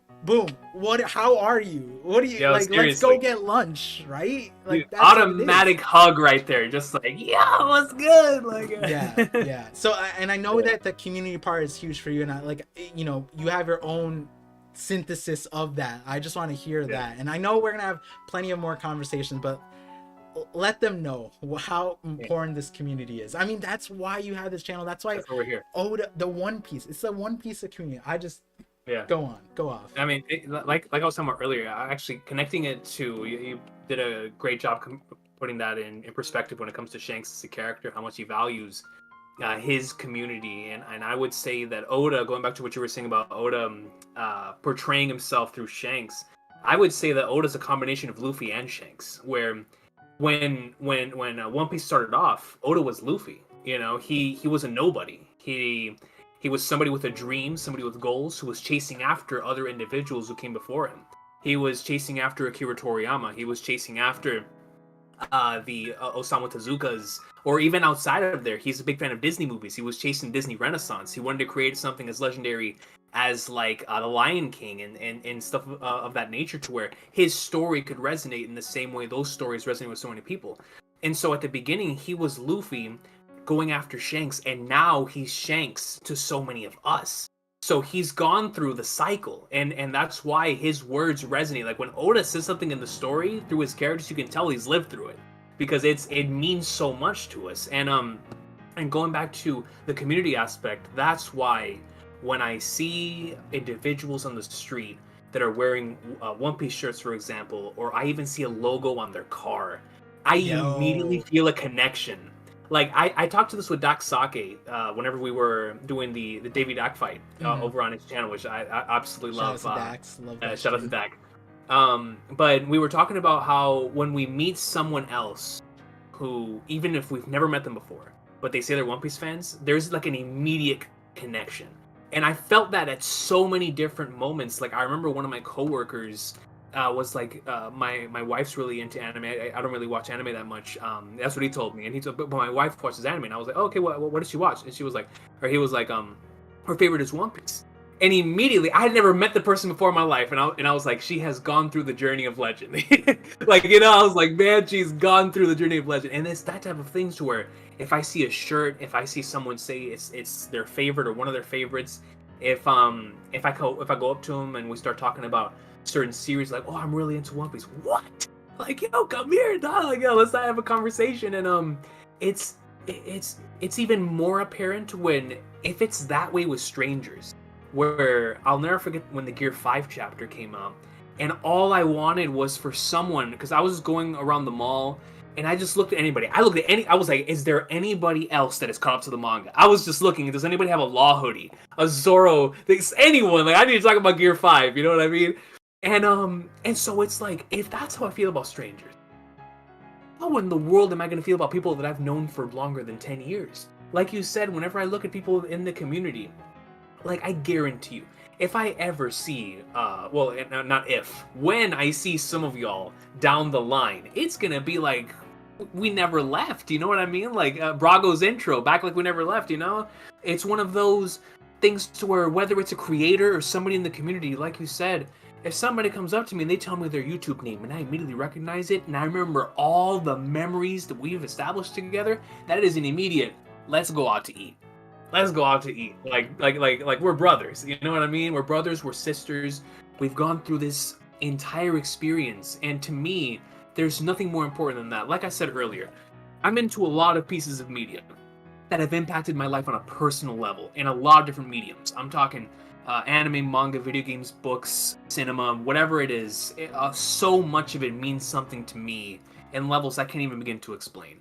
Where One Piece has allowed its place on the top, the creme de la creme on its pedestal, is due to the community.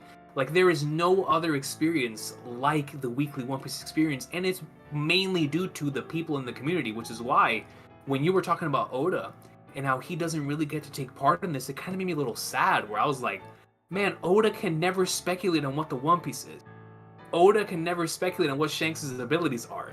Oda can't join the reverie and be like, yo, what is going to happen with the ancient weapons and or someone's fruit and their awakening, like before we learned what Luffy's awakening was, and stuff of that nature, because all that's in his head.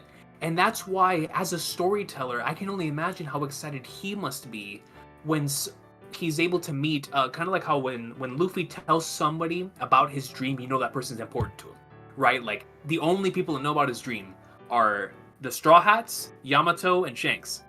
All people extremely important to him are the only people who know this. It's the same way with Oda and what the One Piece actually is. It's only like 10 people who have ever lived that know what the One Piece is. And Oda trusts these individuals. And from what I've heard in the editor interviews, these people come out of those like enlightened.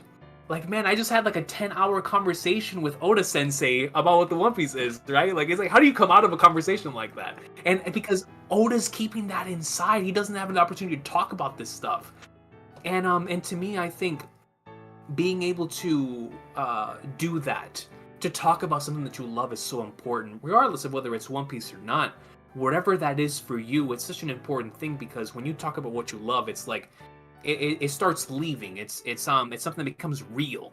And in regards to us, in regards to the community, there's so many things I'm gonna take with me whenever this all ends one day, and we're down the line. Hopefully we'll make it down to like a good old age, right? We're like 85 in a rocking chair, thinking back to the Conqueror's Coding chapter, Gear 5, or the Final Saga, Raizo is safe, and all this stuff. And above all those legendary moments and how we felt in those moments, I'm gonna look at my grandchildren. I'm gonna be like, you know, Par and I had a conversation about how Shanks ties into the incredible thematic value of One Piece as an entire story, and then they're gonna be like, well, Grandpa, who's ParVision? It's gonna be one of those things to where I treat you guys, my fellow creators and the individuals in the comment section, the entire community, as like the same way Whitebeard would Marco, or Luffy would Zoro, or Sanji, or Nami. It's like, these are my people. You know, whenever we look back on this stuff, those interactions are going to be about as real to us as the interactions we have with everyday people, because it's what's inside, and what like Oda is trying to say in Egghead Island about weight being added to memories. That's a legit thing. These memories, these things we've experienced, they're real. That's why, shout out to KevDOG, his recent theory on Egghead Island Legend of Zelda resonated with me, because it goes into memories and the importance of memories, and the importance of living through something, even if it didn't necessarily happen to other individuals, but if it happened to you, it's real. And so all these interactions that we've had, whether it be online or IRL or in conversation, these are still things that happen. These are still things with weight to them, because they are our memories. And I'm looking forward to seeing how Oda continues to explore that throughout the course of the story and throughout the course of this arc. But it's just, it's the community is so special that, to me, One Piece by itself, I feel like, is nearly untouched in so many different aspects, just to me on a personal level. But like I said, when you add that community level and you get to share that with other people, I watch so many reactions. I can't even tell you how many reactions I watch. That is my main basis of One Piece enjoyment, is either watching reactions to other people's reaction to One Piece, or seeing their joy for One Piece. Like, anytime somebody says, oh, their first video ever or something, it's like, oh, One Piece, I love One Piece, or One Piece changed me in this way, or this is what One Piece means to me. I love watching those types of videos, because I'm like, I get to see their journey. Just like you said, Yes. that at the end of the video, at the end of the series, we should all make our own "What is One Piece to us." Starting to see that already, hints of that throughout the course of the journey, where I get to see what it means to them. It's why I love arc rankings, because when I see arc rankings, because the thing is, a character ranking tells me about you. Your favorite moments tells me about you, but arcs are specific things that sort of encapsulate multiple different things, right? I could tell you right now, Jaya and Skypiea is in my top 5, and immediately you'll be like, oh, he values, going into your head and be like, this is what you value within One Piece. This is what this is what resonates with you within the One Piece series. And so the community, having other people that can share those experiences with, and then listening to those experiences, it's just, there's nothing else. And then, like you said, the memes, the countless amount of catchphrases that have come out of our community, the moment to moment, either hilarious or emotional stuff that takes place every single week. It's just, this experience is a concert every week. It's like a thing to where, if you're not a part of it, if you're not here, I don't know if you'll ever be able to understand why it is we all value it so much. There's a reason why even people who believe One Piece fell off, they are still here because of the friends they've made within the community. The friends they've made within the community, the relationships they've made within the community, is way more important than the quality of One Piece right now. One Piece was kind of like a tool used for them to meet other people that they really, really love, to the point to where even if they aren't enjoying where the story is, they are still here reading the series so they can talk about that same series they're not feeling with those people they love. And that, to me, is a testament to this incredible community. And like I said earlier, the fact that this is the community that keeps other people away from spoilers, when immediately when somebody's catching up to the series, and I've seen so many different variations of this over the years, whether it be on Twitter, whether it be on YouTube, whether it be on Twitch, even if they're speaking an entirely different language. I've watched people react to One Piece in French, and I don't know a lick of French, but the universal language of Goat, Raw, Fire, and Peak lets me know when I see someone crying for the Nami scene in Along Park, or when I see someone getting hyped over Gear 5, that to me speaks louder than someone speaking in their own language. And to me, that's just the power that this community has, to where I don't need subtitles to speak to somebody else about One Piece. I'll be like, yo, Luffy, goat. Oh. And I don't care if you speak Japanese, I don't care if you speak Korean or whatever you're speaking. I say Luffy, Mugiwara, goat. Let's go. You feel me? Yeah. And it's like, to me, that's the thing that makes this community so special. It really, really is. Yeah, 1000%. Like, people always wonder, like, because there's a stream about One Piece, I'm generally there.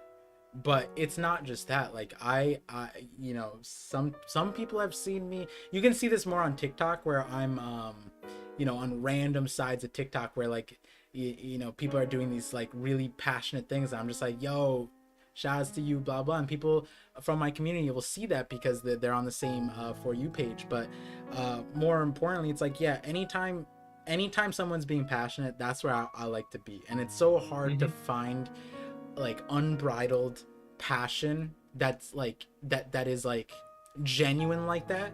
And One Piece continuously brings that to people, where it's like you could have the same conversation over and over again, and it's still fresh, and it's like it's so amazing. And you know, something that you said earlier about the you know, I think in explaining to somebody outside looking in about the One Piece community, or why it means so much or anything like that, that is why it's like imperative to get so many people into One Piece before it's revealed, because the words Rayleigh said, right?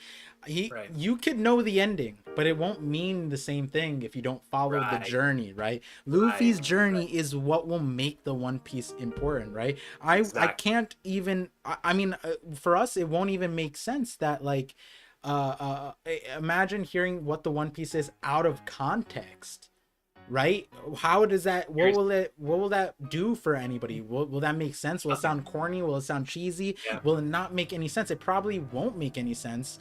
Or if it does, that's crazy. And if it is meaningful also, that's also wild. But I feel like it'll be way more meaningful if you follow the journey, right? And this journey is also that too. There's a reason why One Piece is staying week to week, right? Despite how difficult that is, and unfeasible that is. But yo, the community is one of those things where that's why the voice of all things, right?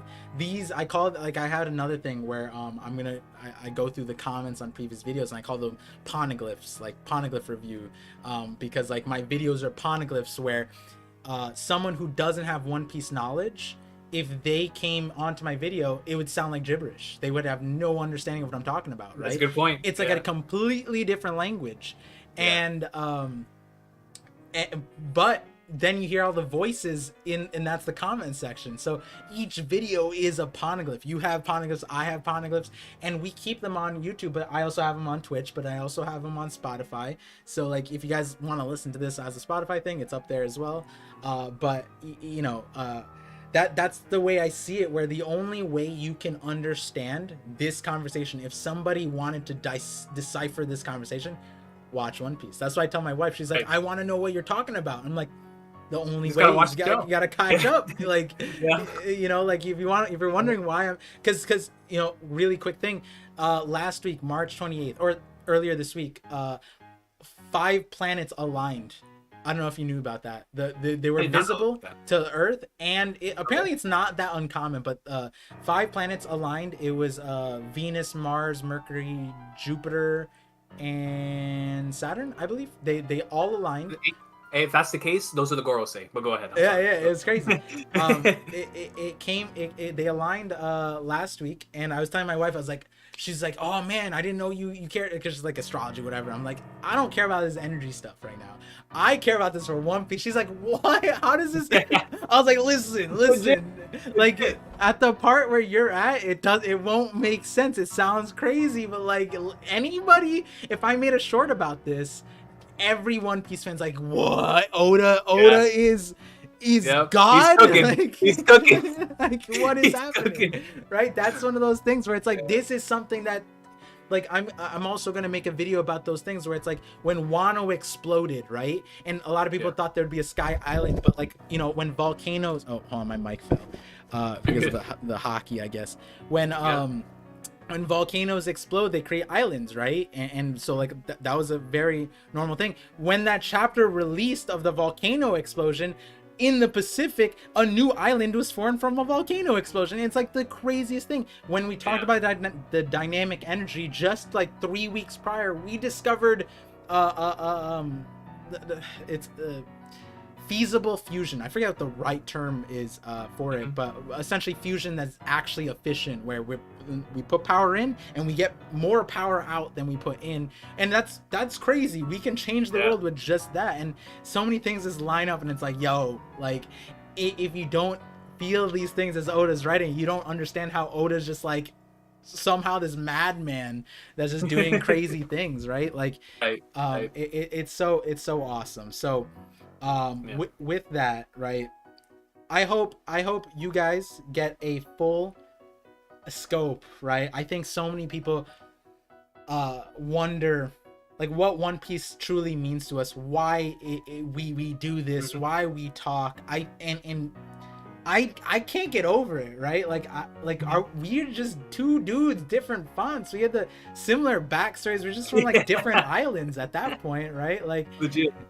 oh man, it's crazy because like even the girl part that you mentioned earlier, that my wife like essentially was the bouncing board. She didn't know about anime there, but like she's still like listening to me talking about that, which is even funnier because at least your person had Chopper memorabilia at the time, right? So like and then we I started my channel way later, but I feel like I can't say the same appreciation, but I understand why you went through a decade. And honestly, I said it earlier, I wish I did it, right? And I explained in the stream why I didn't, and that is one of the things that I needed to be like knocked over the head by God with that diagnosis, to be like, yo, stop it, go after what's important.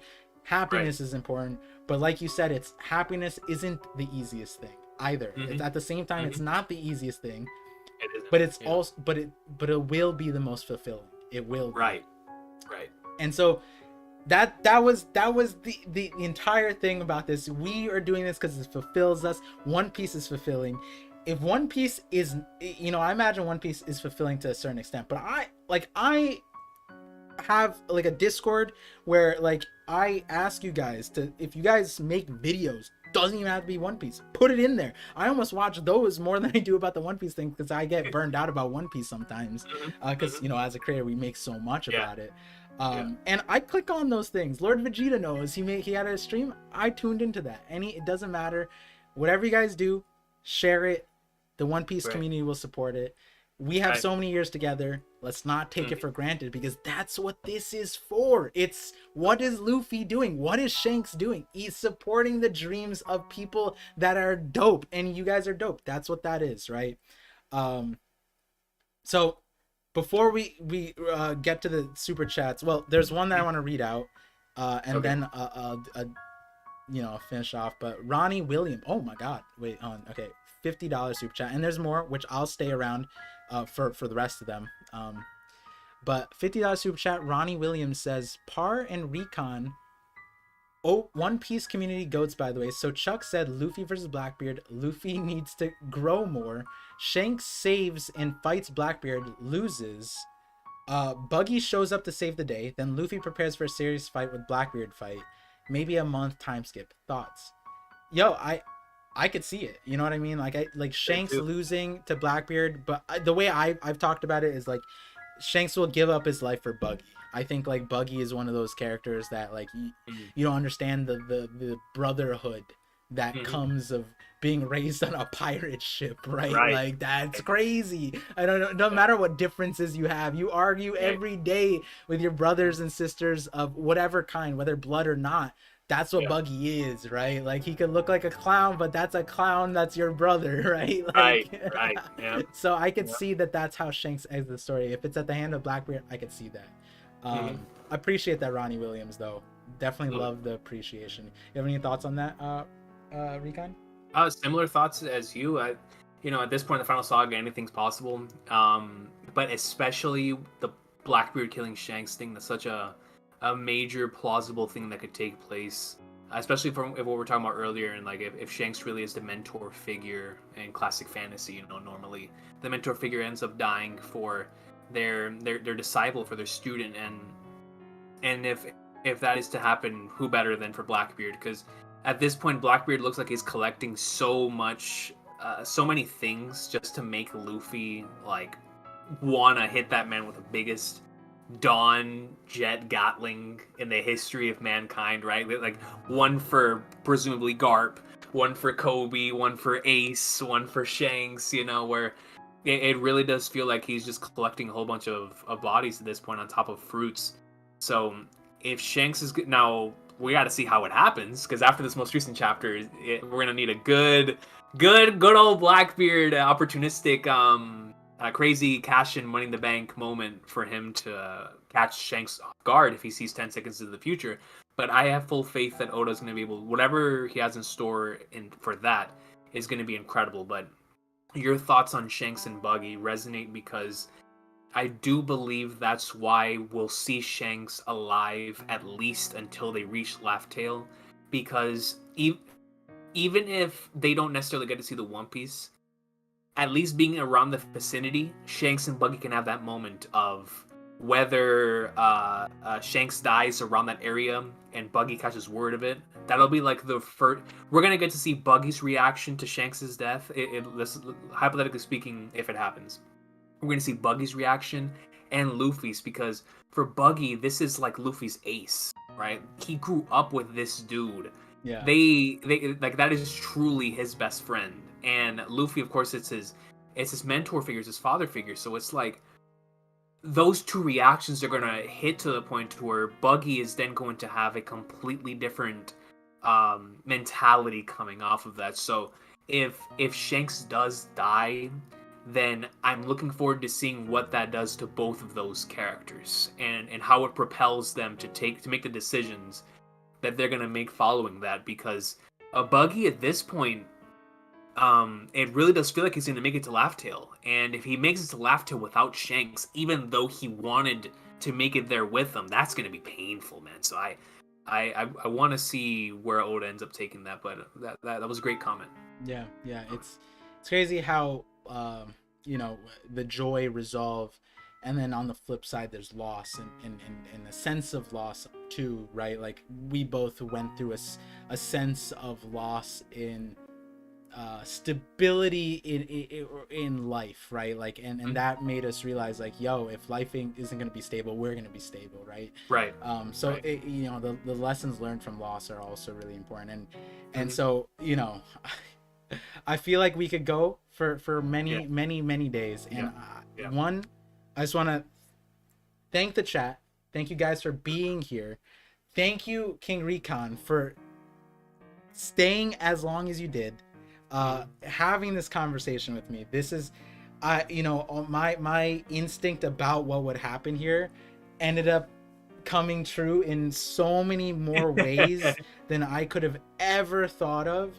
And now, like, throughout in this 3-hour conversation, 3-hour plus, I definitely feel like I connected with a brother figure. Like, that is somebody who's been through things that are so difficult to communicate, and truthfully, there's some things that you go through that, like, unless someone experiences them, they don't understand the gap, right? And I'm sure some of you guys have that, and the only way to find that out is to be a little vulnerable, right? Like, this kind of a conversation isn't the easiest thing to do. A lot of people won't necessarily have it, but where it'll come out of is passion. And right now you have something that you're passionate about. Use that as the vehicle to open up, to be a little bit more vulnerable. As cringe and weird as that is in the greater scheme of the internet, we're not in the greater scheme of the internet. This is the best part of the internet. Like, nobody can convince me otherwise. You go outside of this place, it's negativity. I've been out there. It's so negative. And I was honestly gonna frame this stream in a way where, like, yo, there was so much negativity in the world, King Recon, I need you to bring joy to my life, blah, blah, blah. And you did that. Even though, like, I cried on stream, that it made me feel a sense of, like, yo, I'm not alone, right? And I think, like, that's a Luffy thing. That's a Shanks thing. That's in everything, where it ultimately, it's not, you don't have to have 100,000 subscribers, 30,000, whatever. If you don't feel alone, that's it. Not feeling alone Right. is just having somebody, Right. having one person, having two people. That's it. Mhm. And some people like being on their own, and that's a thing. You have yourself, right? But that sense of not feeling alone is so important, because that drives you to so many places. So thank you, King Recon, for making this world a happier place, a more full place, a more satisfying place, a place that I'm so happy to be in this community. Thank you for continuing and making your channel what it is and doing what you do. Keep being you wherever it is. I'm looking forward to that book. I don't care how, you know, it doesn't need to be a masterpiece, because now that I know you, I'm gonna hear their voice through it. That's the whole point of the voice of all things. Right. I hear Right. the voice of Recon now. King Recon's voice is, I have it. I gonna pick up that book. I don't even need to know you wrote it. I can hear your voice. That's what it is, right?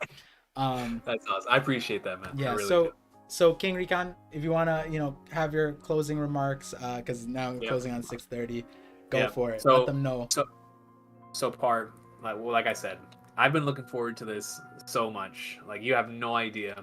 From the moment that we tried making this a possibility late last year, it was one of the collaborations that I was looking forward to the most. Like I said, for a similar thing as you, that you know, just heard so much about him. We've talked before, loved the conversation we had, but this one was special. This was a conversation where truly felt like you said, was able to communicate with a brother figure. We were both able to be honest and talk about so many things outside of even the spectrum of One Piece, and why it means not only so much to us, but for encouraging other people to find their own version of One Piece. That's so important, right? To find that thing that pushes them forward. But before I get out of here, and I'm gonna spare a few minutes because I have to know this, man. If I don't ask this, then it's gonna bury me away. I've got to ask, man, the origins, because we both come from the same side. The origins, the video game side of the community, man. Talk to me real quick before I leave. The origins of how I got into it. Like the origins of, you said that pursuing and playing League of Legends, making it to Diamond, that side of the community. Like, talk to me about, because like I said, I come from the video game side, whether it be the JRPGs and Final Fantasy. That's how I got introduced to Japanese media. Like, I wouldn't have gotten into One Piece if it wasn't Final Fantasy 7, you know. So it's like video games have been so important to me throughout the course of my life that hearing you talk about that earlier really resonated. So talk to me about video games and your experience. One thing I'll say, because we're short on time on your end. Yeah. If you want to have a stream and we go off, anytime. But to answer your question, right? It was a community thing where I was always into games like Super Smash, like all those things. Call of Duty, that was a big one in high school for sure. Shooter games, Halo, Call of Duty. Right. In college, I didn't play PC games up until college because I had a PC. Me and my brother, we played StarCraft when I was very, very young. I always played chess. It was like the strategy game, and I was always like good at games. And the thing about it though was when it comes to games, I'm a competitive person, and it's like right, this. Me too.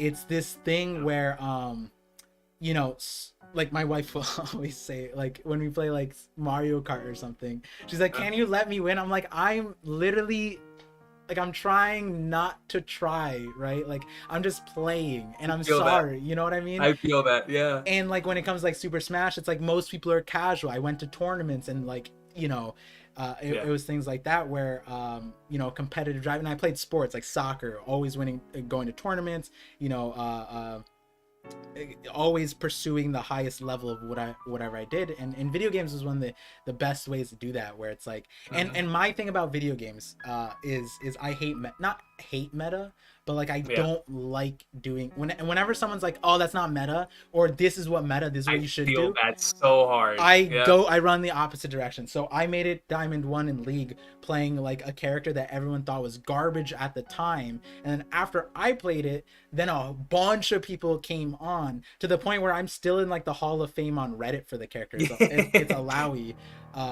For those of you guys who know what that character is, absolutely dumpster fire at the very beginning when it was introduced. But the way I got into that was in college.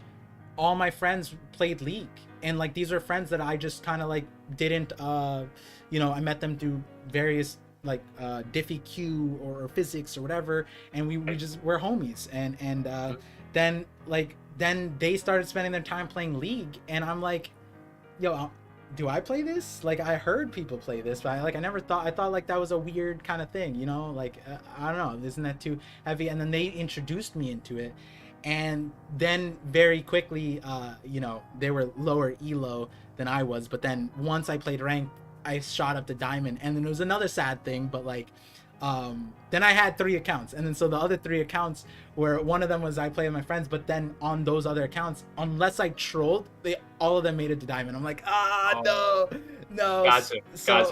So like, and then while I played League, I also played Destiny. So Destiny came out. It wasn't even my PS5, it was my roommate's PS5. He was you know, he put a lot of time into it, but it was just like the strategy of the game. I just was cracked at it. So in the limited time that I played on his PS5, I was one of the first people to clear the first raid.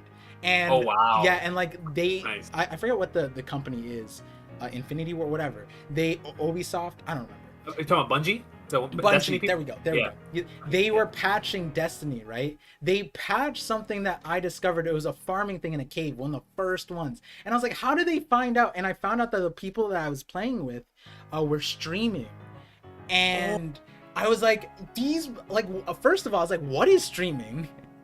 Second of all, these motherfuckers, they ruined my like my loot spot. This is crap. Right. And like I kept on figuring out ways around it until they nerfed into the ground, because like these dudes would just they're on my friends list. I wasn't bothered by it because I figured out other things. But that's how I discovered streaming, because I was like, yo, how do they, I was talking to them on like VC or whatever. I was like, yo, how do they keep finding out what this is? And they were like, oh, we stream Destiny. And I'm like, what do you mean stream? And like, you know, like on Twitch. And I was like, what? And then like, yeah, like we're like one of the top people that stream, like you come check out our thing. I'm like, you mean to tell me you've been streaming our hacks? Like not our hacks, but like our thing, right? Like it wasn't a glitch necessarily. I was abusing a system, and like that's my main thing. Like so with the Lowy, for example, back to League, the reason why I made it so cracked is because I did the math behind a move set and the item set, and I made the most cracked regen thing, where it was basically like you couldn't kill me even though I was a glass cannon, because I would just put out so much damage and I would heal from it, and it was all mathematics. Like I did the math out, and it was so funny because when people came onto my stream, eventually when I realized like, wait, streaming's a thing, so let me stream League. And then I found out the League streaming community, and I like got into a few people who streamed League, and that's honestly how I learned about content creation, because of the League community, because there's so many people. For example, some of the biggest streamers right now from the League community, Pokimane, for example, from League. I was I was in games with her, and I mean, she wasn't the greatest at the time, but you know, she's obviously very skilled at the skill of it. You kind of get that if you play a long time and your friends are all challenger. But you know, back when Discord was still being made, Discord wasn't a thing when I started playing, and then Discord was made, and then so that's how like I got introduced to online internet gaming community. Discord, it became closer. And the thing about League specifically, given that's the largest game, similar to like One Piece, but also streaming, it pushed the agenda there. I got to know a lot of those content creators very quickly, and I'm on some of their YouTube videos, and because of that I wanted to like, people are like, yo, you should stream too. And I was like, really? Like I don't really see, like, what would I stream? Like, you guys would watch me play like this one character? And they're like, yeah. And then I did it, and then it took off. And then, you know, that's when real life came and kind of like between real life and my own holding myself back, like I pulled myself away. But it's one of those things where I always, to this day, some of my OG viewers, they know one of the first streams I did on ParVision was I was playing League, and I was just like bopping dudes. Like I have a highlight I have a highlight on my Discord. You guys can look it up, like 1v5 whatever thing. You got a pentakill here? Yeah, no, like because what happened was last year I haven't played League in so long. I haven't played League in a very, very long time. After I got diagnosed, I used it to like, you know, like this is a safe Gotcha. place. It was fun. Yeah. People always wonder like, you use League to cope? Like I'm like, yeah, I play ranked and it's like the most chill thing because I just win. Like, what do you mean? Right. It's so fun. When you're winning, it's fun. When you're winning, Yeah, it's fun. I mean, when I lose, it's like an obvious reason why I lost. It's not me. Yeah. That I can tell Yeah. you that much, right? Like, yeah, and there's no point to get mad at the dude. He's just garbage, right? Like, what's the point of getting mad at this random dude I don't know, right? Right. It's the same thing with the, you know, when people put negative comments. That's why I read all the negative comments because that shit doesn't hurt if you're part of those communities.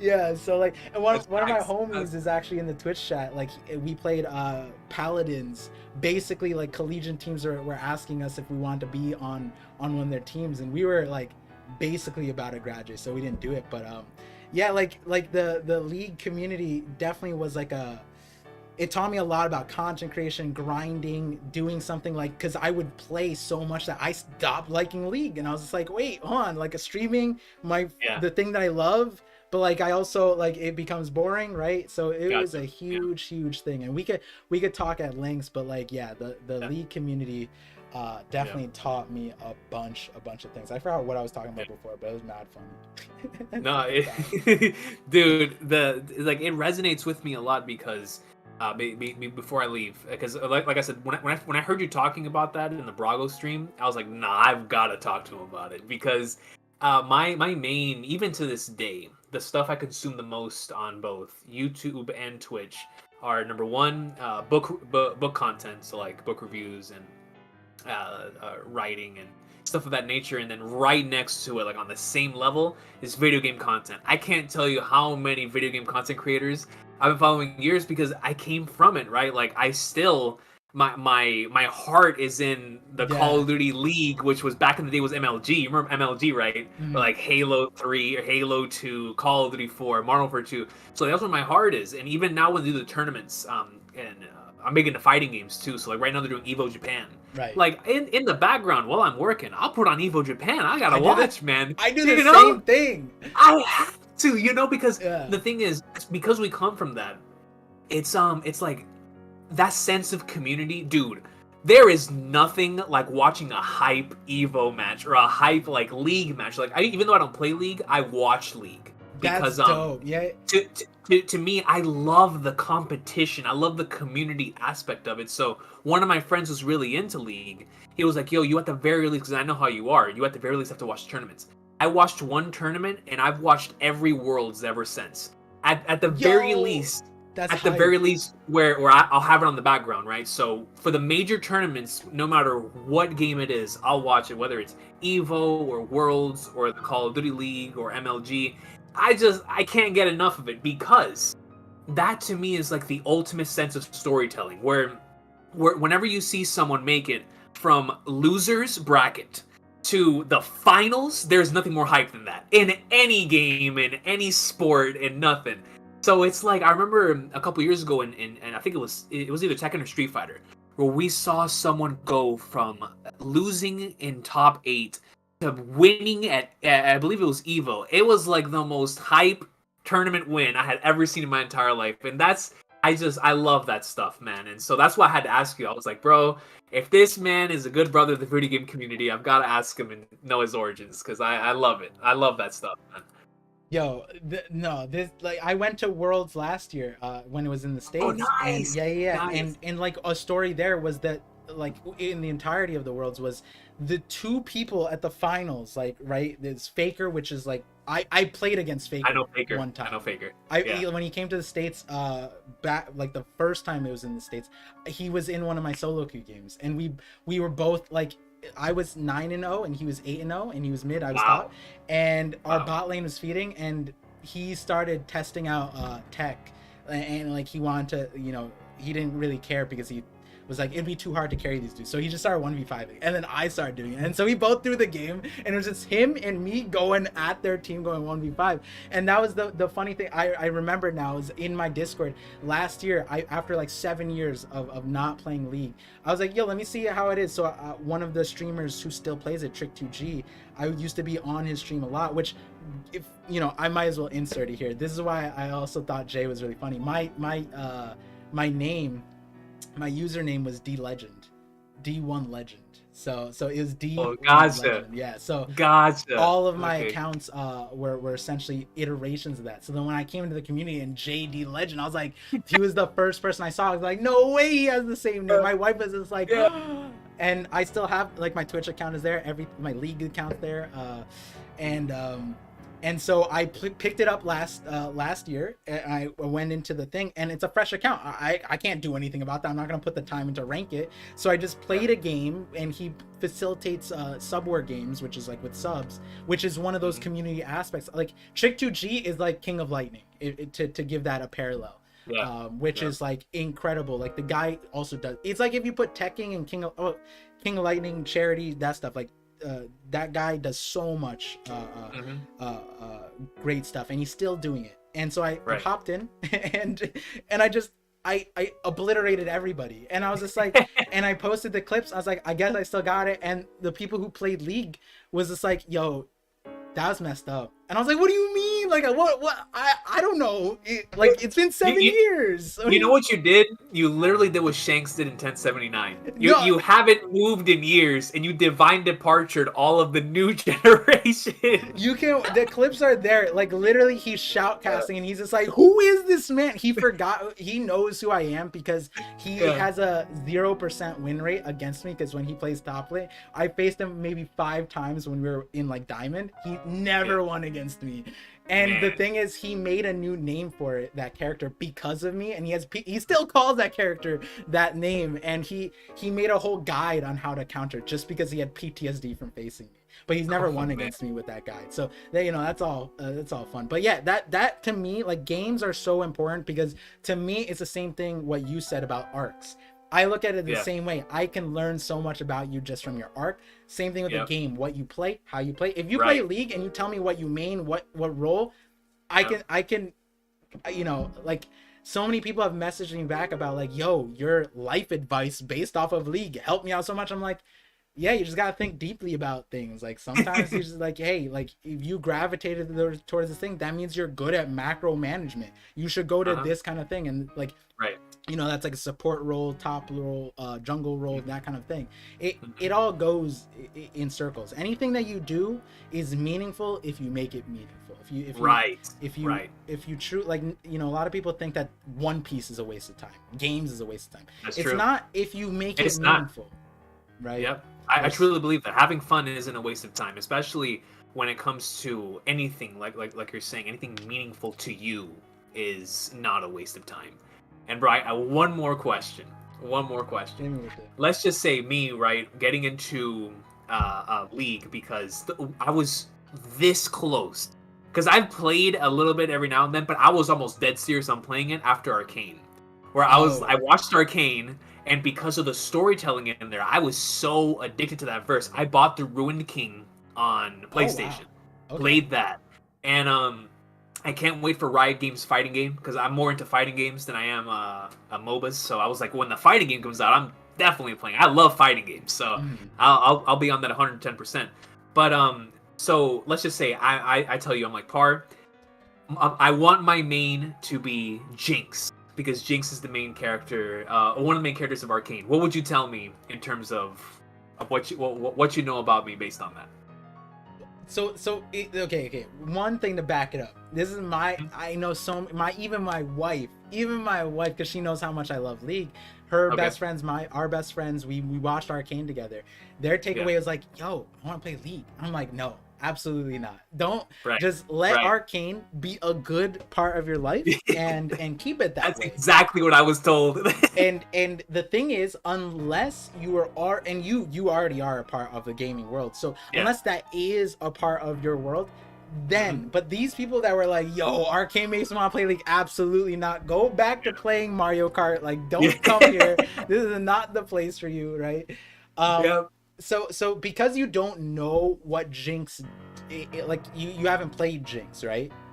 I played Jinx, but it was like I said, my only experience with League is one of my closest friends plays it a lot, and they are really, really good.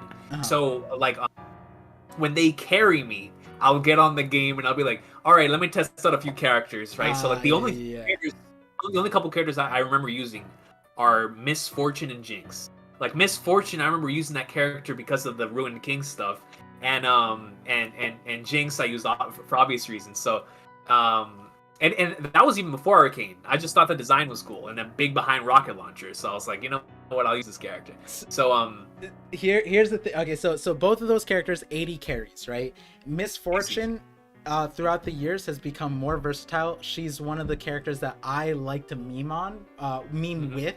So you could play it with attack, damage, or magic AP. And I would love to, before it was meta, I would just go mid and just one-shot people with the broken AP scaling there, right? But at the end of the day, those characters are 80 carries, right? And to very quickly explain it, which, you know, in terms of understanding someone, I'm more talking about like people who like they put the like they played the game a lot and they went to certain roles, they went to certain things. Yep. But here's the thing with 80 carry. 80 carry is the definition, and I saw Virgo say, I'm Tristana. I'm imagining 80 carry, right? 80 carry is the definition of let me cook. That is what that means. Because 80 carry is a role that you want to essentially take the resources as long as possible, be safe, not die, let me cook, and then you'll roast everybody. That is what that role does. So Jinx is known as a hyper carry, which if you let that character go on to like generally like 20-25 minutes, it's a menace. Even if they died like 12 times, like they'll have enough money to just be like an actual absurdity in the game, right? Virgo, let me cook, I'll get you a pentakill. Like that's what I'm saying. Like the that's what that role is, right? And for me, I played all the roles except in diamond. I think I was diamond in every single role. Diamond 1 would be top and mid.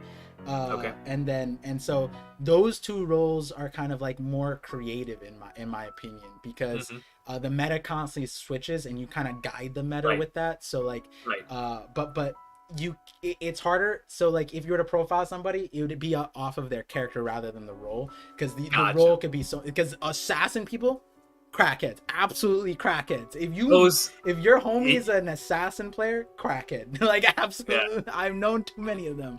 So you know, that's what I'll say about them, and that transcends to all games. Actually, all games.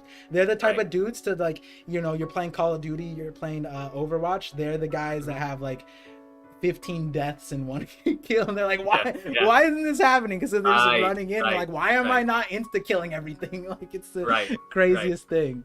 I love how you apply that universally, though, because same thing in fighting games, where once at the very least when it comes to the 2D fighting games, like there are certain things that are universally applicable in certain games. Just that there's certain things specific to a certain game, right? Like let's say if we're playing Street Fighter or Guilty Gear Strive, I can go into Guilty Gear Strive, play good footsies, play the zone, or do my thing in regards to combos. But if I don't know certain characters the way I do in Street Fighter, you can do something and I'll be like, how in the flying flatliners they do that? You know, and that's like universally applicable when it comes to, like you said, in regards. So there's another game out there that's, I'm not gonna say it's similar.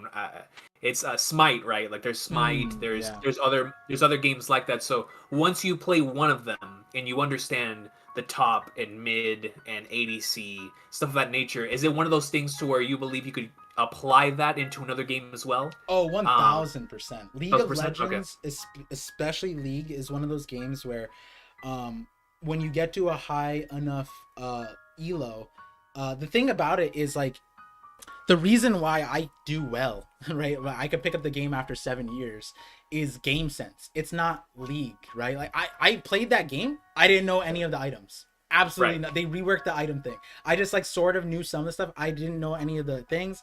I literally asked my team, and you could hear it in the VOD for it. I literally asked my team, yo, what does this champion do? What does that item do? I had no idea, but it was the game sense. When you get to a certain level, the game sense that you get from League, and you can see it from certain League of Legends players that are good at League, they are also good at many games. And that's not necessarily reverse applicable into League.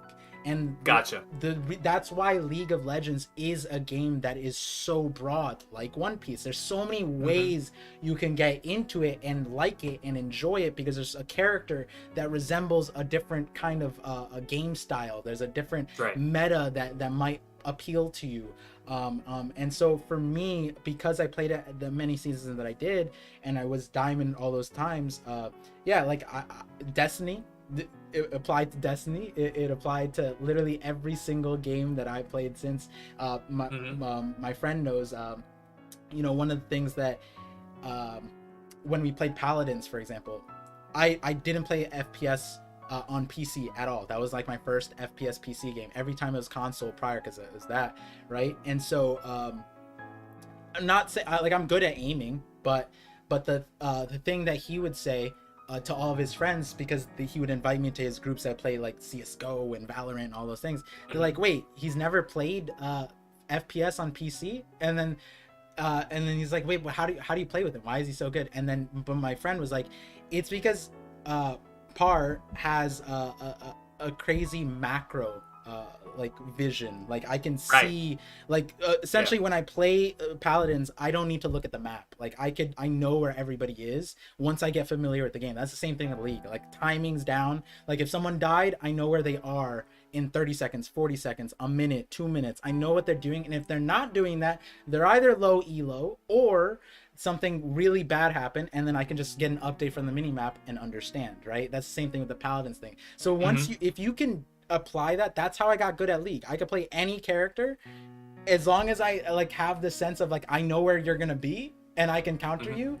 Hey, how are you gonna beat me, right? Like and so you could apply that, and that's why I was good at that game. There was a few characters that were very difficult for me to play and play against, but the way to counter them was, hey, if I need to counter a sniper, just be where I know that they're gonna be at. Make it difficult for them, right? If an assassin's gonna come in here, then I need to know where the assassin's gonna be. If I know where the assassin's gonna be before they're gonna be there, then they're gonna have a hard time, right? You can apply that to anything, and there's so many different aspects of League that you can apply it everywhere. And if that makes sense to you guys, right, if the macro vision of the gaming thing applies to One Piece, right, that's why I can remember chapters. That's why I can remember the streams, the conversations, the various things that I read, talked about. It applies, right?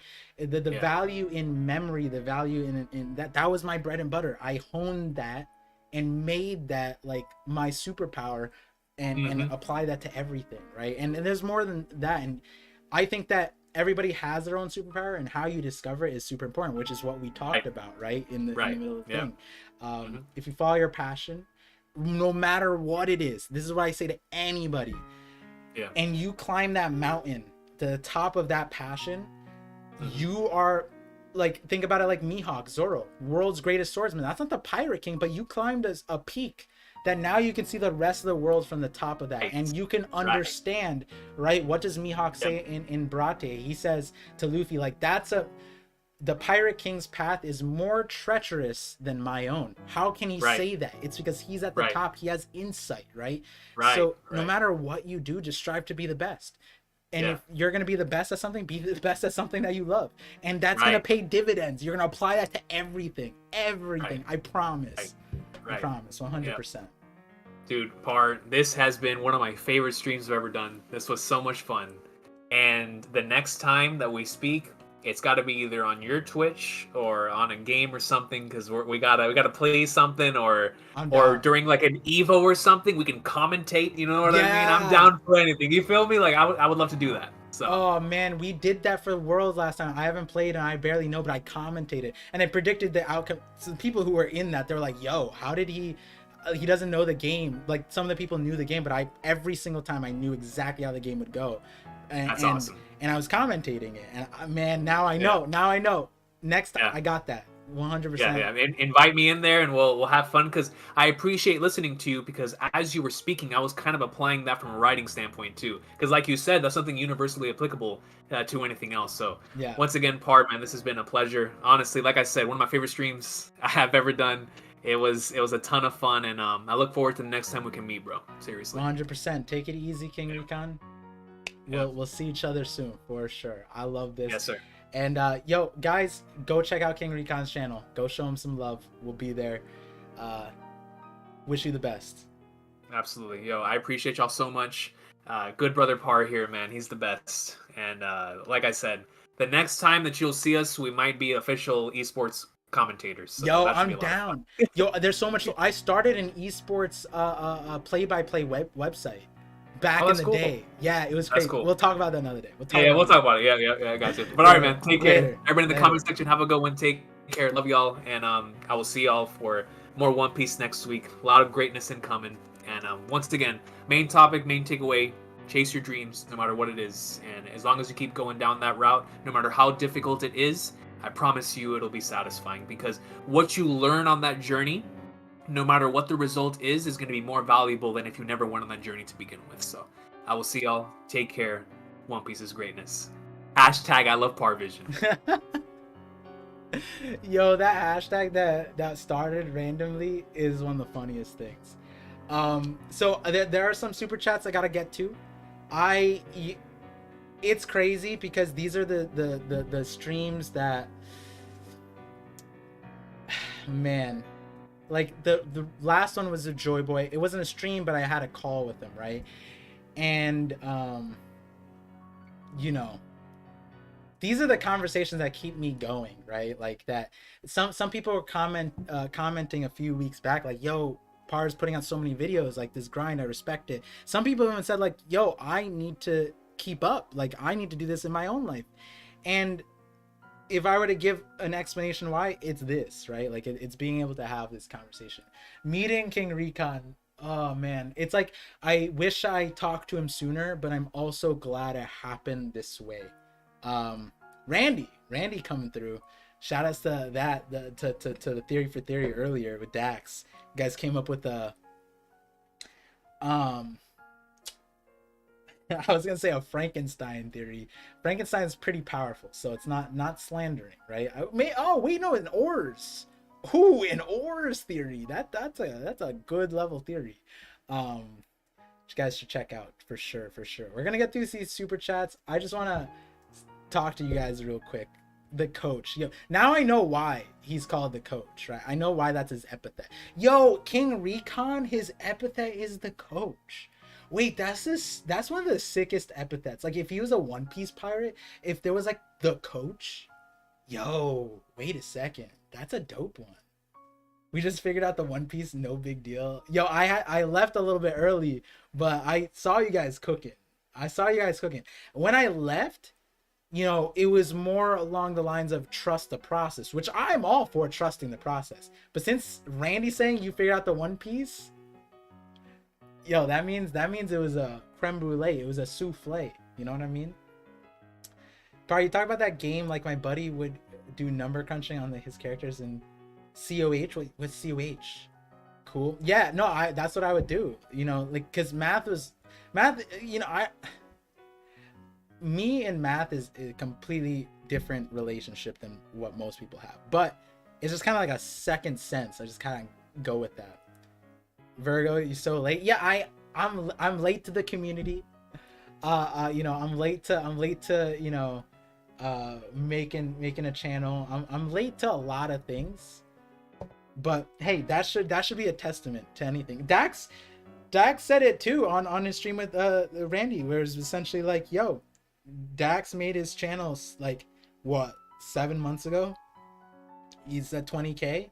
And it's not even about the 20k, I don't think, for Dax. I think Dax is just, he's happy he's able to speak and let his mind be free, right? Like, I think the liberation of his mind is what is the most exciting thing for Dax, right? And I think, I mean, Randy's a whole different, Randy's a fossil, bro. You have to be a different breed to be what, like 12, 7, however old Randy was, to hear, think about this, guys, to read that 4 kids is adapting One Piece to your country and getting mad and writing the CEO a letter telling them like, you're trash, get that shit out of here, stay off of my turf. Like, that's crazy.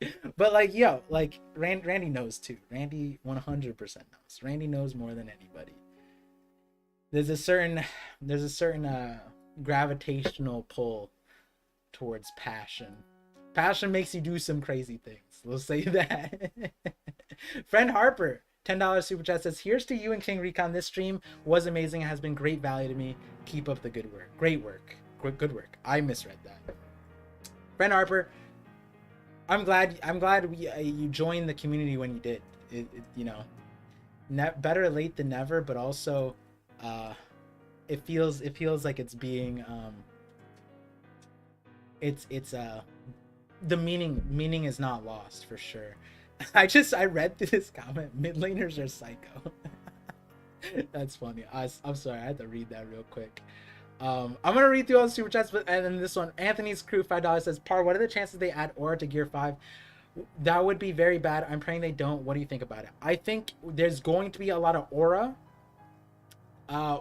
when we get to the end of One Piece, 100%. I hope they do it in a meaningful way, meaning the colors mean stuff, meaning that there's a system in place, right? Like we're not just adding all the colors of the rainbow to Zoro. I think that when that comes to play, right, Oda is not necessarily dictating that, but I need him to, right? Like the manga's black and white, but I need him to have the foresight to be like, listen, this is what's gonna happen, right? When you do aura, this is what's gonna play. Gear 5 specifically, though, is interesting because when you get to the rubber hose animation, you don't get that, right? So I can see it being lost there, but it will be like Luffy. Think about it like this, right? A character like Kaido has his aura playing around, right? And then like Luffy just grabs the aura and eats it, right? That's like a Tom and Jerry. That's a rubber hose kind of thing, right? So I think that like, and that like memeifies it a little bit, and that, you know, that could play on a huge thing where it's like that aura is their willpower, their hockey, the spirit, and then you just have Luffy munching on it, right? Like that's the craziest thing. I think when it comes to Gear 5's aura, it'll be more in line of something that that Luffy gives people. So when Luffy spreads the smile, spread the happiness, that's probably when we'll see aura play out. And I've talked about it in a little bit in a previous discussion. I forget which one it was. It was either a stream or a video where I was saying that like the Ninetales cloak, but Luffy, and I was saying that this is way before, you know, like various people predicted Gear 5, like portions of it.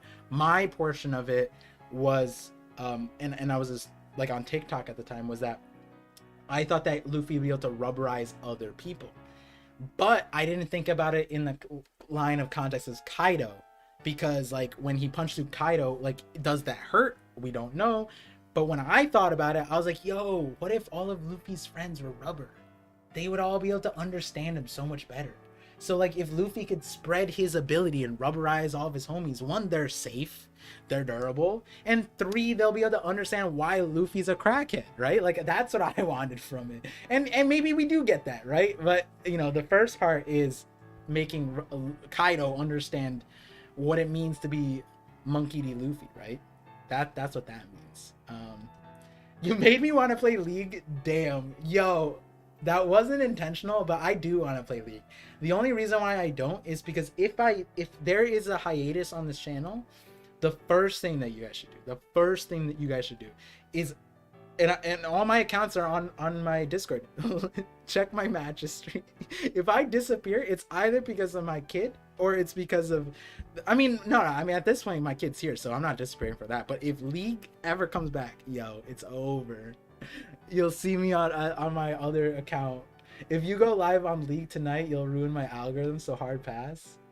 Yo, I might do it. No, I'm just kidding. I don't have time for it right now. That's the problem. The reason why I don't get back in the League is because I will want to relearn everything. Just don't have the time. I knew League. If you think I know One Piece well, I knew League better. And to be fair, League had less. No, that's not like necessarily. No, it had less. The difference was in One Piece, you not knowing the information didn't make you lose like a chapter. You know what I mean? Like me not knowing what like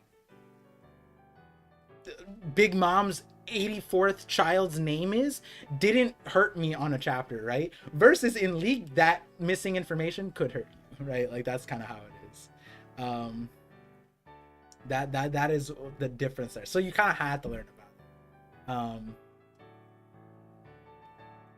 Observation, friend Harper says, observation hockey thought I just had. Luffy knew Mihawk was strong enough to absolutely body his first mate, no contest. He observed his own death from rushing Mihawk because he had knowledge of Mihawk.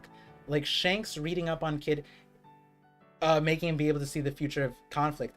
Friend Harper, I'm going to expand on that. The other part of it is, if Luffy thought that Mihawk was going to kill Zoro, would he intervene? Or is that Luffy also assessing that Mihawk's not a bad person, right? How many times has Luffy understood Fujitora?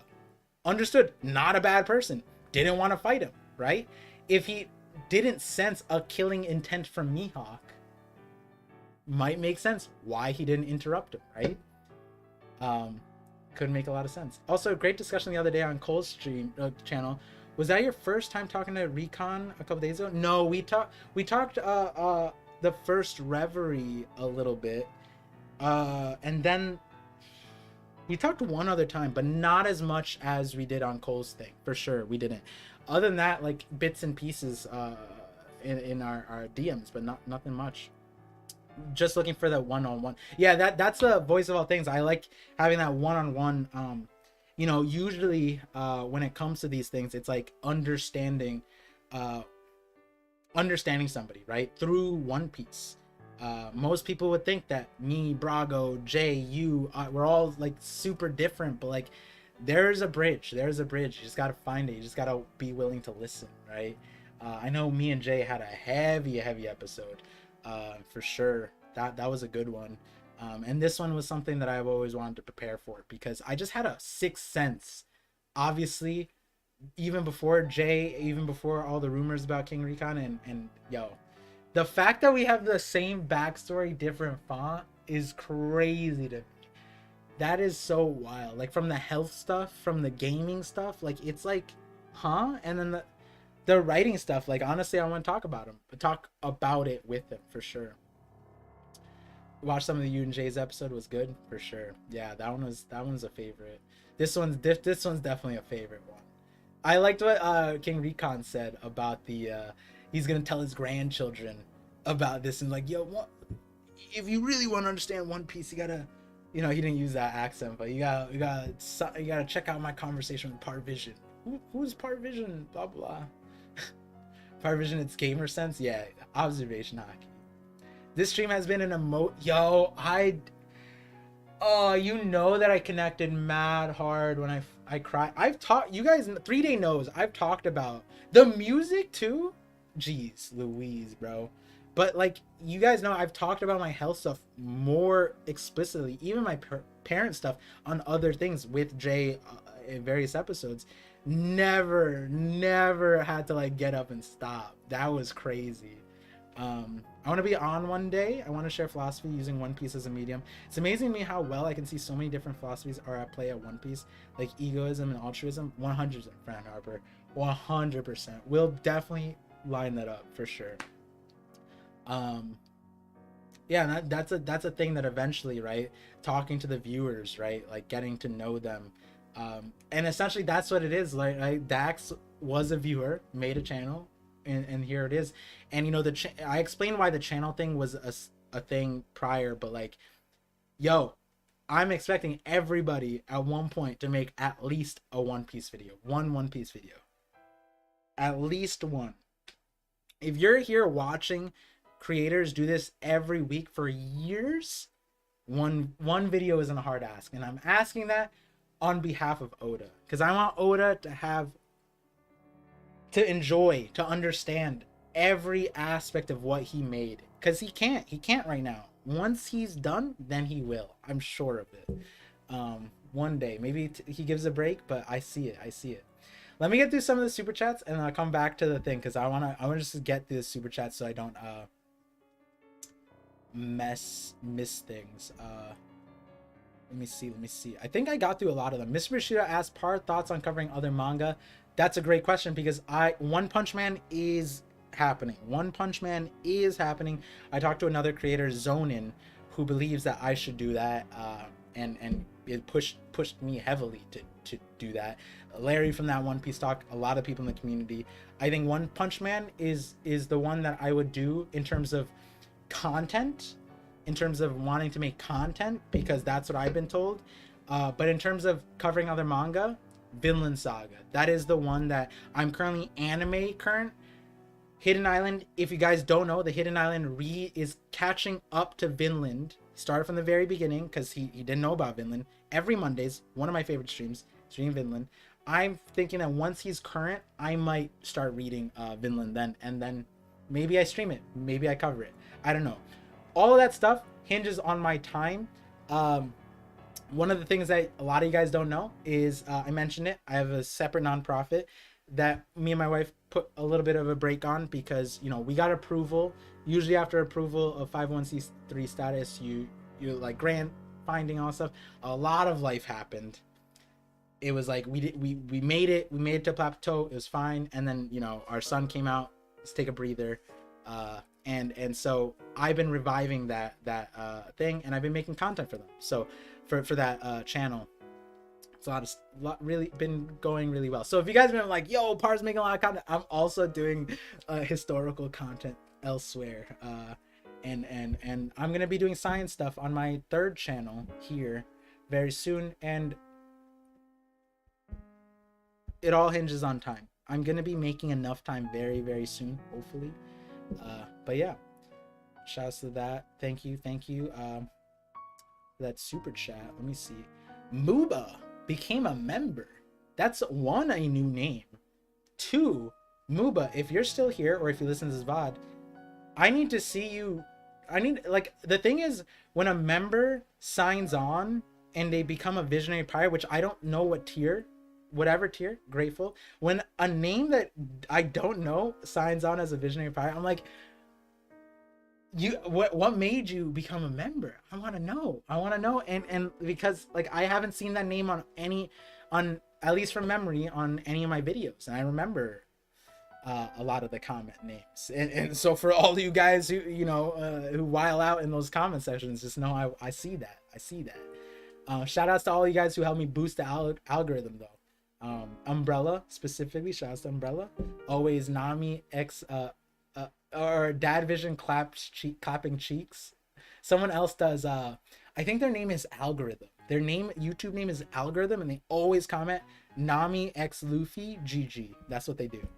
Great, I love it. Dax becoming 2-month member. Dax, I love you. Appreciate that. Yuna, 250 euros. Meanwhile, in Two Piece Gear 5, he is here. Soy Boy. When did that happen? I feel like someone said Soy Boy on a multi-creator stream at a certain point, and that was hilarious. That's my YouTube channel, Par. How to subscribe on both Twitch and YouTube. Oh, Dibs, that's you. Oh, shout out to you, Dibs. Gotcha. I appreciate you. Thank you so much. And you've been here. I'm sorry. If you guys didn't realize, I always do try to read the comments. This one was a particularly hard one because I was crying when I was talking. I was like, yo, hello, can I not? And then I had to stop reading chat because some people would say things. I'm like, yo, no, not right now. Not in the feels, you know? Alexander with the $5 super chat. I've always dreamed of a final fight where Luffy's devil fruit is neutralized and him and Blackbeard are just having a brutal, raw, emotional fist fight. I don't know if you've watched Gurren Lagann. You should, if you haven't. Great. Love it. I love it because it embodies that like raw emotion, that ideals clashing. And I agree with you. In one of my videos, in my Kid Sucks at Hockey video, I talked about how Eam might have all hockey, but then also might have the power to, if Blackbeard has the power to negate hockey, devil fruits, someone probably has the power to negate hockey. So, or might be able to do that naturally. So negate devil fruits and hockey. And I was like, who better than Eam? And when I thought about that, I'm like, yo, the last saga would be crazy if you just didn't have, like, they literally couldn't have hockey or devil fruits. What would you get? It'd be kind of sick, right? It'd be kind of cool. It's like going back to the beginning. And I feel like that'd be a cool climax. And I just don't know what that would look like. But I think, another concept in One Piece is like the nature of humans and humanity and the evil of humanity, because there's other races and it always comes back to that the humans are evil. And it's like that raw like passion, emotion, and it's like it's not that humans are evil, it's like everyone's the same, right? This is just another line that's made, and that would be a great way to show that, right? I don't know how it would look, but that'd be a good way to like break the barriers. But at the same time, you almost look at it like maybe devil fruits are the way to make it even with fishmen, but that's not a great balancing thing, which, you know, to me, coming from League of Legends, where balancing is make or break a week or month of a season, balancing powers is super important to me.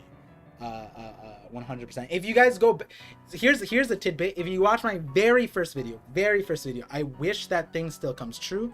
I think it makes a lot of sense, but you can literally hear my game sense in there, where I leaked my game sense in there, where I talk about range and openings and stuff like that, and against Kaido specifically. I hope it still comes true, for sure. Awesome $5 super chat says, how is Shanks stronger than Kaido? He lost his arm to a fish. No Yonko takes an L like that and is number one. Mihawks are in the Shanks. Hey, so if you watch the video I just posted, by the end of it, you might understand why Shanks is stronger than Kaido currently, because the premise of the story is hockey. And if hockey is the end all be all, then what Rayleigh says, what willpower is to never doubt that is true power. You can't tell me that Shanks and Kaido, their resolve is so different. And then on top of the Mihawk Shank one, look forward to the next video. I will address that in the next one. And then we're caught up, so I could talk to chat and you know, start closing out the stream, because we're hitting the 4-hour 15-minute mark, and I need to eat a little bit. Tired. Today's Sunday. Oh, I also have the 50/50 podcast with Sai. Oh, that's another thing that I'm doing. Every week, me and Sai have a non-One Piece related podcast that runs very differently than these Voice of All Things, where me and Sai just goof around about like current events or current things that we watch or things that are on top of our head. People who haven't seen Gurren Lagann, yep, here it is.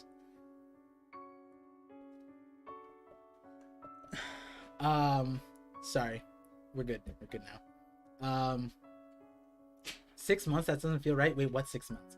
JD Legend collab was Voice of All Things episode 20. Was it really that long ago? Yo, it was. Wow, that's crazy. Crying ParVision is blind to chats. Yeah, I have to be.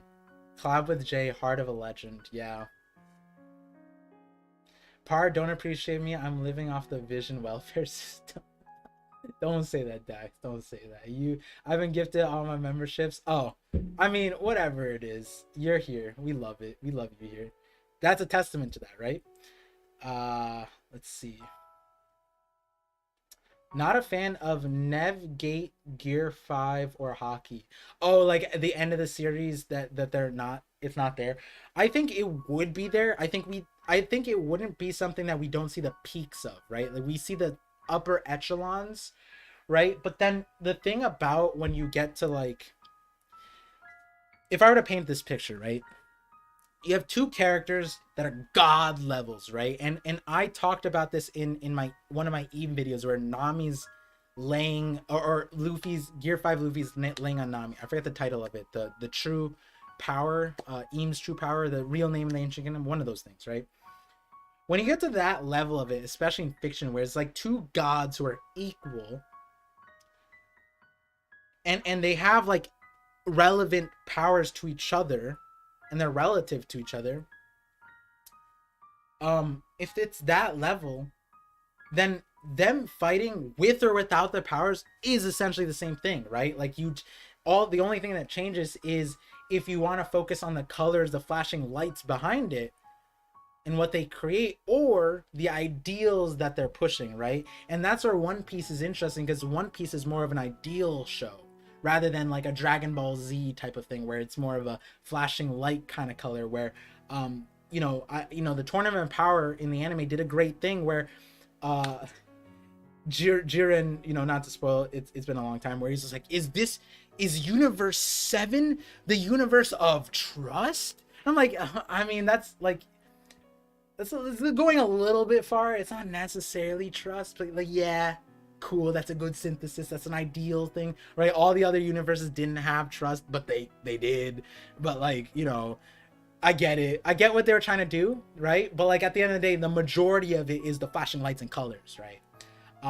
That's why I also feel like Naruto, again, not a spoiler, but like Kaguya, Naruto, Sasuke, the Madara fight was more of like in ideals, like this is the better world, whereas when Kaguya came up, it shifted from like, we already overcame this, right? Now you're just like some crazy alien existence that like has no necessarily care about like this thing, just wants to reset it. So it's interesting, but it's not necessarily that. But I think One Piece is one of those ones, Gurren Lagann is one of those ones where it gets to that end stage level where at that point you could take away all the bells and whistles and you still get the core of what you want in the show.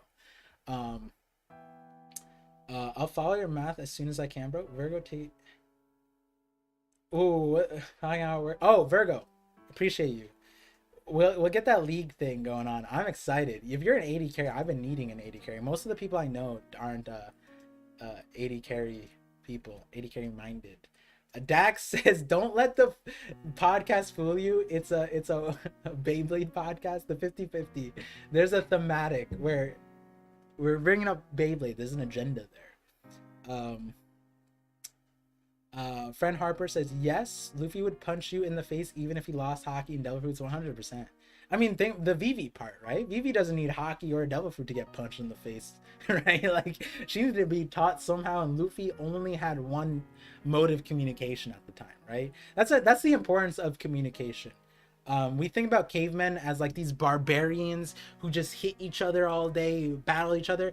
But like, if you didn't have like a language, right? Like, honestly, fists are more communicative than ooga boogas, right? Ooga ooga, right? You know what I mean? Like, how, imagine trying to evocate emote like your emotions through an ooga ooga ooga, right? Like, you can't, right? At least babies can cry, but like, if I punch somebody, they would get the message so much faster than a few oogas, right?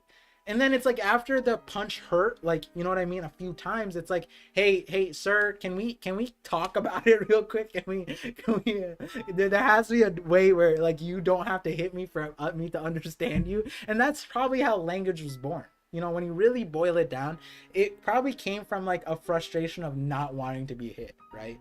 I think about that sometimes.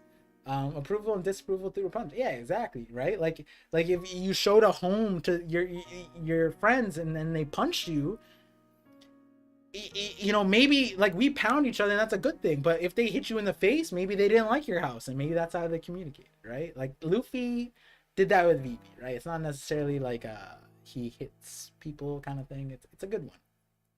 50/50 podcast is here on Spotify. Yo, we gotta get that booming. Everyone watch Kev's Zelda theory after this for real. Well, first watch the Shanks video I posted, because the reason why this stream I unfortunately I put it in concurrent with the Randy stream at the end of it, was because that video contextualizes this stream and this stream contextualizes that video, and it's like this cycle. And I like making videos like that. That was like a driving force where once I understood what my Shanks video was about, I contacted King Recon immediately. But 100%, honestly, the Kev's Zelda theory, I already told him I'm gonna live react to that one and the Japanese pole shift one for sure, 100%. Because one, if you guys haven't seen Kev's Zelda theory, look at the thumbnail and tell me that's not one of the best thumbnails I've ever seen. It's so cool. 100%. But yeah, we're caught up with super chats. We're at that 422 mark. Uh, that's a fun number. Um, let's get it to 42345. Let's do that. So I'm gonna end it in about a minute, guys. If you guys enjoyed the stream, please like it. Helps me in the algorithm. You guys are already supported enough, so that's too much for me to ask, anyways. If you guys took away anything from this stream, I don't even care if you watch my channel at that point. Like, I care more about you coming to Discord, putting out what you're passionate about, whether you're pursuing it, whether you made a video about it, whatever it is, post it there.